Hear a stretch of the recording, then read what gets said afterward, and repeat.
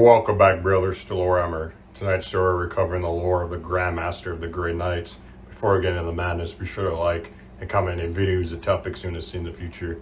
Be sure to subscribe for the Emperor.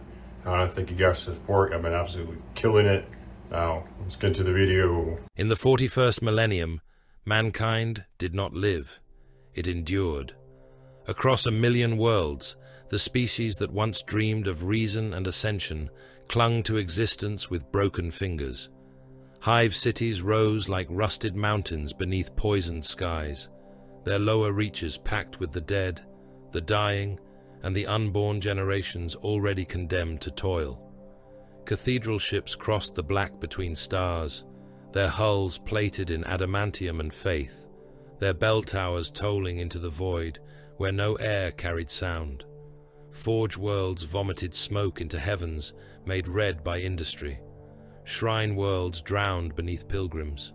Fortress worlds fed regiments into wars whose causes had been forgotten before the first shells fell. The Imperium of man was too vast to understand and too wounded to heal. It was a corpse that refused the dignity of death. It was prayer hammered into iron.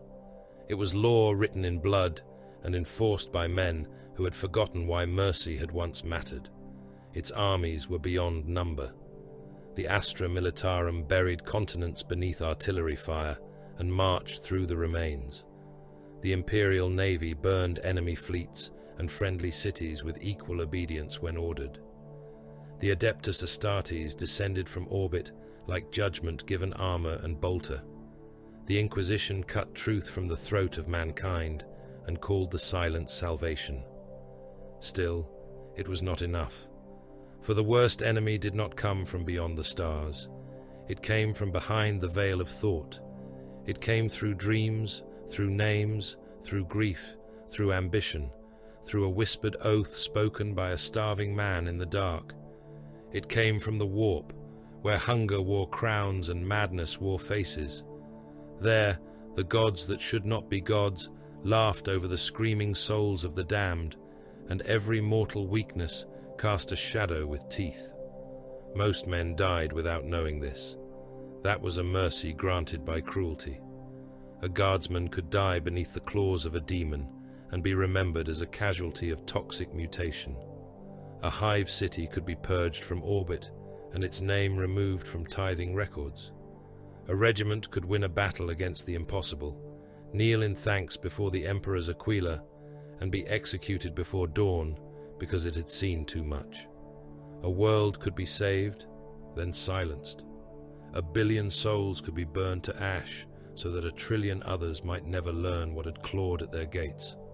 Against such enemies, the Imperium had many weapons: flame, faith, steel, hate, and one hidden blade. They were called the Grey Knights, by those few permitted to know that they existed.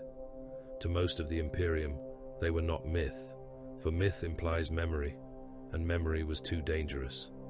They were the chamber militant of the Ordo Malleus, the Emperor's demon hunters, the sons of Titan, silver-armored and soul-warded, every warrior a psyker, every blade a sentence of banishment, every oath an iron bar set against damnation.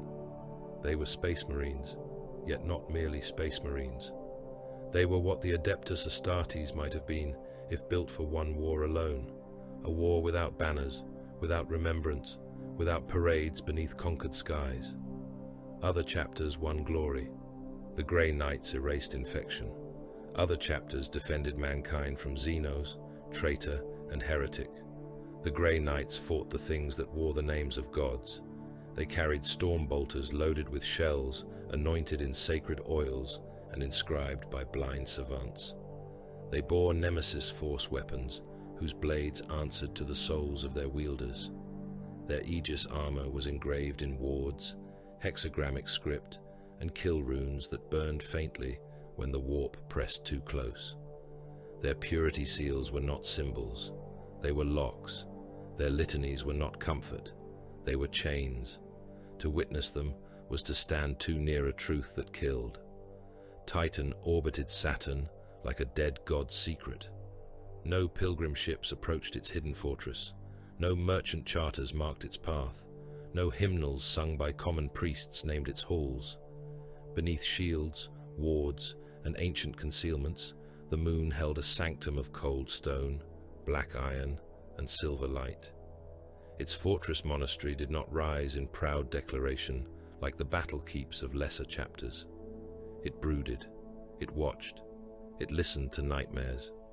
Deep below its armored skin lay vaults where weapons slept in suspension fields, their machine spirits bound by oaths older than many Imperial dynasties. Racks of nemesis halberds stood in perfect rows, each blade washed in incense smoke. Force swords rested within reliquary cradles, etched with sigils of banishment. Demon hammers hung in gravitic locks, their heads too heavy for mortal hands and too sacred for untested souls. Psy-cannons waited beneath seals of bronze and bone. Psych-out grenades sat in lead-lined coffers beside vials of ash gathered from executed witches.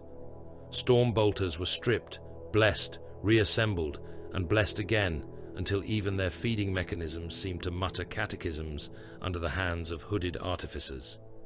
Beyond the armories were the sealed libraria. There, books were chained not to prevent theft, but escape. Tomes bound in flayed demon hide whispered against their clasps. Scrolls of forbidden names lay beneath stasis fields. Inquisitorial records sat inside adamantium cases marked with death seals.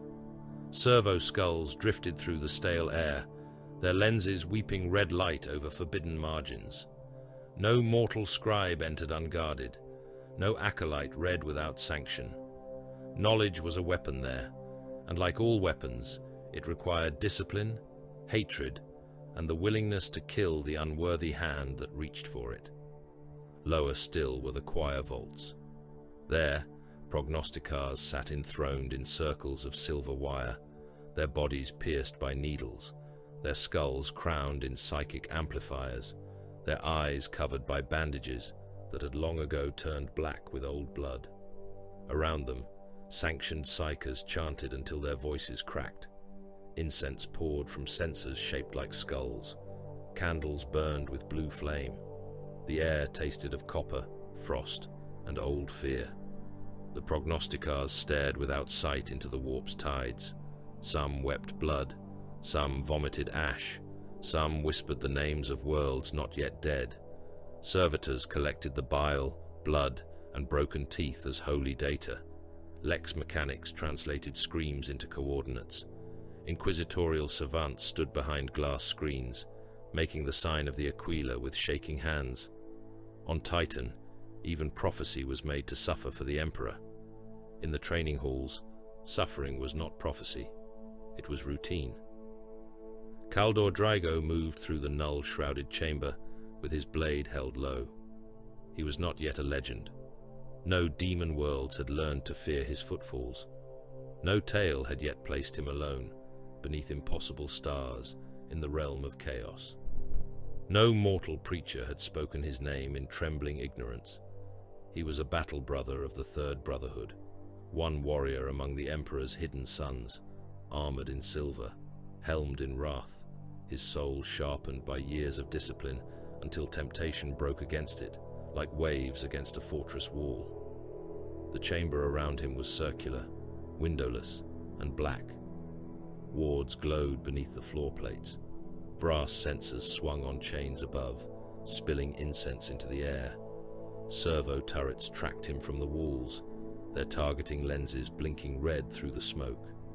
Combat servitors stood in alcoves with gun arms locked and loaded. At the far end of the chamber, behind a circle of warding chains, a demon host strained against its bindings. It had once been a man. There was little of the man left. Its flesh hung in wrong places. Its mouth had split too wide, jawbones creaking as it smiled with teeth that grew and shed and grew again. Its eyes were black pits full of little stars. Iron brands covered its torso. Hexagrammic nails pinned scripture strips into its skin. The thing inside it pressed against the mortal vessel like a fist inside wet parchment. It spoke with the voices of children, priests, dying brothers, and Drago's own. Kaldor, it whispered. "Silver sun, blade without blood. Kneel, and I will show you where your chapter's dead are screaming." Drago did not answer. A storm bolter roared from the wall. He turned, blade flashing, and split the incoming shell before it struck his gorget. The round detonated against the ward field beside him, showering his armor in fragments. He moved through the explosion, boots hammering the floor, cloak snapping behind him. Another turret opened fire, then another. Live rounds screamed across the chamber in intersecting lanes. Drago recited as he advanced. "By the Emperor's light, I deny thee." A combat servitor lurched from its alcove, chainblade revving. It was heavy, crude, and fast enough to butcher a mortal soldier in the span of a breath. Drago stepped inside the first cut, drove an elbow into the thing's chestplate, and felt bone and augmetic bracing collapse beneath ceramite. The servitor kept moving. It had no pain response worth naming. Its chainblade shrieked against Drago's pauldron, throwing sparks across his helm. "By Titan's oath, I bind thee." He seized the servitor by the throat and hurled it into the path of another bolter burst. Shells punched through dead flesh and machine parts, bursting the thing open in a wet clatter of meat, wire, and black oil. Drago crossed through the spray without pause. The demon host laughed. "You are violence wearing prayer. You are pride with a polished blade. You are mine already." The chamber lights died. For a heartbeat, there was only darkness, incense, and the sound of ammunition feeds cycling in the walls. Then the demon host was free. It came on all fours, impossibly fast, spine cracking as it unfolded from the circle. The warding chains snapped one by one, each break sounding like a bell struck under deep water. Its limbs lengthened. Its fingers became hooked talons. Its smile split the remnants of its human face until the skull beneath showed through. Drago met it in the dark. His nemesis blade ignited with psychic fire, pale and cold. The demon host struck first, talons screeching across his breastplate, scoring the wards etched into the silver. His armor spirit snarled warning runes across his helm display. The thing slammed into him with enough force to drive his boots back through the floor plating. Its jaws opened against his faceplate, breathing lies into the grill. "I know the world that waits for you," it hissed. "I know the name of the wound. I know the curse before the curse is spoken." Drago drove his helm forward. The headbutt shattered the demon host's remaining human nose and caved part of its face inward.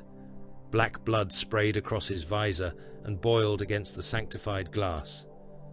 "Then know this," Drago said. His voice was low, controlled, stripped of passion. He rammed the nemesis blade through the demon host's abdomen and lifted it from the floor. The thing shrieked. The scream became a hymn, then laughter, then the sound of a child drowning.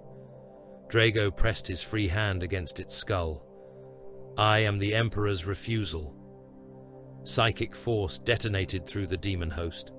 The mortal body burst apart in a storm of wet bone, burning ichor, and shredded skin.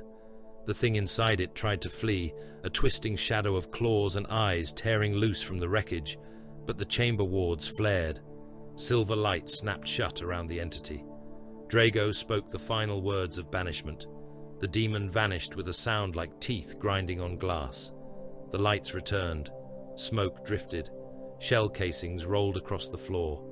The remains of the host pattered down in soft, obscene pieces. Drago stood in the middle of it, his armor scarred, his blade still burning. The observation shutters opened. Justicar Malchadiel watched from behind armored glass. His helm was mag-locked at his hip, revealing a face that looked carved rather than born. Scars crossed his scalp in pale lines. His eyes were old, pitiless, and clear. "You allowed it to speak," Malchadiel said. Drago turned toward him. It revealed nothing of value. It revealed that it believed words could wound you. It was mistaken. The Justicar studied him for a long moment. Around them, serfs in sealed masks entered to collect the remains. None looked at the blood directly. None spoke. Each knew that even a dead demon host's leavings could damn careless flesh. "The demon does not hate us because we are pure," Malchadiel said at last. Drago inclined his head. He knew the catechism. Every Grey Knight knew it. It was older than his service, older than his scars. "It hates us because we make purity violent," Drago answered. Malchadiel's mouth tightened. It might have been approval. It might have been nothing at all. "Remember that when pity speaks with a human voice. I have heard pity, Lord. And I found it wanting." The Justicar nodded once. "Then you are learning." Elsewhere on Titan, alarms began to toll.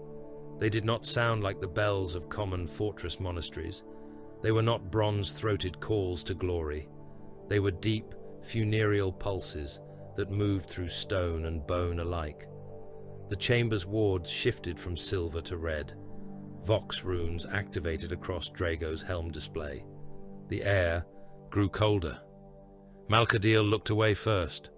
A voice spoke through the chamber's hidden emitters. It was layered with static, prayer code, and the strained breath of a dying astropath. "Vidar sector, Acrylem, confirmed breach pattern, demonic manifestation escalating beyond planetary containment, distress traffic corrupted, multiple astropathic deaths during reception, prognosticars confirm reality wound formation." The message broke. Another voice came through. This one spoke backwards, then screamed, then choked on ash. Drago listened without moving. The name settled into him. Acrylem.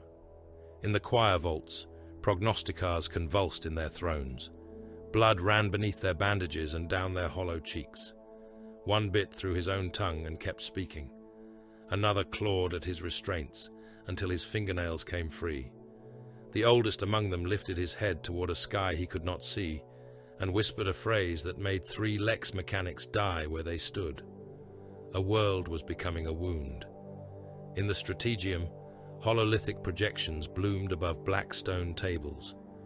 Acrylem turned slowly in ghostlight, its continents already scarred by warp storms. Red sigils marked failing bastions, orbital casualties, cult outbreaks, and regions where Imperial command had lost all reliable contact. Around the planet, icons representing fleet assets blinked and vanished as fresh data arrived. 9 Astra Militarum regiments were marked as engaged. Their casualty projections updated faster than the adepts could sanctify them. Companies of the Astral Knights and Flesh Tearers were already committed.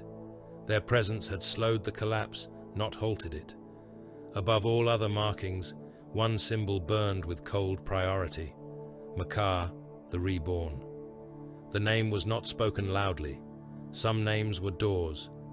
Drago stood among the warriors of the Third Brotherhood as the briefing unfolded. Silver helms faced the projection. No one shifted. No one muttered. No one asked if the world could be saved. That question belonged to men who still believed salvation was a clean thing. Brother Captain Arvin gave the order. Teleport assault elements will strike the fortress heart once coordinates are confirmed. Strike squads will sever the outer ritual nodes. Terminator elements will anchor the breach. Purifiers will cleanse contaminated zones as required. Mortal command assets are considered compromised until proven otherwise. A pause. His gaze moved across his warriors and settled briefly on Drago. No witness takes precedence over containment. No population takes precedence over closure. No brother takes precedence over the mission. 100 silver warriors answered as one. "We are the hammer." Servitors armed them in silence. Drago's aegis plate was locked around him piece by piece, each segment blessed, sealed, and tested. Armor clamps closed over his limbs with hydraulic hisses. Purity seals were fixed to his pauldrons. Ammunition feeds were checked and sanctified. His Stormbolter's machine spirit was awakened with a touch of oil and a murmured cant. Psych-out grenades were mag-locked to his warplate. His nemesis blade was offered hilt first by a hooded serf whose hands trembled despite years of conditioning. Drago took the weapon. For an instant, the blade's spirit brushed his mind. Cold, clean, hungry, good. Around him, his brothers prepared for war. Helms lowered, targeting lenses lit. Vox channels opened in bursts of encrypted prayer. The air filled with the scent of incense, oil, charged metal, and the faint ozone tang of teleportarium arrays, awakening deeper within the fortress. Justicar Malchadiel approached him at the arming dais. Acrylem will be worse than the projections. It always is, Draigo said. You understand what waits? Demonkind? No. Malchadiel's eyes hardened. Consequence. Draigo looked toward the sealed blast doors leading to the embarkation vaults. Beyond them, war waited. Beyond war, perhaps death. Beyond death, if the demons were right, something worse. His answer came without hesitation. Consequence is for those who survive failure. For the first time, Malchadiel smiled. It was a grim expression, without warmth. Then do not fail. The embarkation vault opened before the Third Brotherhood, like the mouth of a tomb. Thunderhawks waited in launch cradles. Teleport chambers glowed with caged lightning. Serfs knelt. Along the walls, faces pressed to the floor, not in worship of the warriors, but in terror of what those warriors had been made to fight. Draigo stepped forward with his brothers. He did not know that Acrylem would remember him. He did not know that a demon prince would speak a curse over his soul. He did not know that the path beginning beneath Titan's cold stone would one day lead him beyond death, beyond command, beyond time, into a prison made from the madness of gods. He knew only the order. He knew only the enemy. He knew only that the warp had opened its mouth, and that the sons of Titan were going to drive a blade down its throat. Acrylem did not fall in silence. It screamed across the void in the voices of astropaths burning from within, in naval distress, cant corrupted by backwards prayer, in the last panicked transmissions of orbital defense masters who watched their gun platforms turn their macro cannon upon one another. It screamed through every Vox tower still standing, through every cathedral bell tolling without hands to pull the ropes, through every wounded regiment officer begging for reinforcement, while something vast and amused breathed on the other side of the signal. The world was dying, but death had not yet claimed it. That was why the demons came. Acrylem hung in the black of the Vidar sector like a wounded organ, its atmosphere bruised violet and red beneath the pressure of the Imperium. Warp storms crawled across its heavens in luminous scars. Its oceans had turned black, not merely with ash or promethium runoff, but with a deeper corruption that moved in tides against the wind. Things surfaced in that darkness and dragged whole flotillas under. Coastal hive districts drowned under waves that climbed upward like living walls, leaving behind streets paved in fish bones, human ribs, and the swollen corpses of men whose eyes had opened after death. Above the world, orbital defense platforms burned in the upper atmosphere. Once they had been iron crowns of Imperial defiance, bristling with lance batteries, missile silos, auspex masts, and shrine nodes dedicated to the God Emperor's vigilance. Now they fell like broken saints.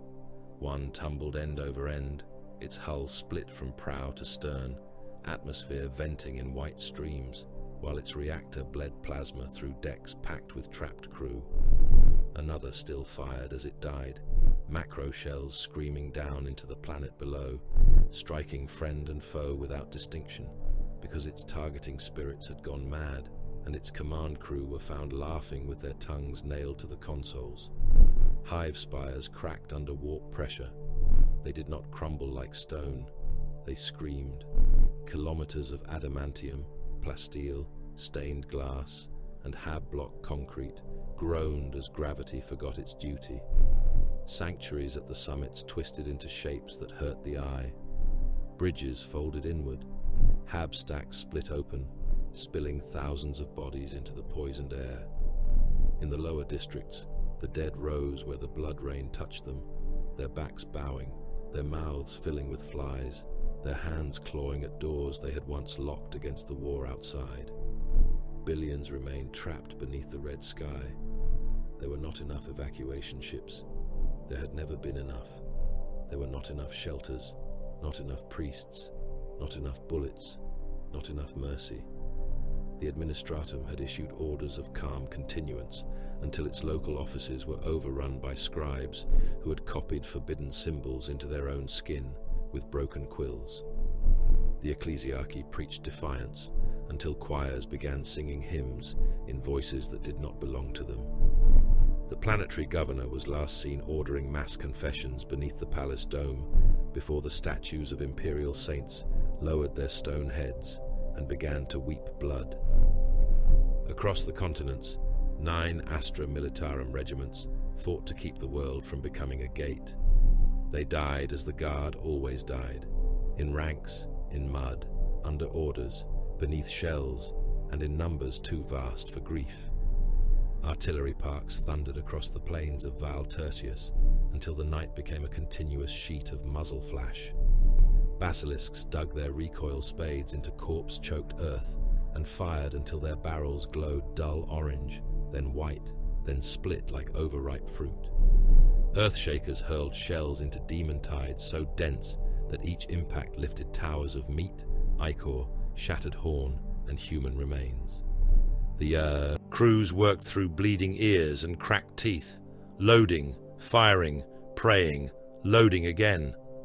When demons reached the guns, the last batteries depressed their barrels to impossible angles and fired into their own positions, turning themselves and the oncoming enemy into a single expanding cloud of fire, iron, and wet fragments.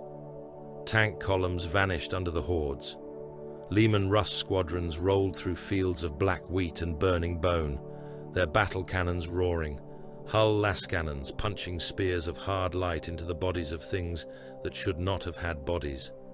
Chimeras crushed through barricades made of civilian corpses, their passenger bays full of guardsmen reciting the infantryman's uplifting primer through chattering teeth. Sentinels stalked through corpse smoke until claws reached from beneath the ground and pulled them down, screaming into soil that had become flesh. Commissars moved behind the lines with bolt pistols drawn. They executed men who fled. They executed men who laughed. They executed men who spoke names no mortal throat should shape. They executed entire squads when one soldier began weeping black tears and another answered him in a tongue that caused the nearby vox set to melt. Their duty was not cruelty for its own sake. Their duty was to prevent fear from becoming worship. On Acrylem, terror was not weakness. Terror was contagion. A shaking hand could become a summoning circle. A whispered plea could become an invitation. A single regiment breaking in the wrong place could damn a continent. One commissar stood atop a burned chimera as plague-thick horrors advanced through the smoke before him. His greatcoat was torn. His left arm hung uselessly at his side. Around him, the remains of his company reloaded with bloody fingers. "Stand," he ordered. A young trooper turned to run. The bolt pistol barked once. The trooper's head burst open, spraying brain matter across the mud and the boots of the men beside him. "Stand," the commissar repeated louder. "The Emperor has not dismissed you." The line held for another 13 minutes. In the west, the flesh-tearers fought like a wound-given armor. Their drop pods had fallen through red cloud and flak fire, smashing into manufacturum districts already overrun. Black and crimson figures emerged through steam and debris, chain blades revving, bolters roaring, jump packs igniting in bursts of flame.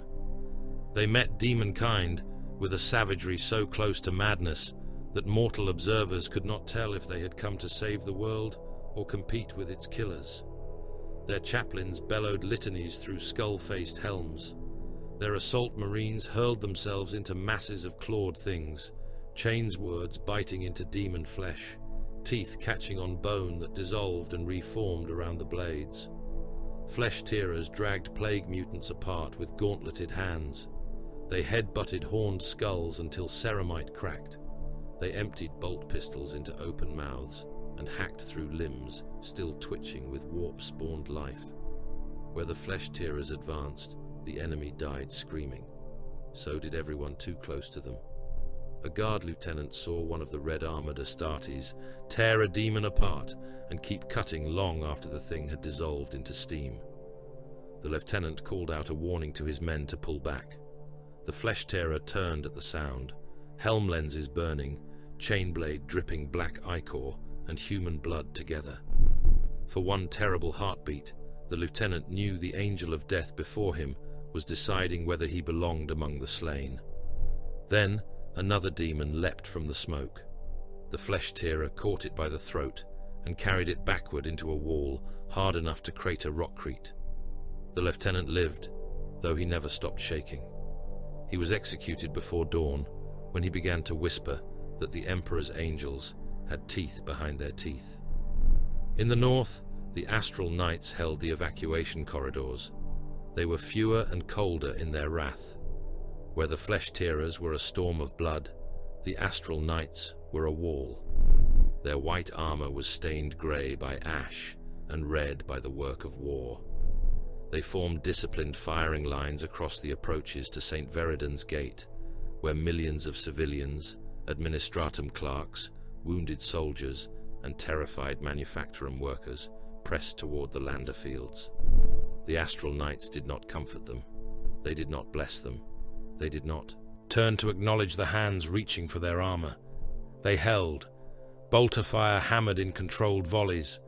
Missile launchers struck demon engines stalking through the ruins, bursting iron limbs and demon-bound torsos apart in explosions of shrapnel and purple flame. Devastators shifted targets by squad cant, their voices clipped and calm across the Vox. Tactical squads withdrew by meters, never steps, never panic, always under covering fire.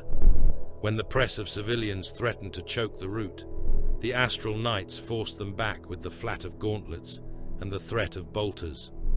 Order mattered more than kindness. The living could be saved only if they remained useful to the process of evacuation. Then the sky opened above the central war zone. No thunder preceded it. Reality split with a sound like a cathedral window breaking inside the skull of every living man who heard it. A line of silver fire appeared amid the demon advance, sharp and cold against the red murk. The air folded inward. Black lightning crawled across the broken ground. Auspex systems screamed. Vox channels filled with static, then prayer.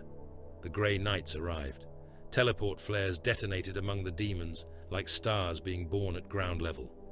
One moment, there was only the tide of warp-spawned bodies surging through the ruins of Caldris Hive. The next, silver-armored warriors stood in their midst, already firing, already killing, already arranged in a formation so precise it seemed carved into the war by a hand older than time. The Third Brotherhood had come to Acrylem. Storm bolters opened at point-blank range.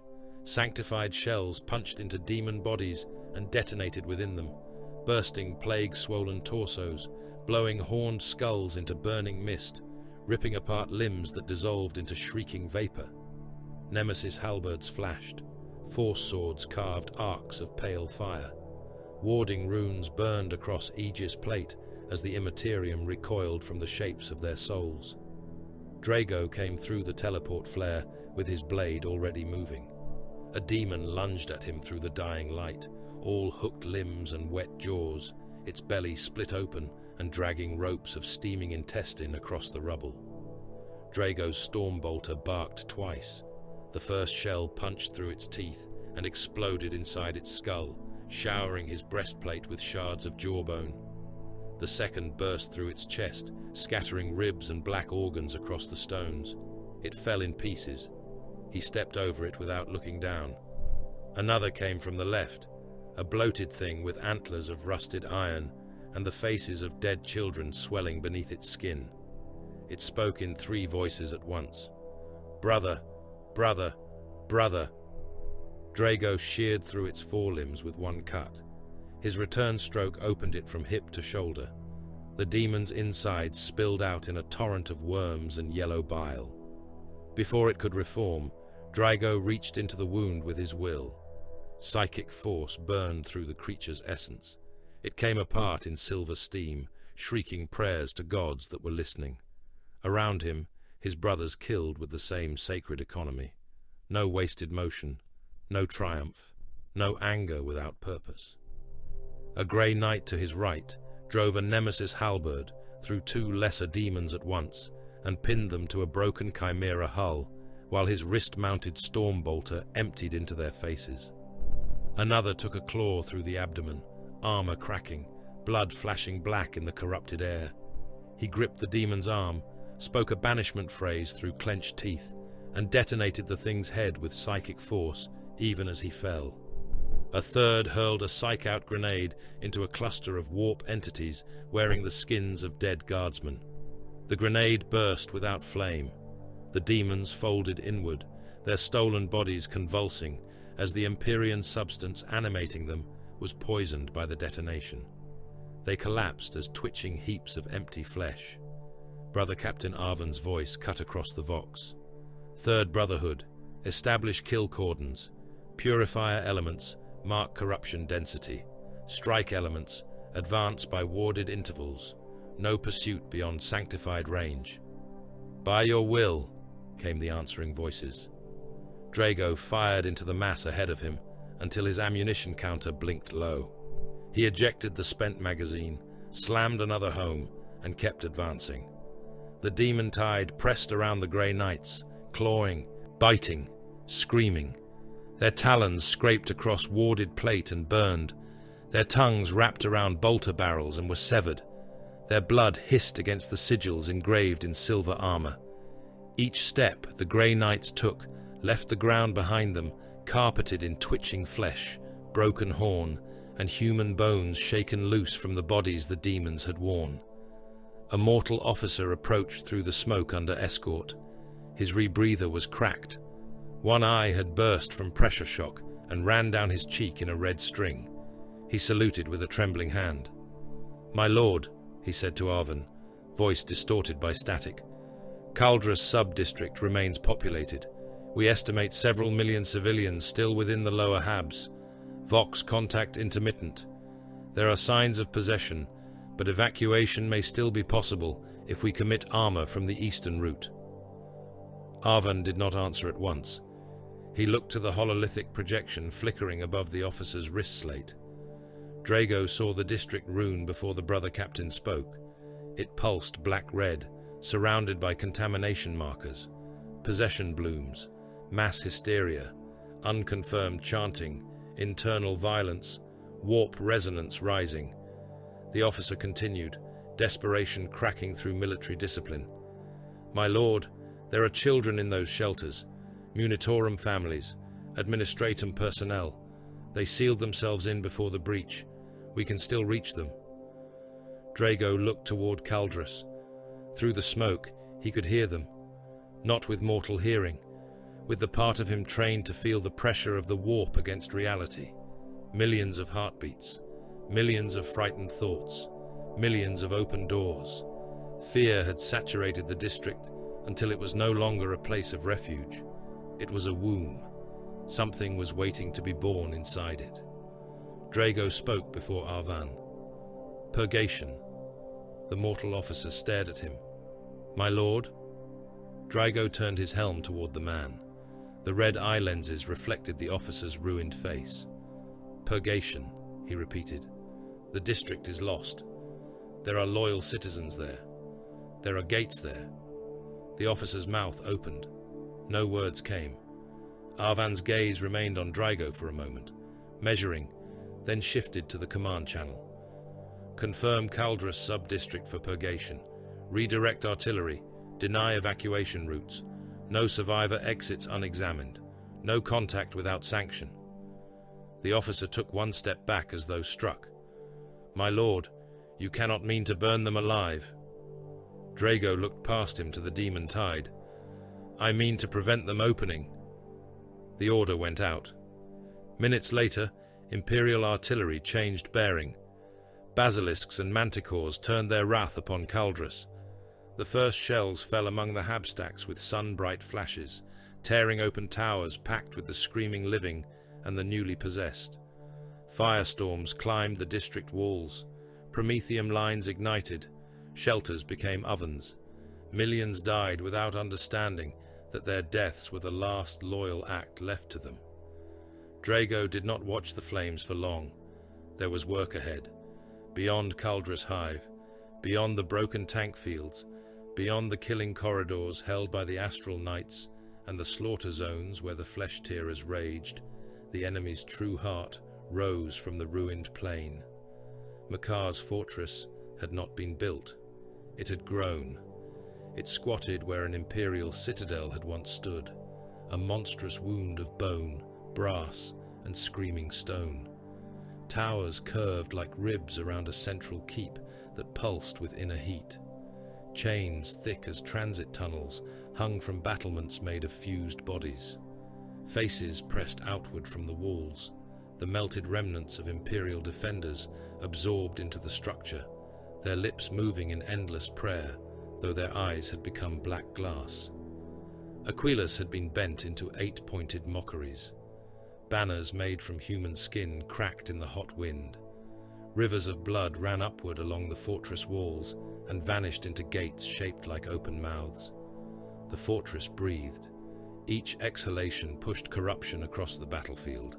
Men vomited, engines stalled, priests burst into flame while reciting the creed. Vox operators clawed off their own headsets, screaming that something was speaking directly into their bones. Upon the highest battlement stood Makar the Reborn. Distance should have made him small. It did not. He was hatred given height and form, a demon prince armored in blasphemy, crowned in horns and shadow, his wings folded around him like the night behind dying stars. His flesh shifted between crimson muscle, black iron, and the pale, stretched skin of stolen martyrs. Symbols crawled across him, never still. His eyes burned with ancient amusement. Around him, lesser demons capered, bowed, tore at themselves, and sang praises in tongues that curdled the air. Drago saw him and understood at once that this was no beast. Makar was thought, memory, malice, a will old enough to have watched empires kneel and young enough to delight in every fresh scream. He did not rage at the Imperial armies below. He enjoyed them. He enjoyed their formations, their courage, their waste. He enjoyed how mankind mistook endurance for victory. He enjoyed that every dead soldier fed the despair thickening around his fortress. Across the distance, through smoke and blood rain, Makar turned his head. His gaze found the silver warriors. Then it settled on Drago. The demon prince smiled. Drago felt the pressure of that attention like claws closing around his soul.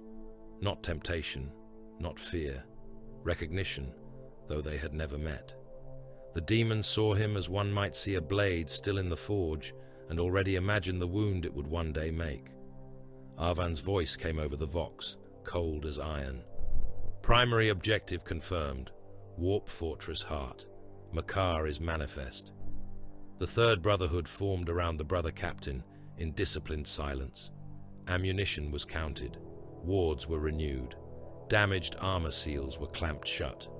The wounded who could still walk took their places.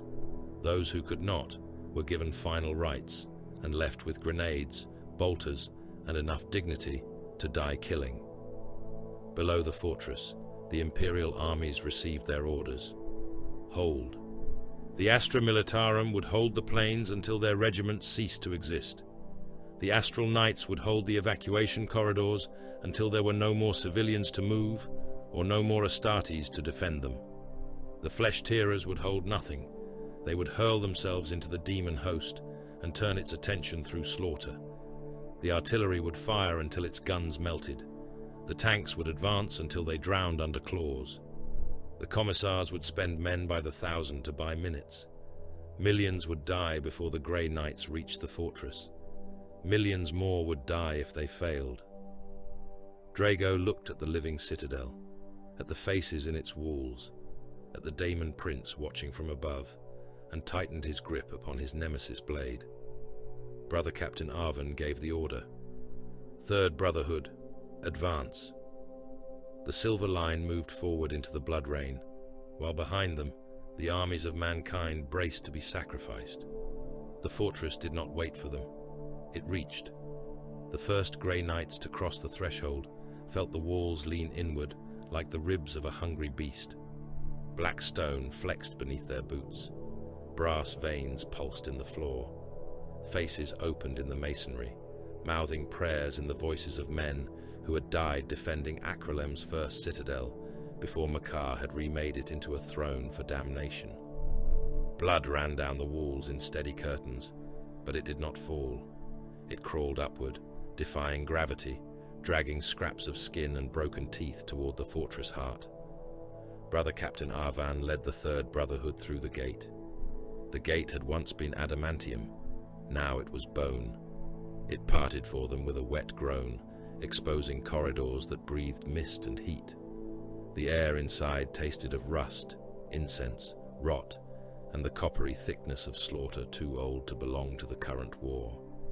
Beyond the walls, the armies of mankind were dying in their millions to hold Makar's host away from the fortress. Inside, the Grey Knights entered a narrower hell, where the enemy had no need for numbers, because the stones themselves had learned hatred. Ward intervals, Arvan ordered across the Vox. Terminators forward, strike elements, flanks, purifiers, cleanse growths, librarians, lock the breach pressure. No brother advances alone. The reply came in a chorus of cold voices. We are the hammer. Terminator-armored Grey Knights moved to the front, their heavy plates scarred by the march through blood rain and demonic fire. Stormbolters tracked the corridor ahead. Nemesis halberds glowed with restrained psychic light. Their presence became the anchor around which the assault formed. Behind them, strike squads spread into side passages in pairs and trios, sealing angles, checking murder holes, burning ward signs into corrupted thresholds with the edges of their blades. Purifiers advanced behind the first rank, their helms wreathed in pale flame, their souls honed to an unbearable brightness that made the walls hiss when they passed. Drago moved with his squad on the leftward advance. He was not the commander, not yet. He was not the name that demons would curse across impossible centuries. He was one silver warrior among his brothers, one stormbolter among many, one blade in a formation designed to cut the cancer from a world. That was enough. The Third Brotherhood did not require heroes. It required obedience, hatred, and the refusal to die before the mission was complete. The corridor narrowed. A Vox channel opened without command. Static came first, then breathing, then the voice of Brother Ivar, dead on the approach to the fortress, his body left in the mud, with his abdomen opened and his gene seed unrecovered. Fall back, the dead brother whispered. The fortress heart is empty. The captain has ordered withdrawal. Lay down arms. Submit to mercy. No one answered. The voice changed, becoming Brother Helion, who had died when a demon engine crushed him beneath a tread of living iron. Lay down arms. Submit to mercy. The Emperor forgives surrender. Drago fired into the ceiling. The sanctified bolt shell struck a screaming face, half-formed in the stonework. It burst apart, spraying clots of black blood across the squad. The false Vox transmission cut into a shriek, then silence. Advance, Drago said. His brothers did. The fortress tried gravity next. The floor dropped away beneath them, not collapsing, but forgetting its place. For an instant, the Grey Knights stood on nothing. Mortal soldiers would have fallen screaming into the vertical dark. The Grey Knights fired their maglocks, boots clamping to the shifting metal beneath the stone. Terminators slammed their gauntlets into walls to anchor themselves. A purifier lost footing for half a breath, rising sideways as if seized by an invisible hand, before Drago caught him by the wrist and dragged him back down hard enough to crack the floor beneath them both. The corridor rolled. Walls became floor. Ceiling became wall. Blood continued crawling upward, indifferent to direction. Librarians, Arvan voxed. 3 helmed figures stepped into the central passage behind the Terminator line. Their warding staves struck the ground together. Psychic force rolled outward in a ring of silver pressure. Runes flared across the walls. The fortress screamed. Gravity snapped back into obedience, crushing loose bodies and demon filth against the floor with a wet chorus of bursting meat. "Manifestation locked," one librarian said, voice strained but controlled. "Pressure rising. The fortress resists." "Then teach it fear," Arvin replied. The first true counterattack came from the side chambers. Strike Squad Ramiel opened the leftward doors, with breaching charges sanctified in oil and ash. The blast revealed a chapel made from lungs. They hung from chains in trembling curtains, inflating and deflating in unison, breathing out flies with human faces.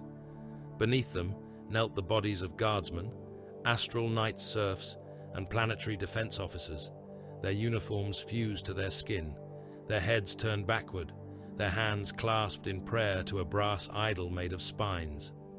The kneeling dead rose. They wore the faces of men who had begged for extraction minutes before the district burned. Their eyes were wet and pleading, their mouths opened with mortal voices. "Brother, help us. We are loyal. We served. We burned because you commanded it." A lesser warrior might have paused. The Grey Knights did not. Storm bolters roared into the chamber. Sanctified shells tore through the dead and the things inside them. Bodies jumped and burst under the impacts, rib cages exploding outward, skulls splitting, limbs spinning away in red arcs. The brass idol opened one eye in its central spine mass and began to speak. A purifier cast flame before the first word formed. Holy fire washed the chapel. The hanging lungs ignited, shriveling into black flowers. The dead guardsmen burned where they stood, their demonic occupants shrieking as the psychic. Flames stripped them from stolen flesh. The idol melted into a puddle of brass and bone, still trying to form a mouth as its shape collapsed. Drago continued through the corridor beyond, stepping over twitching remnants. A demon came at him, wearing the face of a brother. Not Ivar, not Helion. This face belonged to Brother Saran, who still lived and fought somewhere behind the rightward breach team.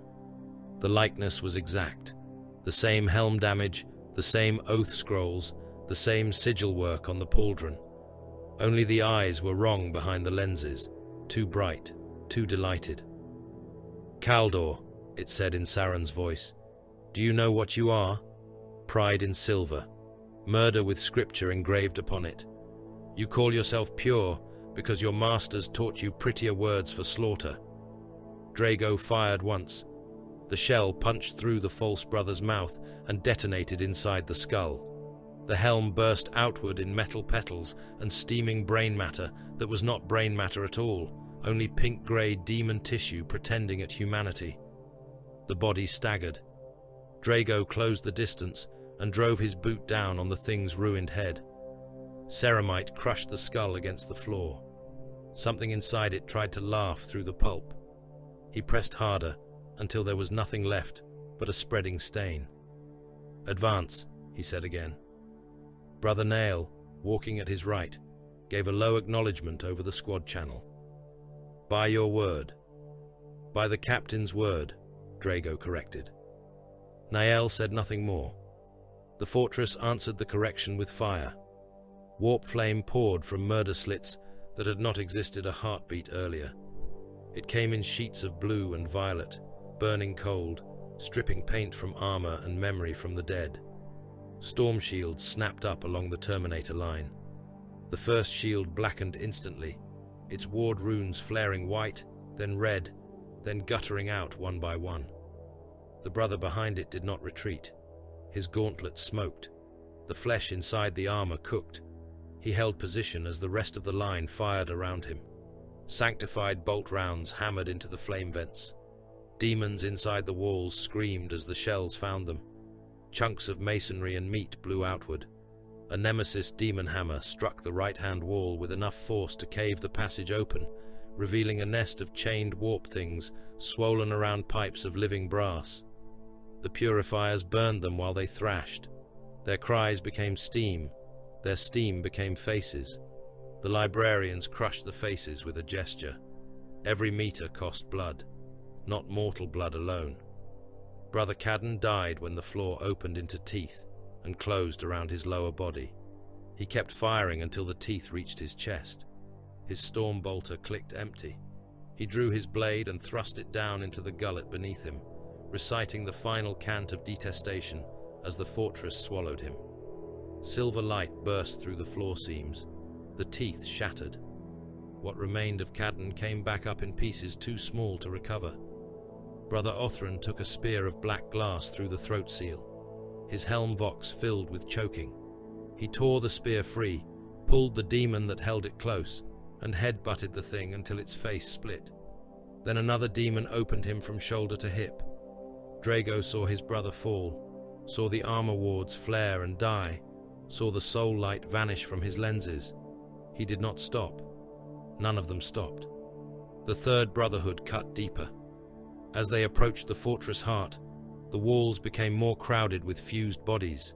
Imperial defenders, dead guardsmen, planetary nobles, priests, servitors, and Astartes aspirants were pressed into the architecture, their bodies stretched into pillars, arches, and screaming reliefs. Some still prayed. Some begged for death.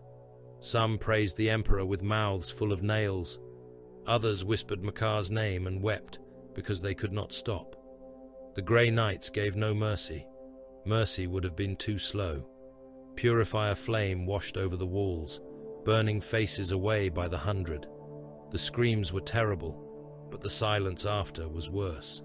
With each cleansing, the fortress shuddered.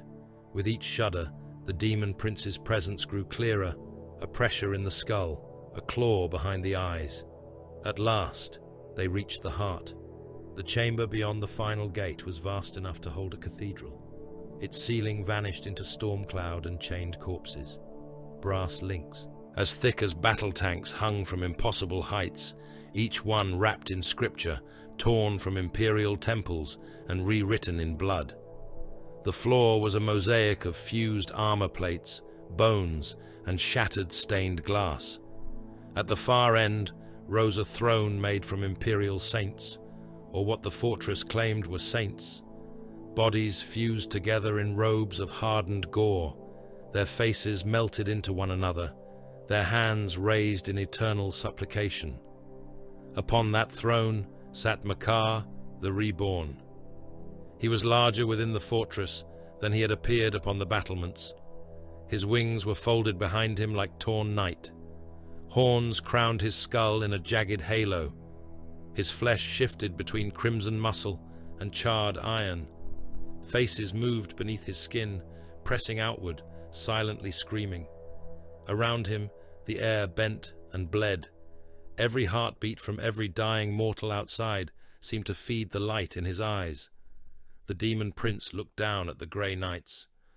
"So the hidden suns arrive," Makar said.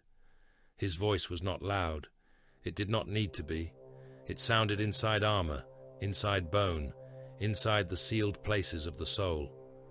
Silver knives in the dark, the Emperor's shame given bolters. Brother Captain Arvan raised his blade. "Name yourself for banishment." Makar smiled. "I have worn names older than your moon, little knight. I have been worshipped by kings who fed their children to mirrors. I have taught stars to rot. I have heard your Emperor's silence and found it wanting." The chamber erupted. Demons dropped from the chains. Others tore themselves from the throne. The fused saints opened their mouths and vomited swarms of burning insects. The Grey Knights formed a battle circle at once, Terminators anchoring the front, strike squads firing into the descending host, purifiers burning through the swarms, librarians chanting so hard blood ran from beneath their helms. Drago fought in the left arc of the circle.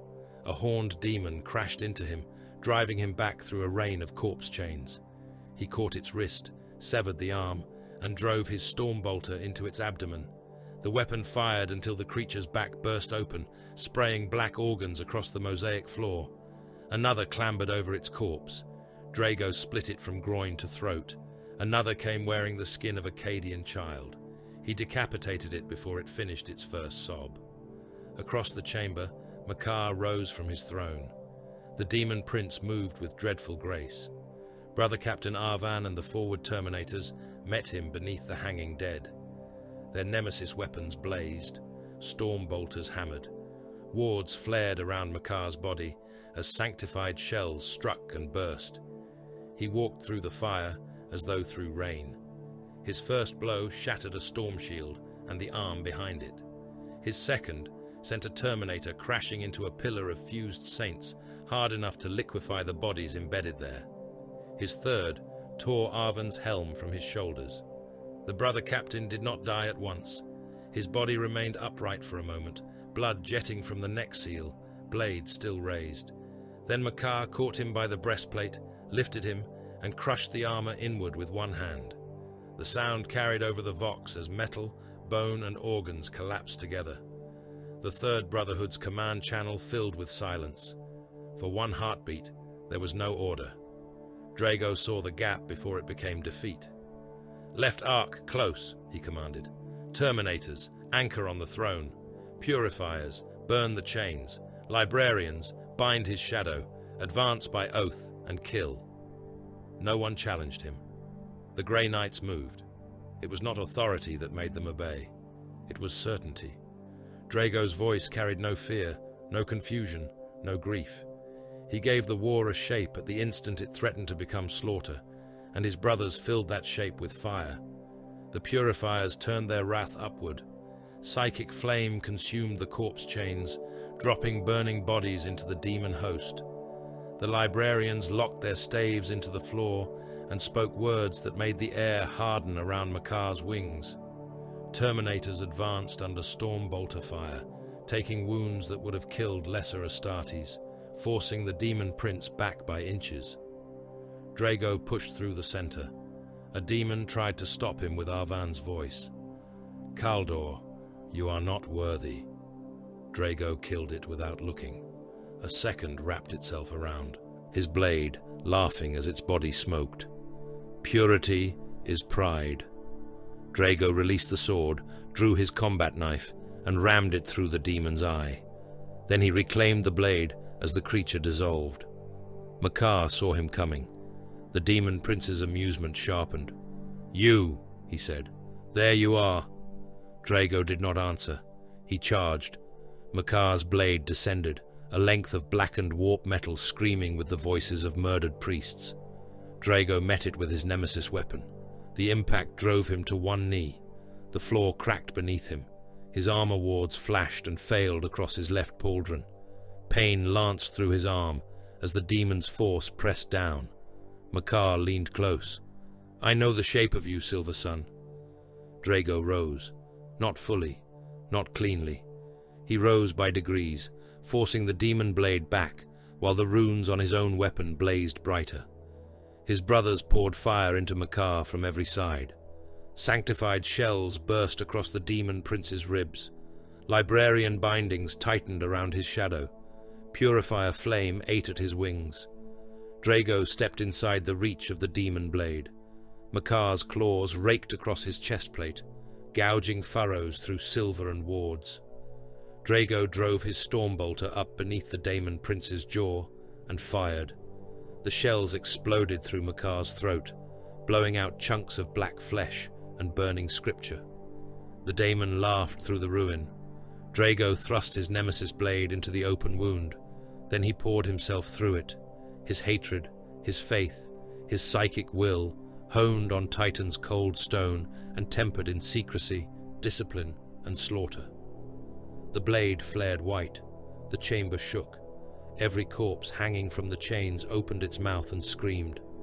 Makar seized Drago by the shoulder, claws sinking through armor, but the grip weakened as silver fire spread through the demon prince's body. Brother Nail appeared at Drago's side, halberd buried in Makar's knee. Another Grey Knight struck from the right. A librarian shouted the binding phrase. The remaining Terminators fired at point-blank range. Drago drove the blade deeper. "Be banished," he said. Makar's smile vanished. The demon prince came apart from within. Light burned through the cracks in his flesh. His wings shredded into ash. His armor split. The faces beneath his skin screamed free and dissolved. The throne of fused saints collapsed behind him, its bodies slumping at last into death. But before the banishment took him entirely, Makar's ruined head bent toward Drago. His voice was no longer amused. It was intimate, poisonous, and patient. "Return to this world, Kaldor Draigo, and damnation shall walk at your side. Bring brothers, and they shall share it. Bring armies, and they shall feed it. For 10 millennia shall the wound remember you. For 10 millennia shall Acrylem wait. When you come again, Silver Sun, I will not merely kill you." The demon's eyes burned like collapsing stars. "I will make eternity your cell." Drago twisted the blade. Makar was banished in a detonation of silver fire and black ash. The fortress screamed as its master was ripped from reality. Walls split. Brass chains snapped. The faces fused into the architecture sagged into death. Outside, the demon army faltered, then broke into madness. Some burst apart. Some faded into smoke. Some turned on one another.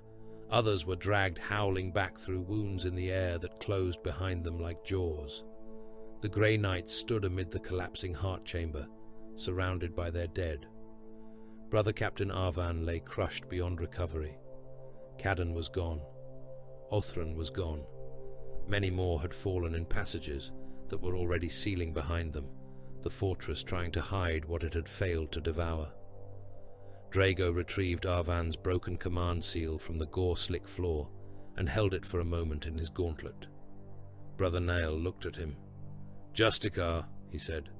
The word was not ceremony. It was recognition. Drago closed his fist around the seal. "Recover the gene seed," he ordered. "Burn what cannot be carried. We leave nothing for the warp." Acrylem was declared saved before the fires had died. The word passed through Imperial command channels with relief, then reverence, then lies. Victory, deliverance, containment. The Administratum would write that the enemy had been defeated through coordinated Imperial action. The Astra Militarum would count its dead in numbers too large for mourning. The astral knights and flesh-tearers would depart with their own scars and sealed reports. The names of the Grey Knights would not appear where mortal eyes might read them. Then came the cleansing. Regiments that had held too close to the fortress were quarantined behind gun lines. Witnesses were interrogated by masked agents of the Ordo Malleus. Men who had heard Makar speak were taken away. Men who had seen the fortress walls whisper were burned. Survivors from Caldrus were examined, found wanting, and executed in trenches already full of ash.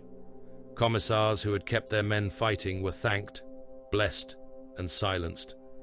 Priests who remembered too clearly had their tongues cut out before death, in case some fragment of the demon's name clung to their final prayers. The Grey Knights moved through it all without expression. Drago watched a contaminated regiment kneel in the mud as flamers were brought forward. The men had fought, they had held, they had watched impossible things, and remained loyal longer than any mortal soul should have been able to endure. It did not save them. A colonel looked up at Drago as the Prometheum tanks were primed. "My lord," the man said, voice hollow, "did we win?" Drago regarded him through blood-streaked lenses. "For now."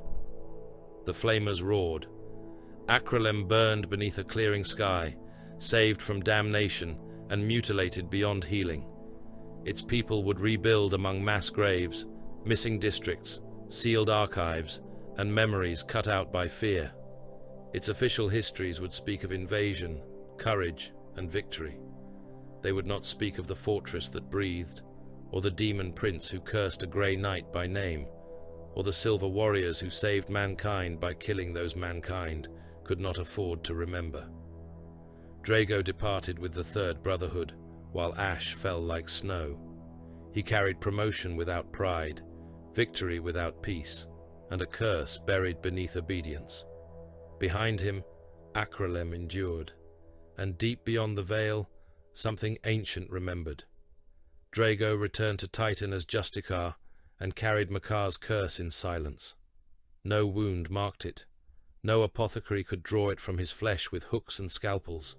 No librarian could burn it away with sanctified thought. It lay beneath his oaths like a splinter of black iron, buried too deep for removal, always cold, always present. He did not speak of it in the halls of Titan.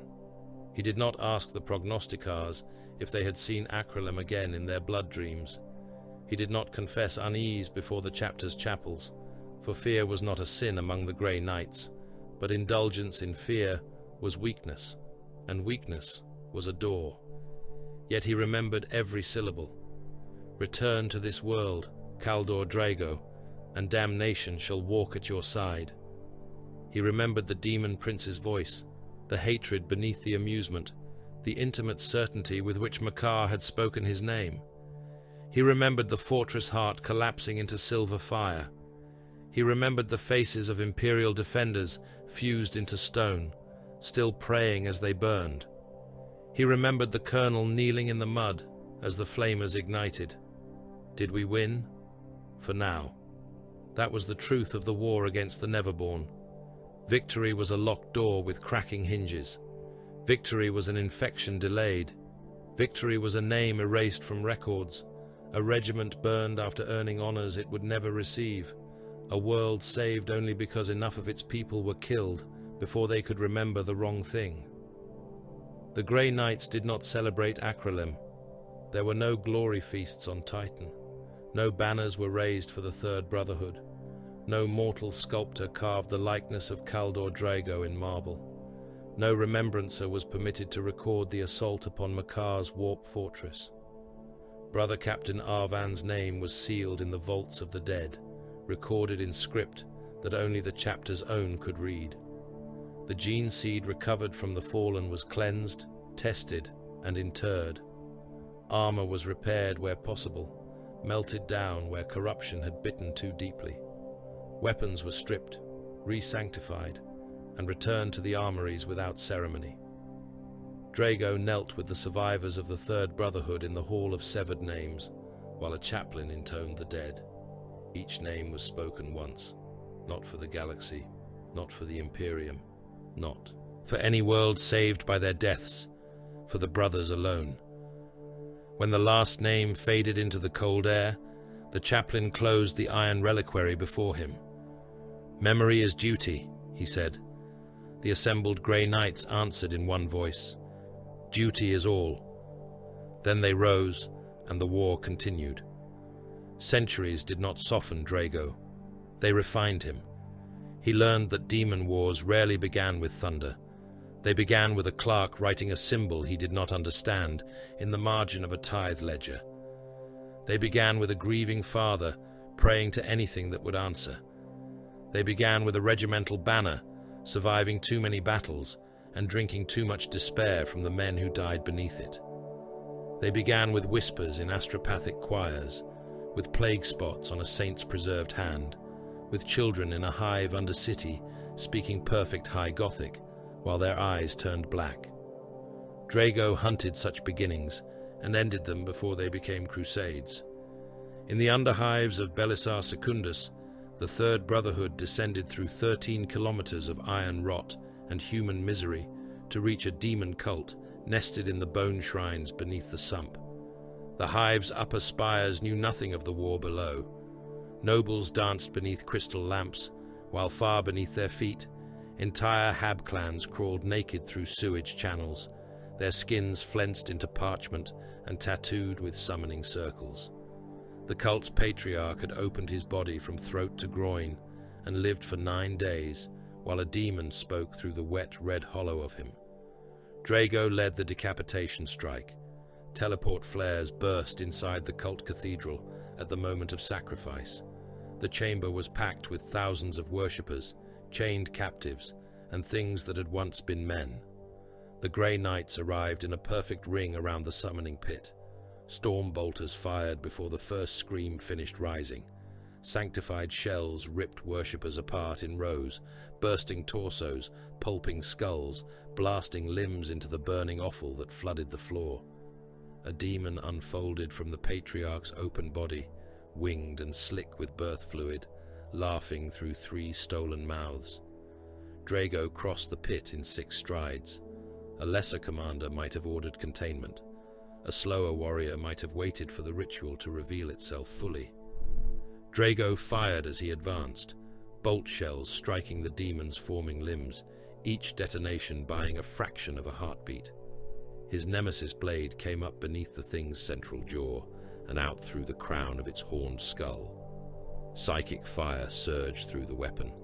The demon shrieked into banishment before its first step in real space was complete. The cult cathedral became a charnel furnace. No prisoner was released.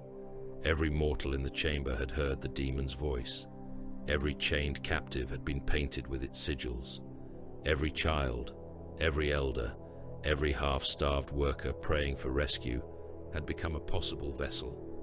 The purifiers burned the living and the dead together.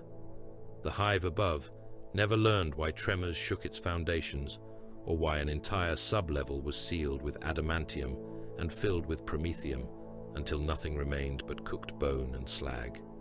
Belisar Secundus was saved. No one thanked them. That was proper.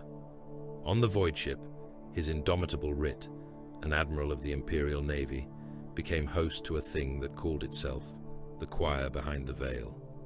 The possession did not twist his body at first. It improved him. His commands grew brilliant. His fleet actions became miracles of prediction. Raiders died in ambushes before they knew they had been hunted. Officers praised his genius. The crew whispered that the Emperor had touched his mind. Then the lower decks began singing. 1,000 ratings opened their veins in the plasma chapels. Astropaths drowned in their own tears. The Admiral ordered a course correction that would have brought his battle fleet into the heart of a pilgrim convoy carrying millions. By the time the Inquisition understood the shape of the infection, 3 escort vessels had already turned their guns upon one another in ritual geometry. Drago's strike force translated aboard during a forced Geller fluctuation.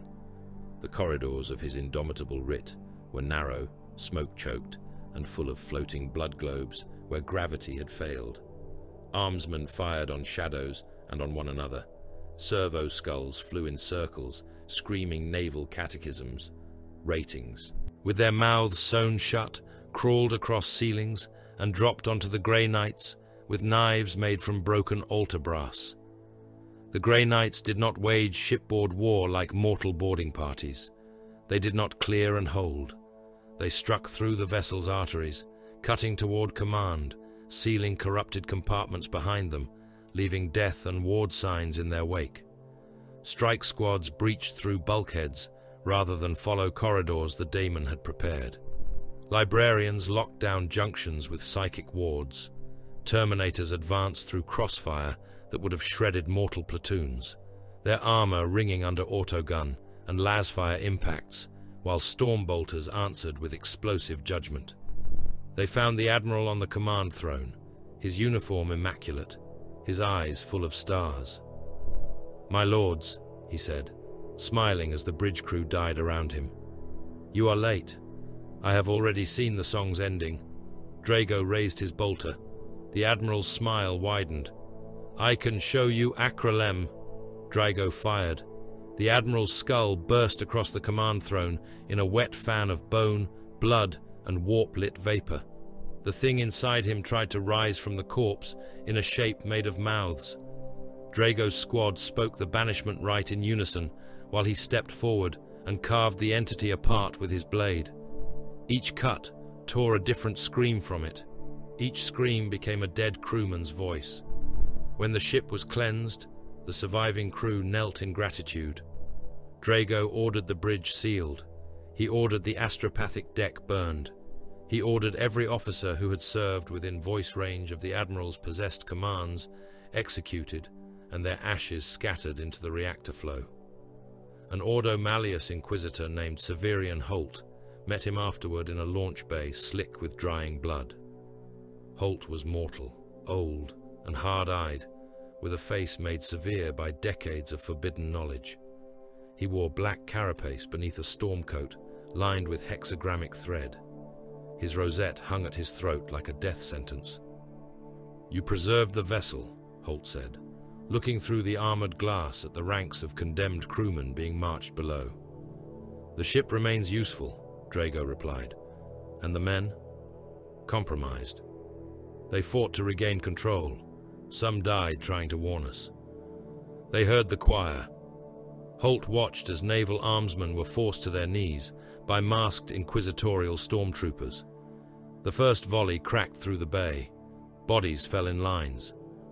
"You call this salvation?" the Inquisitor asked. Draigo did not look at him. "No," he said. "I call it containment." Holt was silent for a long while. Then he made the sign of the Aquila, not toward the executed men, but toward Draigo. Whether it was reverence or warding, Draigo did not care.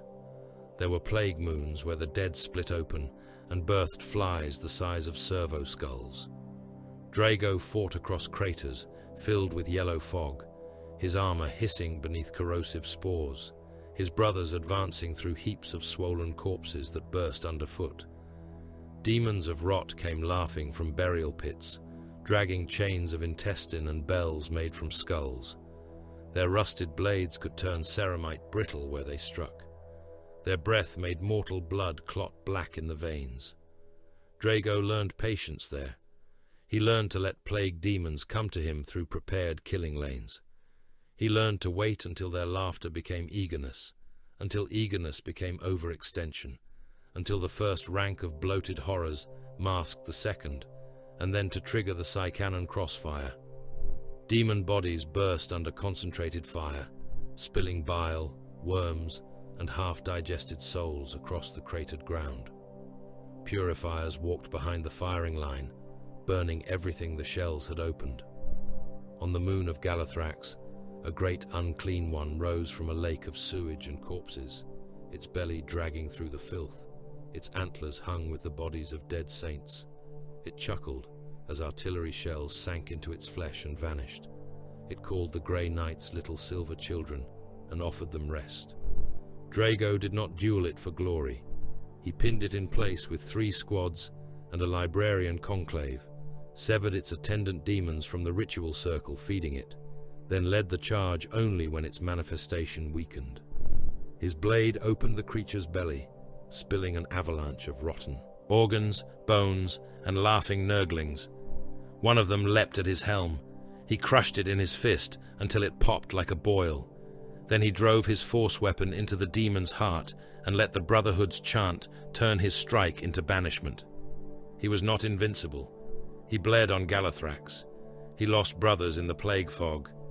His left gauntlet never fully recovered its articulation after a rust blade bit through the servo bundles and into the hand beneath.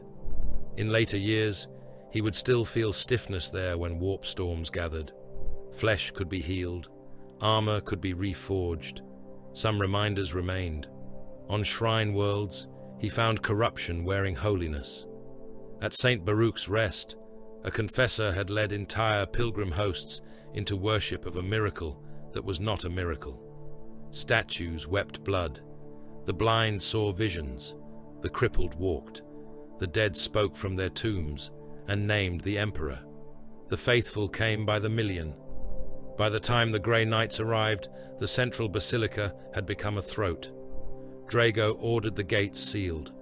The screaming lasted for hours as Prometheum flooded the nave and fire climbed the reliquary walls. Pilgrims beat their fists bloody against adamantium doors. Priests recited prayers through smoke until their lungs cooked. Inside the inferno, the false miracle revealed itself, a many-winged thing of gold and eyes that wore a halo stolen from faith. It tore free from the altar as the roof collapsed. Drago met it amid burning icons and falling saints. The demon spoke with the voices of every pilgrim dying around them. "Look what your purity demands." Drago struck off one of its wings.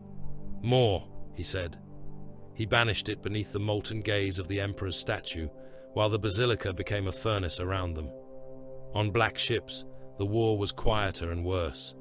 There, psychers bound for terror sometimes became beacons. They dreamed too loudly. They wept too deeply. They listened when the darkness beyond the Geller field answered.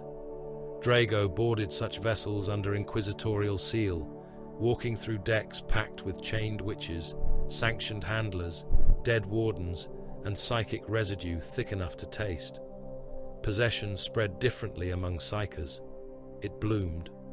One mind opened another. One scream became a corridor. One prisoner chewing through his own tongue could birth a swarm. The grey knights moved fast on black ships. There was no room for mercy in a hold full of open souls. Drago killed hosts before they finished changing. A boy with antlers of glass. An old man whose shadow strangled guards.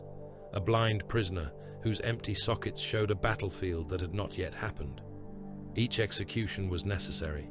Each execution left blood steaming on the deck. Each execution made the surviving psychers sob prayers through iron gags. If any remembered his name, their memories were cut away. If cutting failed, they were burned. Years became decades. Decades became a century, then another. Drago rose because he endured what others could not. He did not rise through ambition. Ambition was watched carefully within the Grey Knights, not because they feared pride as mortals feared it, but because pride was one of the oldest doors. He rose because commanders died, and he lived. He rose because demons broke themselves against his will. He rose because when a brother hesitated before ordering the death of a corrupted regiment, Drago gave the order and carried the silence afterward. He rose because his soul remained closed to every bargain, every whisper, every dream of gentler endings. With every victory, something in him grew colder. Not empty, never empty. Hatred remained, duty remained, faith remained, though it was not the soft faith of pilgrims and candles. His faith was a weapon locked in both hands. His compassion, if such a word could be used, belonged to mankind as a species, not to the pleading face before him. He could save a world and kill the men who cheered his arrival. He could order orbital fire on a city whose defenders had held for months. He could watch a brother's corpse burn because the gene seed had been touched by the warp and say only the words required by right. The chapter remembered in its own way. On Titan, new names entered sealed vaults. Armor came back empty. Blades were returned by hands that were not their owners. Apothecaries cut gene seed from torn chests, while demons still screamed nearby. Chaplains spoke the dead, once, then locked them into silence. There were no statues. A statue could be seen. A song could be overheard. Glory was a contaminant when secrecy was armor. Drago passed often through the hall of severed names. Sometimes he paused before the reliquary bearing Arvan's mark. He never prayed for the dead to rest. Rest was not promised to warriors like them. He prayed instead that their work remained unfinished only where living brothers could take it up. In those years, the omens changed. At first, they came as rust. A nemesis blade in the third armory developed a bloom of corrosion along its edge, despite thrice daily rites of maintenance. The tech marine responsible cut off one of his own fingers in penance and sealed the weapon in a stasis shrine. The rust returned on the outside of the field. Then came the bells. Drago heard them in dreams, though Grey Knights did not dream as mortal men did. They were not memories. They were tolls, deep and patient, rolling across battlefields of grey mud beneath a sky the color of infected flesh. With each bell, something vast breathed through a broken rebreather. With each breath, men rotted where they stood, and flies crawled from the lenses of dead Astartes' helms. Plague flies began dying when they touched Drago's armor. On Galathrax, on Baruch's Rest, in the sealed holds of a black ship, tiny swollen insects would drift toward him, drawn by some unseen hatred, then blacken and fall from the air the instant their feet touched his warded plate. Their bodies formed little circles around his boots. Once, after a battle against a Nurgle cult in the catacombs of Thronehold Varn, Drago looked down and saw the dead flies had arranged themselves into the shape of a three-lobed sigil before crumbling into dust. A librarian saw it. He said nothing. Drago said nothing. Both knew. There were enemies older and greater than Makar. Demon princes were horrors. Greater demons were calamities. But the fallen sons of the Emperor were wounds in the history of mankind, demigods broken into the service of thirsting powers, legends rotted into nightmares. Their names were sealed behind oaths and blood. To speak them without cause was to invite attention. In the 901st year of the 41st millennium, the summons came. It arrived not as a single distress call, but as a cascade of deaths. Astropaths across 3 systems screamed themselves blind. Prognosticars on Titan convulsed in their thrones. One tore free of his restraints and carved a word into the stone floor with the bones of his own hand before his heart burst. In the armories, ward lamps guttered green. In the librarium, chains tightened around forbidden tomes until several cracked their bindings. Far below, in the vaults where demon names were sealed, something began to laugh. The word reached the strategium wrapped in blood, static, and plague script. Cornovin. Drago stood among the assembled grey knights as the hololith formed. The world turned in pale light, already bruised by corruption. Around it, symbols of infestation multiplied faster than the savants could mark them. Plague vectors, warp breach, mass mortality, demonic saturation. A command rune appeared above the projection and pulsed with the authority of the highest alarm. Then the final identification resolved. No one spoke for several breaths. The air itself seemed to curdle. Supreme Grand Master Geronitan entered the chamber in full warplate, the Titan's ward at his side, his presence drawing every helm and eye toward him. He did not waste words. He did not need to. The name before them had already made silence into a weapon. Drago read it once. Mortarion, the Death Lord, the Pale King, the demon Primarch of Nurgle, one of the Emperor's fallen sons. Makar's curse stirred in Drago's memory, cold and patient, but for the first time in many years, Acrylem felt distant. Cornovin was calling. The Grey Knights were not going to face a prince of the warp. They were going to war against a god's broken son. Cornovin died by breathing. The world's atmosphere had become a grave exhaled across continents. Corpse gas lay over the lowlands in yellow sheets, thick enough to drown Vox signals and wet enough to cling to armor seals. Men inhaled it through cracked rebreathers and felt their lungs fill with warm fluid. They coughed blood, then bile, then black clots that writhed when they struck the mud. The ground beneath them pulsed like infected flesh. Trenches swelled and split. Shell craters filled with pus. Rivers ran sluggish and green, carrying bloated bodies downstream in rafts so dense that artillery crews could walk across them without touching water. Above the battlefield, plague bells rang. No towers held them, no hands pulled them. They tolled inside skulls, inside tank hulls, inside the hollow spaces between heartbeats. Guardsmen heard them as judgment. Priests heard them as mockery. The dying heard them as invitation. Every peal made teeth loosen in gums. Every note brought flies boiling from corpses that had been dead for less than a minute.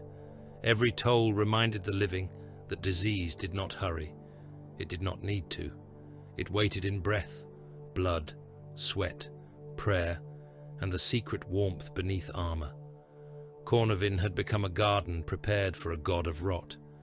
The Astra Militarum had broken before the Grey Knights arrived, though many formations still obeyed orders by habit and terror. Infantry regiments held firing lines behind barricades of their own dead. Heavy weapon squads kept their autocannons chattering until swollen fingers burst inside their gloves. Lehman Russ battle tanks advanced through waist-deep corpse slurry, their tracks grinding bodies into red paste and yellow fat, their commanders sealed inside turrets where plague spores bloomed across vision blocks like mold on chapel glass. Commissars shot men who fled until the commissars themselves began coughing flies. None of it mattered. The enemy advanced at the pace of decay. Plague-bearers came in phalanxes, counting under their breath, each tally a curse. Their one-eyed faces sagged beneath rusted helms. Their swords were not sharp in the way mortal blades were sharp. They were diseased edges, rancid promises, iron lessons in entropy. Behind them waddled swollen beasts with split bellies and laughing wounds. Nurglings capered through the mud, crawling inside the mouths of the fallen. Greater things moved in the fog, shapes like collapsing towers, like walking abscesses, like nightmares that had learned patience. And beyond them all, standing upon the rise where Cornovin's command basilica had once crowned the horizon, waited Mortarion. He was immense, not merely tall, not merely strong. Those were mortal measurements, and he had abandoned mortal limits when he abandoned his father.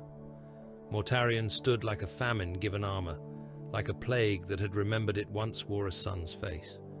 His wings hung ragged behind him, vast and moth-eaten, dripping spores in curtains.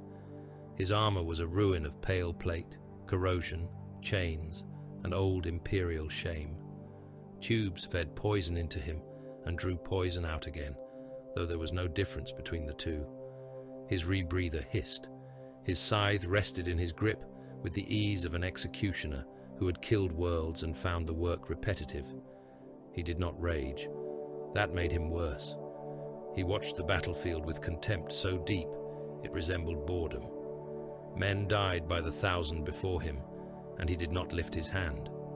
Armor seals failed because he existed. Flesh surrendered because he drew near. Faith curdled in mortal throats because the air around him carried the memory of betrayal, the stench of Barbarous, and the slow certainty that all living things were only corpses awaiting honesty. Into that ruin came Titan's hidden sons. The grey knights translated through the storm in spearheads of silver lightning. Teleport flares erupted across the field, cold and pure amid the yellow murk. Where they appeared, the mud steamed. Warding circles burned beneath their boots. Aegis armor shone through corpse fog, every plate engraved with script that made the warp recoil. Storm bolters came up in perfect discipline, nemesis weapons lit with psychic fire. They did not shout for glory. They did not curse the foe. They began the work for which they had been made. Supreme Grand Master Geronitan led them.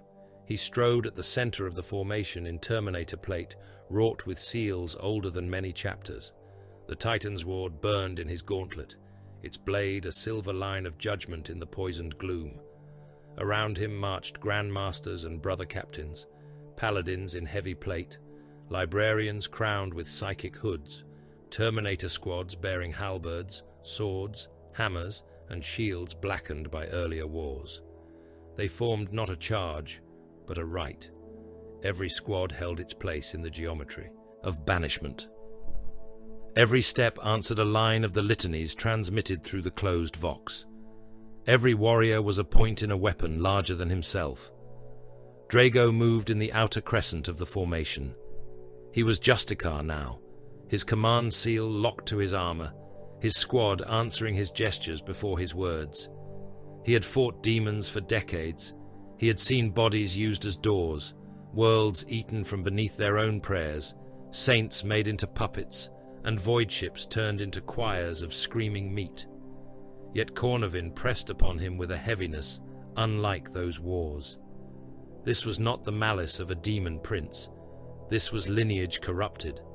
This was one of the Emperor's own designs turned against the Imperium with the patience of a disease that knew it would inherit all things.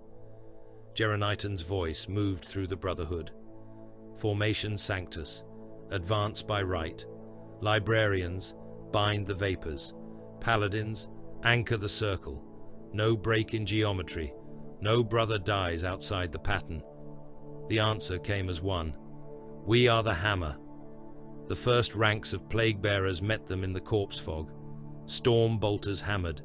Sanctified shells struck bloated torsos and detonated within, bursting demons apart in showers of rancid meat, black bile, and writhing maggots that hissed when they touched warded ground. Nemesis halberds split one-eyed skulls. Force swords cut through rusted blades and swollen limbs. Demon hammers crushed plague bodies into the mud with impacts that sent circles of filth outward. Every banished demon screamed as it was dragged back into the Imperium, and every scream fed the bells. Drago's squad struck the left flank of the advancing host. A plague-bearer raised its sword, droning numbers through a mouth full of black teeth. Drago shot away its jaw, stepped through the burst of rotten bone, and severed its arm at the shoulder. His follow-through opened its belly. A rope of steaming entrails slapped across his greave. The demon tried to finish its count without a mouth. Drago drove his blade into its single eye and burned its essence hollow. Another came behind it, then 6, then more. His storm bolter cycled sanctified rounds until the weapon's casing grew hot beneath his gauntlet. Shells burst skulls, opened torsos, shattered knees. A demon crawled toward him with its lower body gone, laughing as flies poured from the stump. Drago crushed its head underfoot and kept walking. His squad held close, firing by angle and interval, each warrior covering the blind space of another. Brother Acastian took a rusted blade across his pauldron, and the armor seal began to rot instantly, bubbling like diseased flesh. He cut down his attacker, stepped back into formation, and spoke the corrosion rite while his brothers fired over him. Ahead, the paladins knelt. They did not kneel in surrender. They knelt as anchors. Their blades were point down in the mud, their gauntlets locked around the hilts, their voices raised in psychic communion. Silver fire rose from them in lines, joining each warrior to the next. Grand Masters took their positions at the cardinal points of the forming sigil. Librarians stood behind them, staves blazing, hoods crackling with restrained lightning. The ritual geometry spread across the battlefield, a luminous wound imposed upon Nurgle's rot. The ground resisted, the mud bubbled, corpses caught fire and screamed. The air itself seemed to push back, thickening around the formation like a hand closing around a throat. Mortarion watched. His patience ended not with haste, but with decision. He descended the rise. The fog parted from him. Plague-bearers bowed as he passed. Those too slow were crushed beneath his tread, and they died gratefully. Each step made the ground sag. Each breath from his rebreather rolled across the grey nights as a wave of biological surrender. Warding runes flared across silver armor. Several cracked. One paladin vomited blood inside his helm and did not break chant. A librarian's eyes burst from pressure, red fluid running down his gorget as he continued the binding phrase. Geronitan turned toward the demon Primarch. "Hold the circle," he commanded. "He comes." Mortarion's voice crossed the field, low and corroded, deep enough to vibrate through ceramite. "Still hiding behind rites, little knights. Still pretending your corpse emperor made purity when he only made weapons." Geronitan raised the Titan's ward. "We name thee traitor. We name thee demon. We name thee banished from the Emperor's realm." Mortarion laughed then, a slow rasp through poisoned machinery. "Your Emperor named many things. Few of them endured." The demon Primarch struck the outer ring. The first impact shattered a paladin's storm shield and the arm behind it. The warrior stayed kneeling, blood spraying from the ruined socket, chanting until Mortarion's scythe returned and split him from shoulder to hip. His Terminator plate peeled open, organs cooked in plague vapor. Gene seed alarms shrieked across the apothecarian channel and died beneath static. Storm bolters converged on Mortarion. Psy cannons roared. Nemesis blades carved at him from 3 sides. The shells detonated against his armor, blowing chunks of corrosion and diseased ceramite free. The wounds closed with wet patience. Halberds bit into his legs and drew black ichor. He moved through the strikes as if they were weather. A Grand Master met him with a demon hammer wreathed in silver fire. Mortarion caught the hammer on his scythe, twisted, and drove the weapon back through its wielder's helm. The Grand Master's skull collapsed inside the silver plate. His body fell without releasing the hammer. Mortarion stepped over him and swept silence through a Terminator squad. 3 grey knights were cut apart in the same stroke. Their blood hit the mud and steamed. One tried to rise with both legs gone. Mortarion's boot came down and crushed him flat, armor, bone, and hearts becoming one red-black ruin. Still, the circle held. Geronitan advanced into the gap. The Titan's ward met silence with a sound that cracked the fog. For the first time, Mortarion stopped. Silver fire collided with plague dark metal. Psychic force flashed outward, burning flies to ash in a widening ring. Geronitan drove forward with the weight of the chapter behind him, his blade cutting lines of pure light through the miasma. Mortarion answered with the strength of a Primarch and the corruption of a god. Their weapons met again and again. Each impact shook the ritual circle. Each clash killed lesser demons caught too near. Drago saw the pattern failing, not through cowardice, not through error, through cost.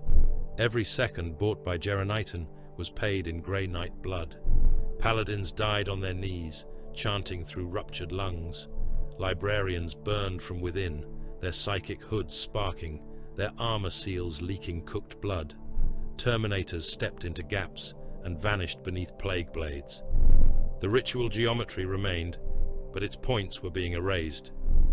Drago drove his squad forward to reinforce the left cardinal line. "Brother Nail, seal the breach.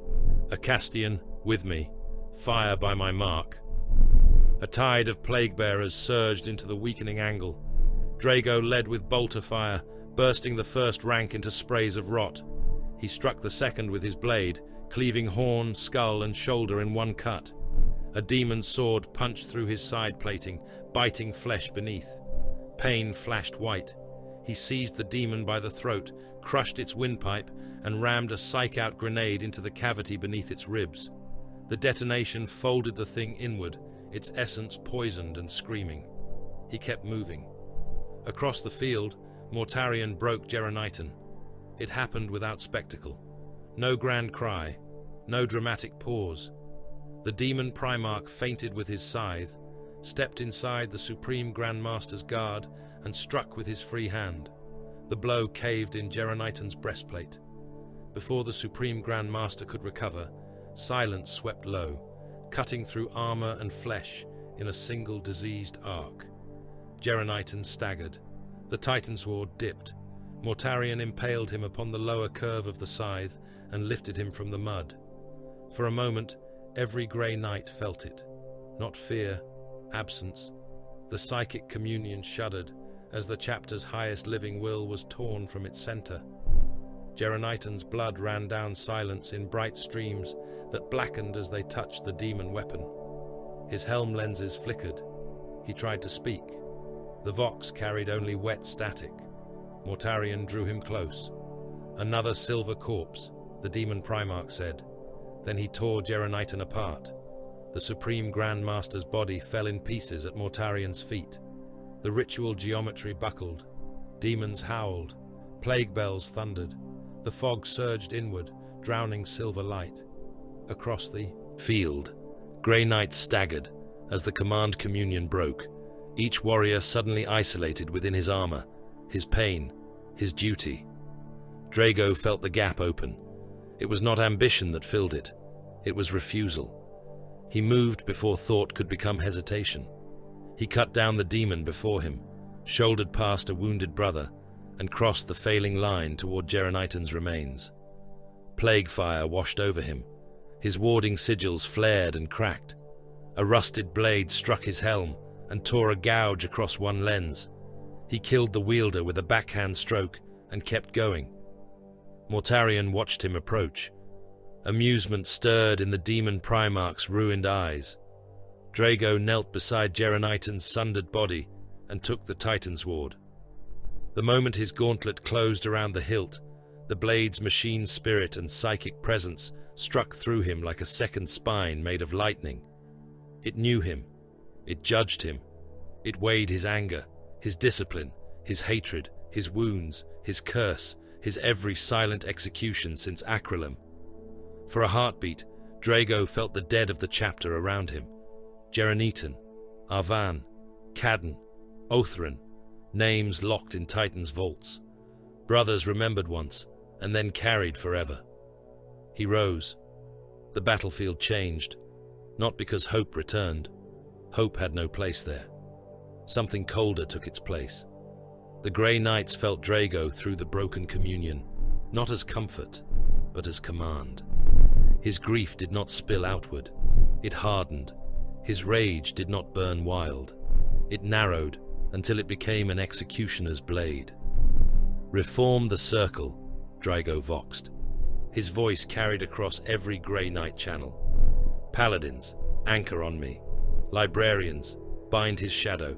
Terminators, close ranks. No brother dies outside the right." A wounded Grand Master answered first. "By your command." Then another. "By your command."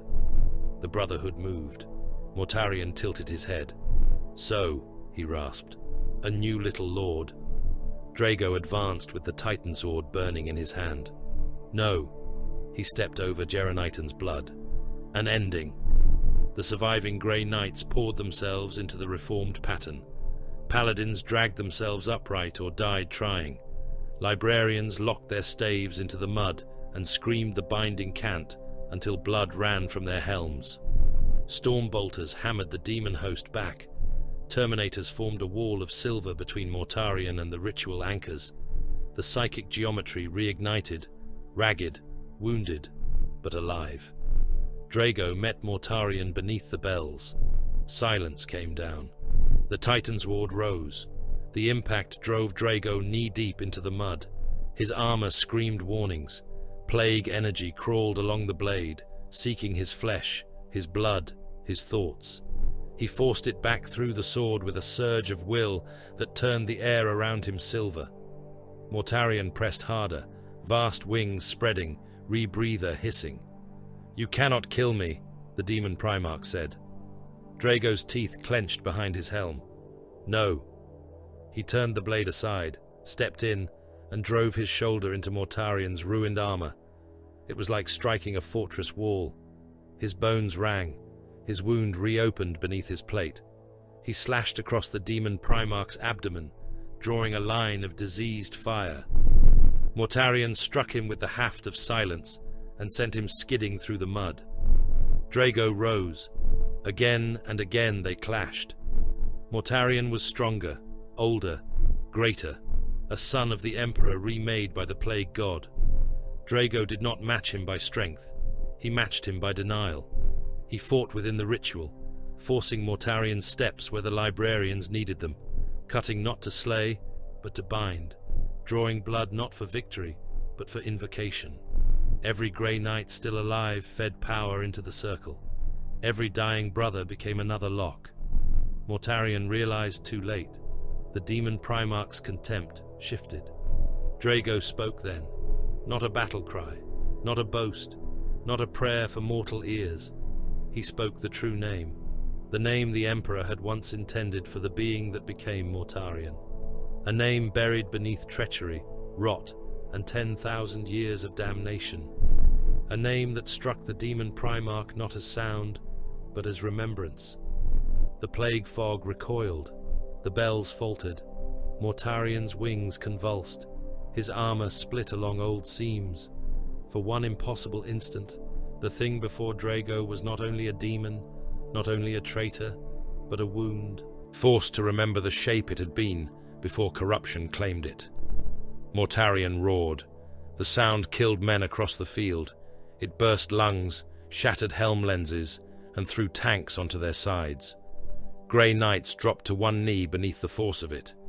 Drago stayed upright. He spoke the name again. The ritual circle closed.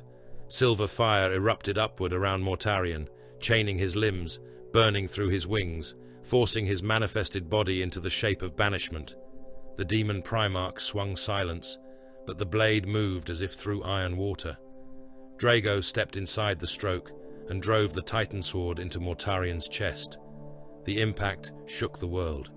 Mortarion's manifested flesh split. Black blood and plague vapor poured out.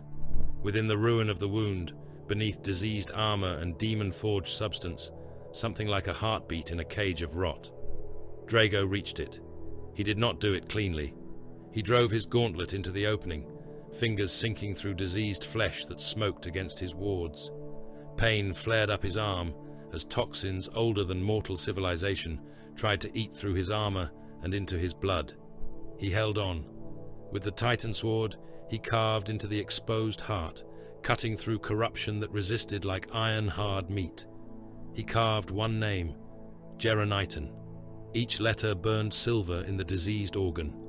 Mortarion thrashed against the bindings, hatred pouring from him in waves. Drago finished the last stroke and twisted the blade free. "Remember him," Draigo said. Then the banishment took hold. Mortarion's manifested body shattered. Not died. Never died. Not truly. A being like him could not be ended by one battlefield, one blade, one name, one act of defiance. But his presence on Cornovin broke. His flesh collapsed into plague smoke and burning fragments. His wings dissolved into storms of flies that died before they touched the ground. His roar was dragged backward into the warp, vast and hateful, carrying with it the fresh humiliation carved into his heart. The demon host broke with him. Plague-bearers burst like overfilled corpses. Nurglings shriveled into black husks. Greater horrors staggered as the power feeding them snapped, and the grey knights cut them apart before they could regain form. The fog thinned. The bells fell silent one by one, until only the groans of the dying remained. Cornovin was won. The word meant almost nothing. The battlefield was a field of ruined silver. Grey knights lay amid the dead they had banished. Their Terminator plate cracked open, their bodies dissolved by plague, their gene seed ruined beyond recovery in too many cases. Paladins remained kneeling after death, locked in the final posture of the ritual. Librarians had burned hollow inside their armor, psychic ash drifting from their gorgets. Grand Masters who had stood beside Geronitan were reduced to names waiting for Titan's vaults. Drago stood at the center of the broken circle, the Titan sword in his hand and Mortarion's filth burning from his armor. No cheer rose, no hymn of triumph followed. The surviving grey knights gathered around him, wounded, silent, diminished. One by one, they lowered their heads, not in worship, never that, in recognition of necessity. Geronitan was dead. The chapter could not remain headless, while the warp watched for weakness. A Grand Master, blood leaking from the joints of his armor, spoke first. Supreme Grand Master. The title settled across Draigo like a chain. Others repeated it through the vox, each voice damaged by static, pain, and exhaustion. Supreme Grand Master. Draigo looked down at Geronitan's remains. The burden was not a crown. It was a weapon too heavy for any hand, and now it was his to carry until death or something worse claimed him. He had banished a fallen son of the Emperor, but the cost lay around him in broken plate and ruined gene seed. He had carved vengeance into Mortarion's heart, but vengeance did not resurrect the dead. He had taken command, but command was only another word for choosing who would die next. Far beyond the thinning veil, in the diseased depths of the Imperium, a hatred turned toward him. Mortarion remembered. Drago felt it like a plague star igniting in the dark. He raised the Titan sword, not in victory, but in oath. "Recover the fallen," he ordered. "Burn the corruption. Seal Cornovin. The war continues." The Grey Knights obeyed. Behind them, the world coughed blood and lived. Ahead of them, the warp waited, patient and endless. Caldor Drago stood amid the butchered remains of victory, supreme Grand Master of the Grey Knights, and understood that every triumph against chaos was only a wound inflicted upon eternity. Some wounds healed, some wounds remembered the hand that made them. Titan did not welcome its lord home. Titan did not welcome anyone.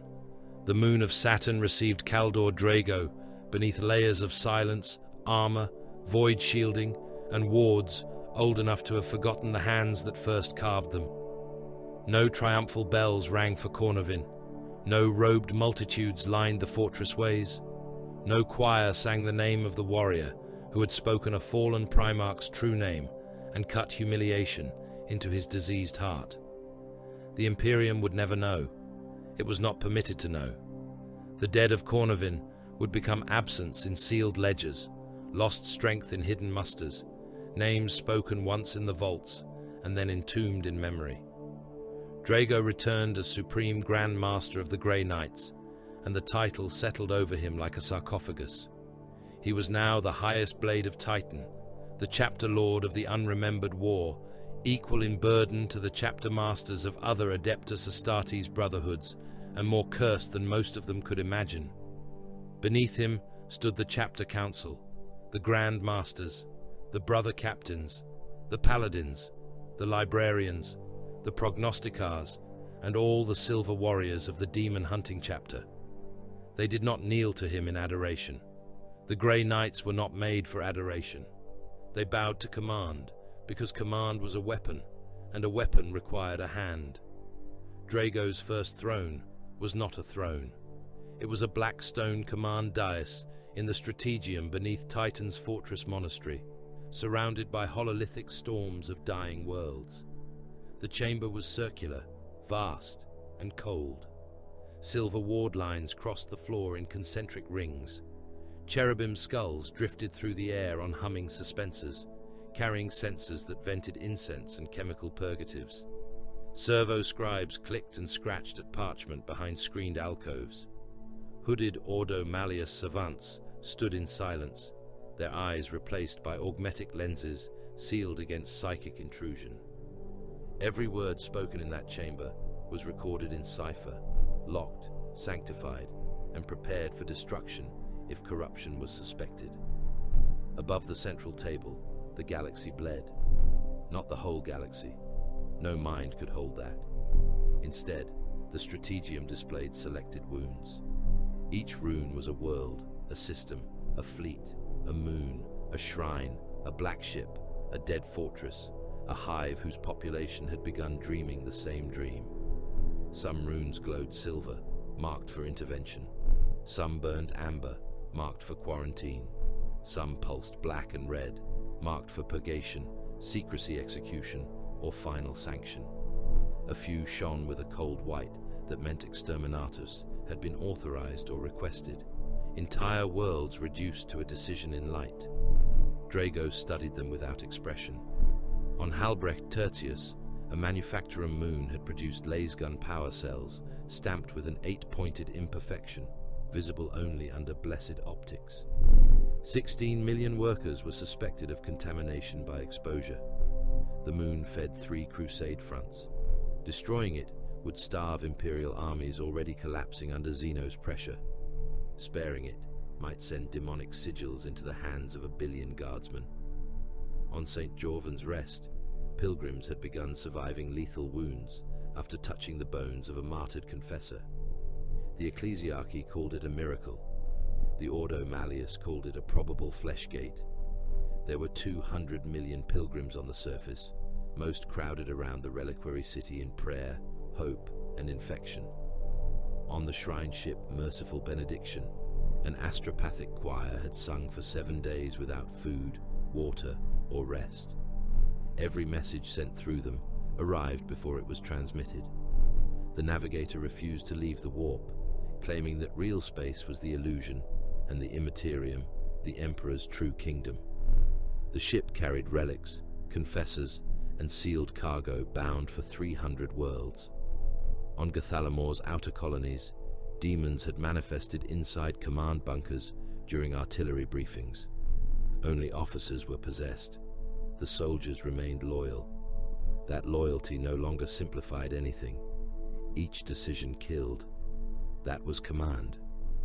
Brother Captain named Savian stood across the table from Drago, helm held beneath one arm, his face marked by recent burns from ward backlash. Behind him flickered the image of a regiment, the Varden 9th, kneeling in ordered ranks behind quarantine barriers. They had fought a demon incursion in the crypts beneath their own fortress lines and held until Grey Knights arrived. They had lost more than half their number. They had refused panic. They had killed their possessed colonel with bayonets and prayer. Now they waited for judgment. They remained loyal, Savian said. His voice was controlled, but not empty. No Grey Knight was empty. Emptiness was another door. Drago looked at the hololith. He saw men with mud on their faces, bandages on their heads, medals still pinned to torn coats. He saw priests moving between them with censers. He saw inquisitorial stormtroopers behind the barriers with flamers and hellguns ready. They witnessed manifestation, Drago said. They witnessed and did not break. They heard the demon speak. They rejected it. Memory is not absolution. Savian's jaw tightened. They bought us time. Drago turned his gaze from the hololith to the brother captain. Loyalty does not cleanse memory. The chamber went colder. Savian bowed his head once. The argument ended because obedience had begun. By your command, Supreme Grand Master. Harvest all useful testimony under seal. Test command staff for psychic residue. Execute survivors by fire. Scatter the ashes through plasma wash. Record the regiment as destroyed in action. The Varden Ninth vanished from the hololith. Not because they were dead yet, because their fate no longer required deliberation. Drago moved to the next wound in the galaxy. Command was horror without blood on the hands, until the orders reached the men with flamers. Other chapter lords led crusades. They mustered companies beneath banners, claimed continents, broke sieges, held fortress lines, and carved their names into Imperial history. Drago did none of these. The Grey Knights did not garrison trench networks, while mortal artillery thundered for years. They did not hold continents for glory. They did not lead the grand parades of reconquest beneath balconies of cheering citizens. They appeared where the soul of a war had already rotted. They struck the ritual chamber beneath the battlefield. They killed the possessed general before his army knew why its orders had turned strange. They teleported into the cathedral crypt, where the saint's corpse had begun whispering. They sealed the warp gate beneath the palace, burned the witnesses, and departed before dawn. Billions died in wars that Drago never set foot upon. Billions more lived because he chose the correct chamber to enter and the correct mouth to silence. Across the Segmentum Obscurus, Astra Militarum army groups threw themselves into grinding front lines against heretics whose banners concealed demonic bargains. Across the Segmentum Solar, pilgrim worlds drowned beneath refugee tides, driven by rumors of miracles that were anything but holy. In the eastern fringe, astropathic relays screamed and went blind. In the galactic north, plague fleets drifted without propulsion, yet still arrived at inhabited systems. The Imperium bled in grand scale, but Drago's war was smaller, sharper, and more terrible. 1,000 artillery regiments could not shell a true name from existence. 1 billion guardsmen could not bayonet a thought that had become a god's claw. For that, there was Titan. Drago's office lay beneath the strategium, behind doors of black adamantium carved with warding inscriptions in High Gothic and battle cant known only to the chapter.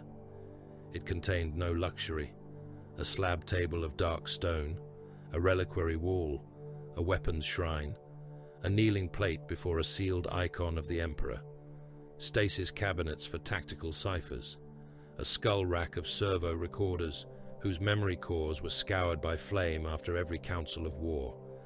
The air smelled of cold metal, incense, weapon oil, and the faint, bitter trace of psychic wards. His Terminator armor stood in a restraint frame along the eastern wall, silver plate repaired after Cornovin, but never made clean of memory. There were scars beneath the new inscriptions, where plague force had bitten deep. Each plate bore fresh wards, layered over older ones, a palimpsest of faith hammered into ceramite. The storm shield rested beside it, its surface blackened in one corner, where demon fire had once burned close to the arm within. The Titan's ward lay across a horizontal altar, held above black velvet by a suspension field. Its blade gave off no light when sleeping, but the room seemed brighter for its presence, as if shadow itself refused to touch the edge. Drago stood before it often. He did not speak to the weapon, as a mortal knight might speak to a relic in a tale. He did not ask it for courage. He did not admire it. He maintained it, communed with its machine spirit, recited the rites of ignition and quiescence, and remembered the hands that had held it before him. Geronitan's blood was gone from the blade, cleansed by rite and matter wash, but absence could be another kind of stain. Behind the weapons shrine were sealed tactical reliquaries. Each contained fragments of wars too dangerous to leave in standard record. A shard of brass from Makar's fortress, a cracked helm lens from Cornovin clouded by plague vapor that still moved when unobserved, a strip of parchment taken from a cult that had successfully predicted 3 Grey Knight deployments before being erased, and kill orders written in cipher, dense enough to blind an unsanctioned reader. Only Grey Knights, certain Ordo Malleus savants, and dead men were permitted to know what many of the reliquaries contained. Drago opened them when duty required, and never when curiosity whispered. Curiosity was a blade without a grip. After Cornovin, every plague incursion carried Mortarion's shadow. Reports came wrapped in euphemism and fear, rust blooming on sanctified steel, bells heard in void-sealed chambers, plague flies dying when they touched wards, or worse, surviving them, guardsmen dreaming of a tall, pale figure standing at the edge of a field, apothecaries finding unfamiliar spores in the lungs of men who had never left sealed hab blocks, priests discovering that the wine in chalices had curdled into pus while they recited the creed. Each sign might have been a lesser demon's work. Each sign might have been revenge. Mortarion had been banished, not destroyed. Drago knew this better than any mortal commander could. The carved name in the demon Primarch's heart was not victory, it was provocation. Somewhere in the diseased reaches of the Imperium, one of the Emperor's fallen sons remembered the Supreme Grand Master who had spoken his true name and marked him. Hatred like that did not fade. Hatred like that gathered followers, plagues, fleets, and centuries. Grandmaster Vorthan said as much in council. The Death Lord will answer Cornovin. Drago stood beneath the rotating hololith of a plague moon marked for extermination. He already has. Every demon aligned to his patron carries some portion of that answer. Then we should husband our strength. Drago looked at him. No. The word cut cleanly through the chamber. Vorthan did not bristle. A mortal commander might have. A lesser Astartes might have mistaken bluntness for insult. Among the Grey Knights, words were tools. Some were hammers. Drago continued. Chaos spreads when we preserve strength at the wrong moment. Husbanding warriors while infection ripens is cowardice dressed as prudence. And spending brothers until none remain? Extinction is acceptable. Failure is not. The council accepted the statement because it was not rhetoric. It was doctrine stripped of ornament. The years after Cornovin became a ledger of such choices. Drago ordered the destruction of the cruiser Vengeful Psalm after demonic whispers spread through its gunnery decks. The ship's captain begged to be allowed to evacuate the loyal crew. He had held discipline. He had locked infected compartments. He had shot his own son when the boy began speaking in a plague tongue through the vox. Drago listened to the plea and gave the order anyway. Lance fire from escort vessels cut the cruiser apart. Thousands died in vacuum. A possible warp breach died with them. On the hive world of Orthas, he abandoned a city of 9 billion to contain a ritual already woven through its water system. The planetary governor protested until Ordo Malleus agents removed his tongue for repeating phrases taken from the contaminated liturgy. Drago committed 3 Grey Knight squads to the Underhive pump shrines, shattered the demon engine at the city's root, and ordered the surface sealed. The city was not bombed. Bombardment risked spreading vapor contamination. Instead, the gates were locked and the atmosphere processes reversed. 9 billion people suffocated in the dark over 3 days, while ecclesiarchy broadcasts told the rest of the planet the city had been taken by industrial poison.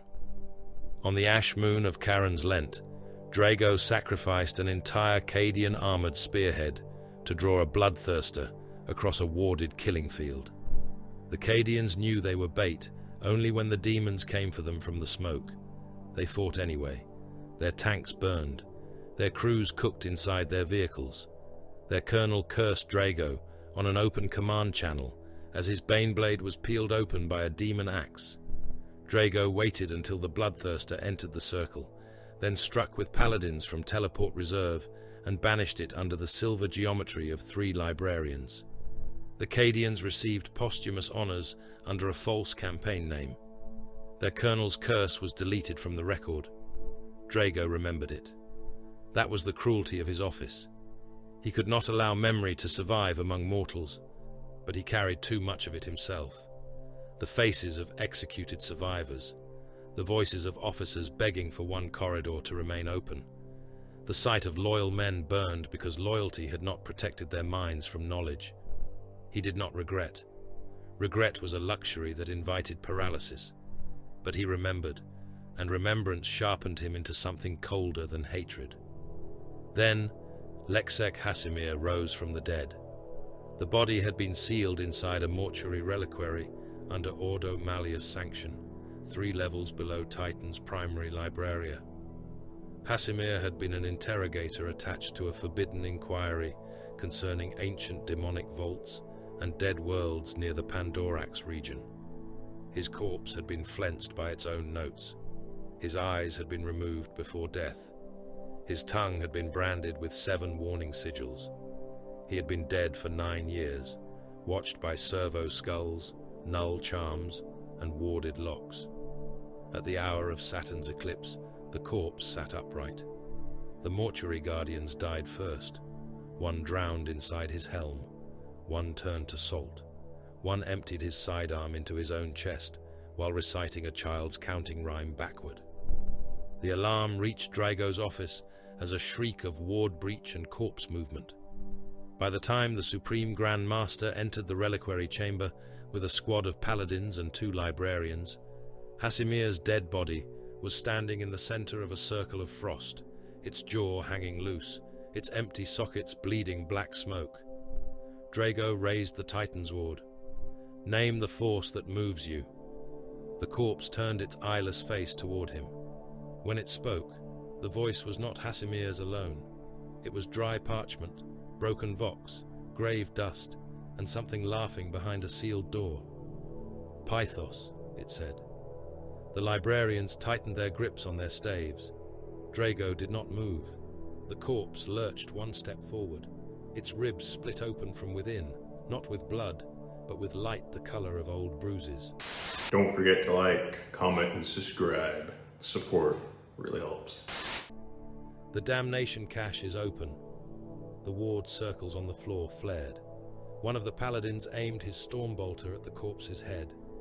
Drago lifted one hand, halting him.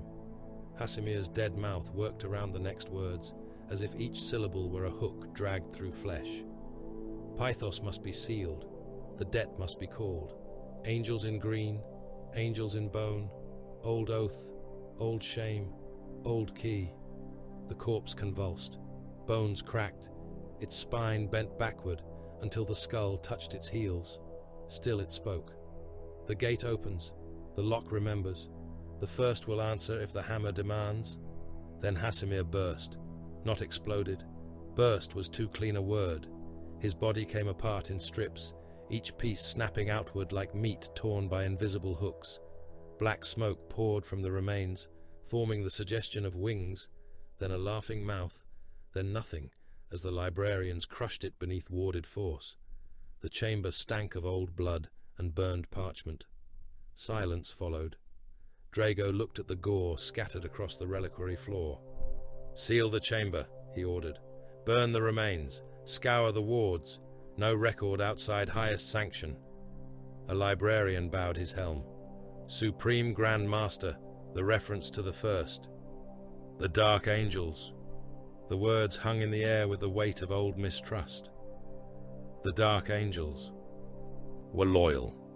That had never meant they were simple. They were proud, secretive, ancient, and armed with silences almost as deep as those of the Ordo Malleus. Their chapter carried its own locked doors, its own buried sins, its own refusal to share the truth, even with allies who bled beside them. Between the Grey Knights and the Sons of the Lion lay old debts, old bargains, and oaths written in a language of necessity rather than trust. Drago returned to the strategium and summoned the sealed archive. The oath was there. It took 3 authorizations, 2 psychic keys, and the blood of a Grand Master to open the reliquary containing the compact. The parchment within was not parchment. It was treated skin from a creature that had never been human, rendered pure by fire and inscription. The script upon it shimmered between High Gothic, battle cant, and a cipher known only to the highest ranks of Titan and the inner circles of the Dark Angels. It spoke of aid owed under conditions of demonic catastrophe. It spoke of Pythos. It spoke of the damnation cache, in words that made the savants behind Drago flinch and look away. Drago read the oath once. That was enough. Grandmaster Vorthon stood beside him. Azrael will not welcome this summons. No, he may regard it as coercion. It is coercion. The Dark Angels do not forgive insult. Drago closed the reliquary. Nor do demons wait upon diplomacy. Outside the strategium, Titan remained silent. Beneath its surface, armories awakened. Teleportariums cycled. Prognosticars bled into silver bowls. Across distant space, worlds died without knowing that a corpse had spoken their doom, and that an oath older than many wars was about to be invoked. Drago stood before the galactic hololith as Pythos burned into priority white. He thought of Makar's curse, waiting across centuries. He thought of Mortarion's hatred, festering beyond the veil. He thought of Geronitan's name carved into a diseased heart. Then he sent the summons to the Dark Angels. In the Imperium of man, survival was often built from distrust, secrecy, and knives held behind the back. Sometimes the defenders of mankind hated one another almost as much as they needed one another. Drago knew this. He also knew that need was enough. In the 960th year of the 41st millennium, Pythos began to open. It was not a clean opening. The warp did not part reality like a door fashioned by mortal hands. It gnawed. It worried at the seams. It pushed through dreams, through blood, through memory, through the weak places left behind by old wars and older sins. Across the Pandorax system, astropaths died with their tongues blackened. Navigator houses sealed their sanctums behind kill teams, and machine spirits in orbital augur arrays began chanting warning codes in dead dialects of Binharik. The damnation cache had opened. That phrase alone was enough to blacken half the strategium runes on Titan.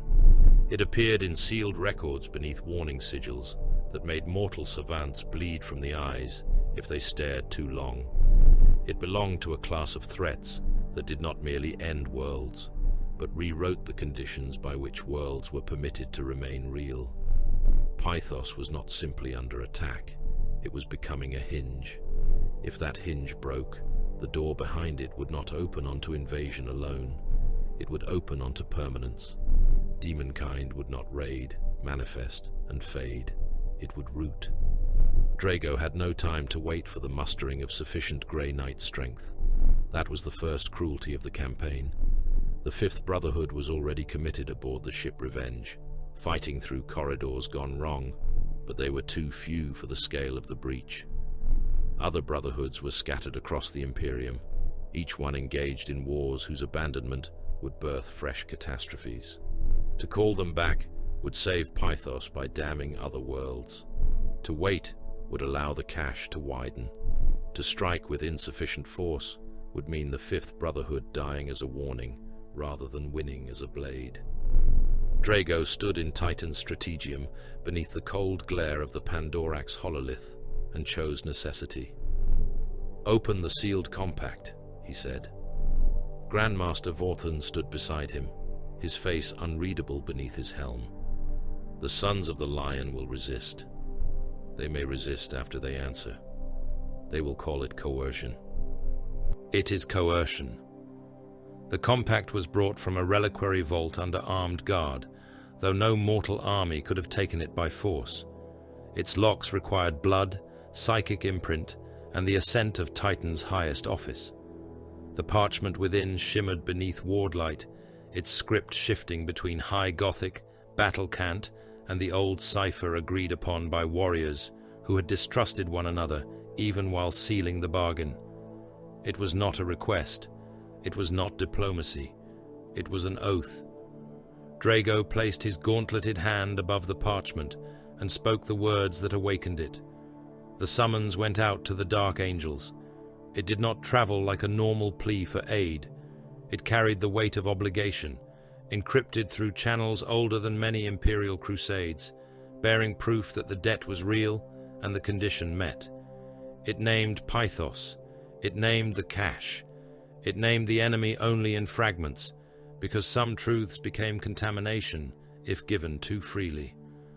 The answer came in silence first. Then came the Dark Angels. Their ships translated into the system like judgment, pretending restraint. Void shields burned with restrained power. Their prows were blade-like and cathedral dark, bearing the iconography of a chapter older than almost all others, proud with the memory of the First Legion and burdened with secrets no ally was permitted to touch. They did not arrive with loud declarations. They did not broadcast hymns of brotherhood. They came under discipline, in ordered strength, and every signal they sent tasted of suspicion. Azrael, Supreme Grand Master of the Dark Angels, received Drago in a strategium chamber aboard his flagship. The chamber was shadowed, gothic, and severe. Hooded serfs moved like ghosts along the walls. Veterans in bone-white Terminator plate stood unmoving behind their lord, warriors of the Deathwing, their armor marked with the weight of too many hidden wars. Dark Angels in green watched from the chamber edges, helms beneath arms, faces cut from restraint. They were not hostile in any crude sense. They were controlled. That was worse. Hostility wasted heat. Suspicion preserved it. Azrael stood beneath the winged sword of his chapter, the lion helm borne near him by a silent watcher. His eyes did not leave Drago. "You invoke an oath and offer fragments," Azrael said. "That is an insult, given the manners of law." Drago met the gaze without bowing. "It is sufficient. To you, to the oath." A faint tightening passed through the Dark Angel Lord's expression. Around the chamber, no warrior moved, but the air changed. Pride had been touched. Old pride, Legion pride, the kind that had outlived Primarchs, betrayal, and 10,000 years of secrecy. "You summon the sons of the lion as if we were auxiliaries to your hidden war," Azrael said. "All wars against the Neverborn are hidden until they are already lost. You presume much. I presume demons will not halt while you measure offense." A Deathwing warrior shifted his grip upon a thunderhammer by the smallest degree. Drago heard it. Every Grey Knight behind him heard it. No one reached for a weapon. Reaching would have been vulgar. If the chamber became a killing ground, it would do so without warning. Azrael's voice lowered. "You speak as though truth is yours to ration." Drago's answer was cold. "It is." The silence that followed was the kind that killed lesser negotiations. Then Drago gave him enough. Not all. Never all. He spoke of the damnation cache. He spoke of Pythos as a breach point. He spoke of demonic saturation beyond Grey Knight capacity. He spoke of the oath's trigger, the old debt, and the consequence of failure. He did not speak of every name in the sealed records. He did not speak of Lexek Hasimir rising dead on Titan. He did not speak of what the prognosticars had seen clawing at the future behind Pythos. Knowledge was ammunition. Ammunition was not spilled on the floor to prove sincerity. Azrael listened without interruption. When Drago finished, the Dark Angel Lord looked upon him with a contempt that had been disciplined into courtesy. "This is blackmail. Drago inclined his head once. Yes. The Deathwing stirred again, a ripple of bone-white armor in shadow. Azrael raised one hand, and the movement died. You admit it. I do not require your affection. I require your compliance. The corner of Azrael's mouth moved, not quite a smile. And after invoking coercion, you expect operational cooperation? No, I expect victory. For the first time, something like respect passed between them. It was not warmth, it was not trust. It was the recognition shared by men who would both burn worlds before allowing demonkind to inherit them. Azrael turned toward the hololithic projection of Pythos and the wounded ship Revenge. My forces will hold the kill corridors and void approaches, he said. Deathwing will advance where resistance is thickest. Ravenwing elements secure external docking vectors. You will not interfere with my command structure. Drago answered at once. Agreed. Vorthan looked toward him, but said nothing. Drago did not need pride. Pride was how commanders wasted men to prove ownership of a battlefield. The Dark Angels had arrived in strength. Their tactical doctrines were disciplined, their veterans ancient, their hatred of the foe reliable. Let them hold the corridors. Let them bleed where they were strongest. The Grey Knights had a different purpose. Drago pointed toward the heart of the projection. The portal must be sealed. My brotherhood will be the ward. Azrael studied the rune cluster. And if your rite fails? Then Pythos becomes a mouth. Swallowing what? Drago looked at him. Everything close enough to scream. The battle aboard Revenge had already become hell by the time the Allied strike forces arrived. The vessel hung above Pythos, with its hull split in several places, atmosphere venting in white plumes that froze into glittering fields of blood, oil, and powdered bone. Its void shields flickered unevenly, half strangled by warp interference. Lance scars glowed along its flanks. Macro battery housings had been torn open from within. One cathedral spire near the dorsal ridge had twisted into the shape of a claw, stained glass eyes opening and closing in its sides. Inside, the ship breathed. Bulkheads flexed like ribs. Deck plates sweated blood. Servo skulls flew into walls and shattered themselves, while screaming crew manifests from men who had been dead for decades. Servitors turned on their masters, dragging robed engine seers into maintenance shrines and feeding them piece by piece into cogitator banks that had begun to chant. Gravity died in sections, returned too hard in others, and reversed without warning in the corridors nearest the ritual chambers. Ammunition cooked off in zero gravity, shells spinning through blood globes before detonating against walls of meat that had once been metal. The Fifth Brotherhood fought through it without pause. Grey Knights advanced in tight formations under warp lightning that forked through the corridors. Their storm bolters hammered in disciplined bursts. Their nemesis blades burned with pale light. Where the ship's own walls opened mouths to speak, purifiers burned them shut. Where demonic sigils crawled across blast doors, librarians nailed them in place with psychic force until tech marines could melt the doors from their frames. Strike squads moved chamber by chamber, never allowing the enemy to isolate them, never trusting a corridor that had not been warded and crossed twice. Then the Dark Angels struck from the adjoining routes. Deathwing Terminators advanced beside the Grey Knights, bone-white plate under green heraldry, thunder hammers and storm shields raised, assault cannons grinding through belts of ammunition. They moved with grim precision, neither reckless nor hesitant. Their fire discipline was cold. Their silence was colder. Where Chaos Space Marines counterattacked from the smoke, the Deathwing met them like a closing tomb door. The heretic Astartes came in blackened armor, rusted armor painted with old treacheries and fresh gore. Some bore the eye of ancient rebellion. Some carried plague bells. Some had faces stretched across their pauldrons, still mouthing curses. They fired bolters loaded with warp-tainted shells that burst into screaming fragments. Chain axes chewed sparks from Terminator plate. Plasma fire turned warriors into brief suns. A dark angel lost his helm to a traitor's power fist, his skull bursting across the inside of his gorget, and his brothers stepped over him without breaking pace. Beside them, a grey knight drove a nemesis halberd through a plague marine's chest and pinned him to a bulkhead. The traitor laughed through a throat full of rot. "Your allies hide worse sins than we do, Silver One." The grey knight twisted the blade, and the traitor's laughter became a wet rattle. "Then die ignorant," he said. Drago moved at the center of the ritual force, the Titan's sword sheathed across his back until needed, his storm bolter barking judgment into everything that barred the way. He did not command the entire boarding action.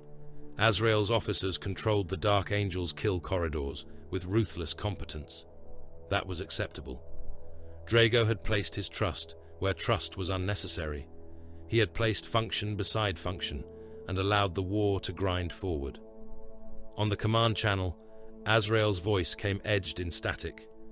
Eastern passage secured, Deathwing elements holding, enemy pressure increasing from the lower armory. "Hold it," Drago said. "We are." No boast, no warmth, merely fact. The Grey Knights reached the portal chamber through a nave of sacrificial remains. It had once been one of Revenge's great devotional halls, a place where crewmen knelt before battle and begged the Emperor to notice their obedience. Now every pew was crusted in blood. Every statue had been inverted. The central aisle was lined with bodies wired upright, their ribs forced open to hold candles made from rendered fat. The altar had been split and rebuilt into a gate frame of brass, bone, and torn adamantium. Beyond it, reality sagged inward around a wound of impossible color. The portal pulsed.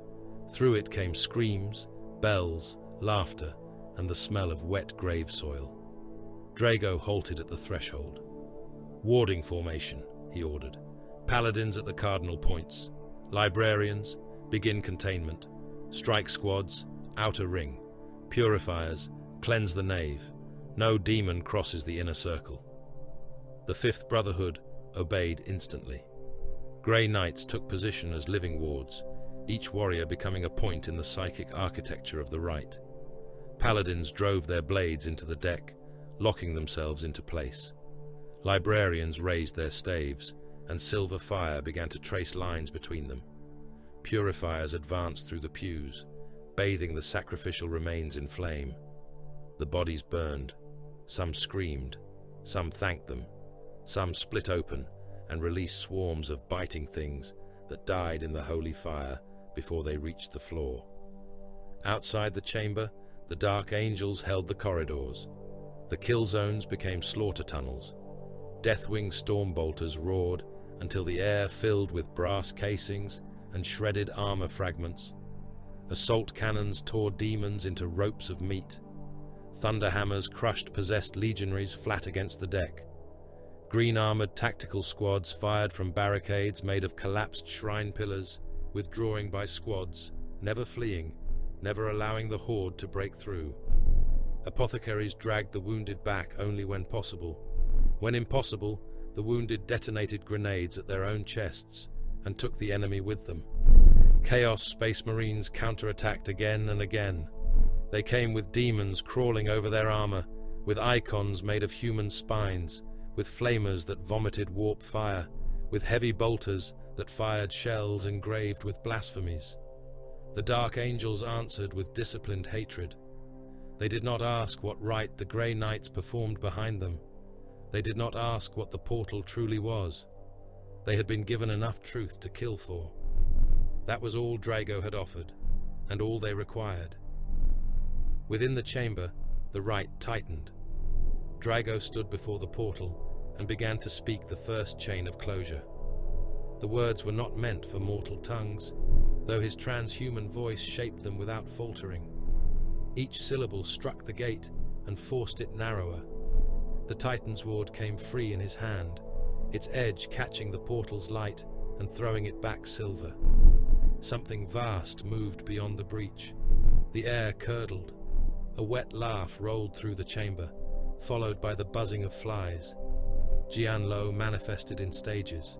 First came the smell of opened graves, then came the flies, thousands of them, fat and green, boiling from the portal and dying against the Grey Knight's wards. Then a clawed hand reached through, swollen and split, gripping the gate frame hard enough to bend brass. A horned head followed, crowned in rust, its face a sagging ruin of joy and decay. Its belly hung open beneath cracked armor, spilling ropes of intestine that ended in biting mouths. Its eyes fixed upon Drago with delighted malice. "Little speaker," the demon prince of Nurgle gurgled. "Little namer, little lockmaker." Drago continued the rite. Gianllo's smile widened until its cheeks tore. "You cannot bind what you cannot hear." The demon struck, not with blade, not with claw, with displacement. The chamber vanished. For an instant, Drago felt the ship, the portal, the warding circle, and the voices of his brothers fall away into absolute silence. Then he was in the void. Space closed around him like a freezing fist. Revenge turned beneath him, vast and wounded, its hull burning in rents of red and white. Pythos hung below, cloud-wrapped and diseased by the breach. Stars glared cold beyond the system's war haze. There was no sound, no air, no rite, no voices, except those carried within his helm and those hammering through his own skull. Gianllo came with him. The demon prince drifted in the void, as if it were born there, wings spread, entrails coiling around its body like serpents. Its laughter came through psychic pressure rather than air. Drago felt it vibrate through his teeth. "Speak now, Supreme Grand Master. Let the vacuum carry your little name away." Drago's armor sealed automatically. Warding runes flared across his plate. His boots found no purchase. His body drifted, spinning slowly, the ship's burning hull sliding across his vision. Warning icons blinked across his helm display. Temperature drop, pressure loss outside tolerances, telemetry distortion, ritual interruption. Seconds. The demon had stolen seconds. In the portal chamber, seconds would cost lives by the thousand. Drago did not curse. He did not rage. He killed. The demon prince lunged through the void, impossibly fast for something so bloated. Its claw struck his storm shield and spun him backward. The shield blackened where it touched. Drago used the momentum, firing his storm bolter in a controlled burst. Sanctified shells crossed the gap and detonated in Gianllo's chest, bursting rotten armor and spraying globules of black blood that froze into glittering spheres. The demon laughed. Drago vented a burst from his armor's maneuvering thrusters, crude and brief, enough to alter his spin. Gianllo came again, mouth opening wide enough to swallow his helm. Drago met it with the Titan sword. The blade bit into the demon's jaw and tore upward through cheek, eye, and horn. Silver fire poured from the wound. Gianllo convulsed, entrails thrashing in the vacuum. It struck Drago in the side, crushing armor plates inward and sending pain through his ribs. Drago hooked his shield arm around one of the demon's horns and pulled himself close. The demon prince tried to speak. Drago rammed the Titan sword through its throat. Then he cut. The blade soared through diseased flesh, demon bone, and rusted collar plate in a single burning arc. Gianllo's head came free, still laughing, still mouthing rot through the silence. Drago seized it by the horn and hurled it away from him into the black. The body spasmed, swollen hands clawing at nothing as its manifestation failed. Silver fire erupted from the neck stump and spread through the corpse. The demon prince came apart in frozen fragments and plague vapor that burned to ash against the void. Drago turned toward revenge. The ship was farther away than it should have been. The portal chamber was not visible, only a wound in the hull where light pulsed like a diseased heart. He triggered the emergency teleport recall, keyed to the Grey Knight's ward formation. For one heartbeat, nothing answered. Then the Fifth Brotherhood found him. Silver lightning took him. He returned into screaming war. The ritual chamber had become a slaughter pit. The inner ward still held, but barely. 2 paladins were dead at their anchor points, their bodies kneeling because their armor had locked after death. A librarian burned with green fire while chanting through a melting Vox grill. Strike Squad warriors fought back to back against demons spilling from rents around the gate frame. Purifiers had been driven almost to the walls, their flames guttering beneath waves of filth. The portal had widened in Draigo's absence. Thousands had died outside the chamber. He knew it before any report reached him. He felt the cost in the altered rhythm of battle, in the thinning Dark Angel's vox chatter, in the fresh heap of corpses at the nave entrance. Seconds. The demon had stolen seconds, and the war had spent lives to cover them. Draigo landed hard in the center of the circle. His armor smoked with void frost and demon ichor. His side bled beneath cracked plate. He raised the Titan's ward and resumed the right at the exact syllable where he had been severed from it. The portal screamed. Azrael's voice cut through the command channel, strained by battle but unbroken. "You're right, Grey Knight." Continuing. "Then finish it."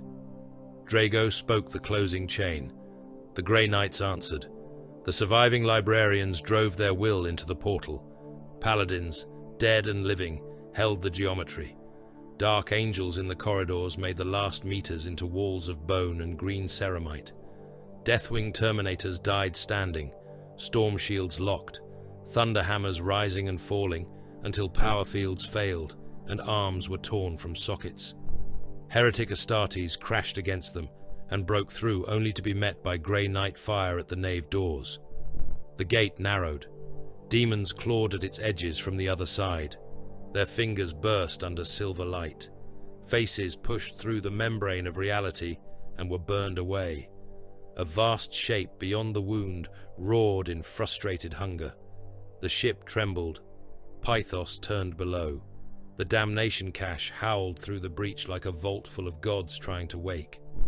Draigo drove the Titan's ward into the altar stone. By Titan's oath, by the Emperor's will, by the blood of the unremembered dead, be sealed. The portal collapsed, not gently. It imploded with a force that threw warriors from their feet and tore the brass gate frame inward. The bodies wired along the aisle burst into ash. Demons half-manifested were sliced apart by the closing wound, their severed limbs dissolving across the deck. The altar cracked from end to end. Warp light vanished, leaving only fire, blood, and the stink of burned corruption. Silence fell by degrees. First the demons stopped screaming. Then the Vox static thinned. Then the ship's own tortured breathing faded into the groan of damaged metal. Somewhere far away, ammunition continued to detonate. Somewhere closer, a dark angel recited a death oath over a fallen brother in a voice that did not invite interruption. Draigo pulled the Titan's ward from the altar. Azrael entered through the nave doors amid smoke and drifting ash. His armor was scored, his blade wet with black blood. Behind him came Deathwing survivors, fewer than before, their bone plate cracked and stained. Behind Draigo stood the remnants of the Fifth Brotherhood, silver armor burned, dented, and crusted in gore. Neither force looked victorious. Azrael surveyed the sealed gate. "It is done?" "For now," Draigo said. The Dark Angel Lord looked at him. "You rationed truth." "Yes. You spent my warriors with incomplete knowledge. I spent mine the same way. That does not absolve you." "No." For a long moment, the two Supreme Grand Masters stood amid the ruin of the nave, between corpses that would never enter public histories and secrets that would poison any archive allowed to hold them. Azrael's eyes were cold. "The oath is answered." Draigo inclined his head. "The debt is honored. Do not mistake that for trust. I did not require trust." "No," Azrael said. "Only obedience. Only survival." The words hung between them, ugly and true. Pandarax was sealed, but nothing about it was clean. Pythos still bore scars where the warp had pressed too close. Revenge still burned in orbit. The Dark Angels had paid in dead they would record behind their own veils of secrecy. The Grey Knights had paid in brothers whose names would be spoken once on Titan and then locked away. The damnation cache was closed, but not forgotten. Such things never were. The Allied forces parted without celebration. The Dark Angels withdrew beneath silence, proud and watchful, carrying their dead and their unanswered questions. The Grey Knights returned to their own hidden war, carrying sealed reports, recovered gene seed, and the knowledge that another catastrophe had been delayed rather than ended.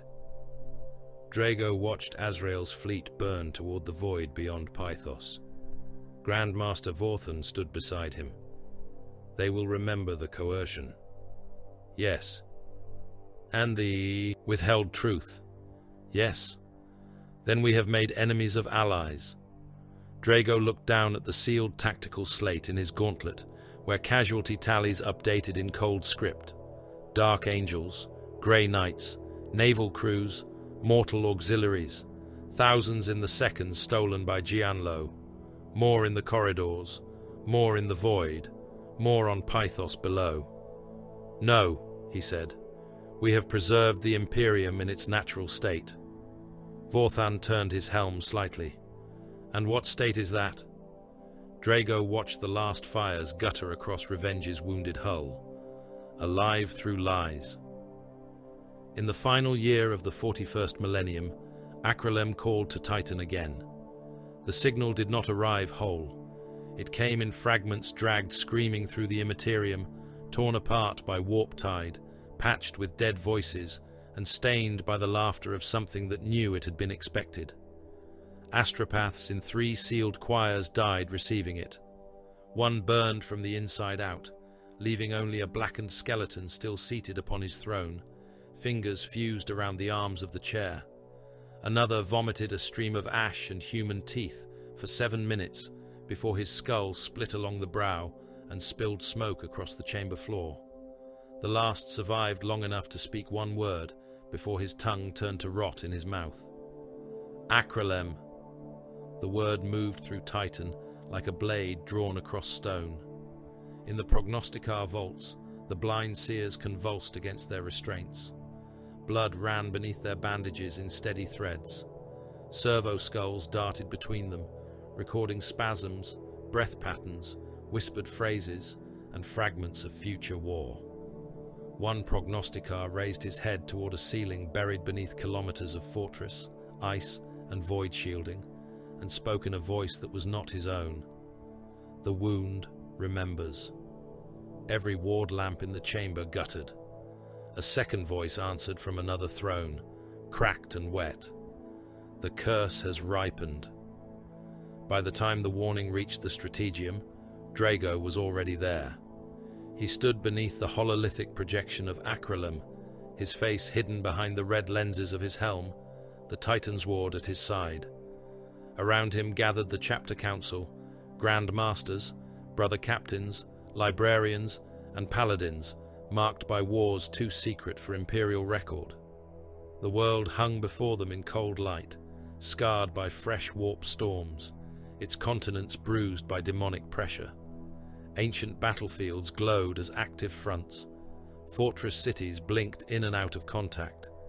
Imperial signals degraded as they came through, each burst of data carrying screaming, static, and fragments of old liturgy corrupted into mockery. 2 centuries had passed since Drago had walked that world as a battle brother of the Third Brotherhood and banished Makar the Reborn from his warp fortress. 2 centuries had not been enough to bury the curse. Return to this world, Kaldor Draigo, and damnation shall walk at your side. He had remembered the words across hive wars, void purges, shrine world burnings, black ship executions, Pandarax, and Cornovin. They had been with him when he carved Geronitan's name into Mortarion's diseased heart. They had followed him through every silence on Titan. Now the old blade beneath his skin turned cold. Grandmaster Vorthan studied the projection. Demonic saturation is global, a librarian added. The resonance matches Makar. No one asked whether Drago was certain. Certainty had entered the chamber before the words were spoken. Brother Captain Savian stepped forward. "Supreme Grand Master, my brotherhood is ready." "No," Drago said. The word ended the offer. Savian did not retreat. The threat exceeds single warrior intervention. It exceeds the curse's tolerance for witnesses of my bloodline. Another brother captain spoke. "Then let us share it." "No. Lord, with respect, if Makar has returned, you cannot descend alone into a planetary demon war." Drago turned slowly. The red lenses of his helm passed over them one by one. Grand Masters, Paladins, Librarians, warriors who had seen hells that would have driven mortal saints into gibbering collapse. They were not afraid to die. That was not what made the moment grave. They were afraid of being denied the right to die where duty demanded. Paladins knelt first, not in worship, but refusal. One after another, the silver giants lowered themselves too. One knee, blades point down against the strategium floor. Brother captains followed, helms bowed, hands closed around weapons. It was not mutiny. The Grey Knights did not possess such weakness. It was brotherhood stripped to iron. They were asking permission to follow their lord into damnation. "Supreme Grand Master," Vorthan said, voice low, "we are the hammer. We do not let the haft go alone." Drago looked at the kneeling warriors. For one rare moment, silence had weight enough to wound. Then he broke them with a sentence. "You will obey." No anger sharpened the words. No plea softened them. Command entered the chamber and left no space for argument. One by one, the Grey Knights lowered their heads. "By your command," Vorthan said. Drago turned back to Acrylem. The world flickered in the hololith, bleeding light from a wound at Shadow Peak. "I go alone." His descent was not ceremonial. A single strike craft carried him through the infected outer atmosphere, while Imperial fleet elements burned above Acrylem. The Void War was a butcher's ledger written in flame. Escort ships drifted in pieces, their broken hulls venting crewmen into space in sparkling streams of frost and blood. Defense monitors fired blind through warp interference. Demonic shapes crawled across Auspex returns, where no physical bodies could be seen. One frigate turned its lance batteries upon its own formation, before being split open by 3 torpedoes. Its reactor death flashed white behind Drago's craft, washing the interior in funeral light. He did not look back.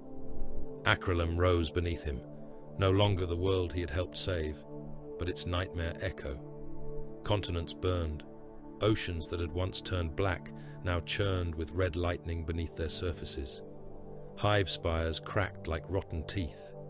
Old fortress lines from the First War had split open, their walls swollen with demonic growth, their bastions sprouting horns of bone and iron. Trenches dug 2 centuries before had reopened, as if the soil itself remembered the shape of fear. They were full again, not only with the fresh dead, but with corpses that had clawed upward from buried battlefields, still wearing rusted helmets and fragments of uniforms whose regimental markings had been erased from Imperial record. Drago struck the ground outside Castle Gorseth in a storm of displaced air and silver light. The castle was dying.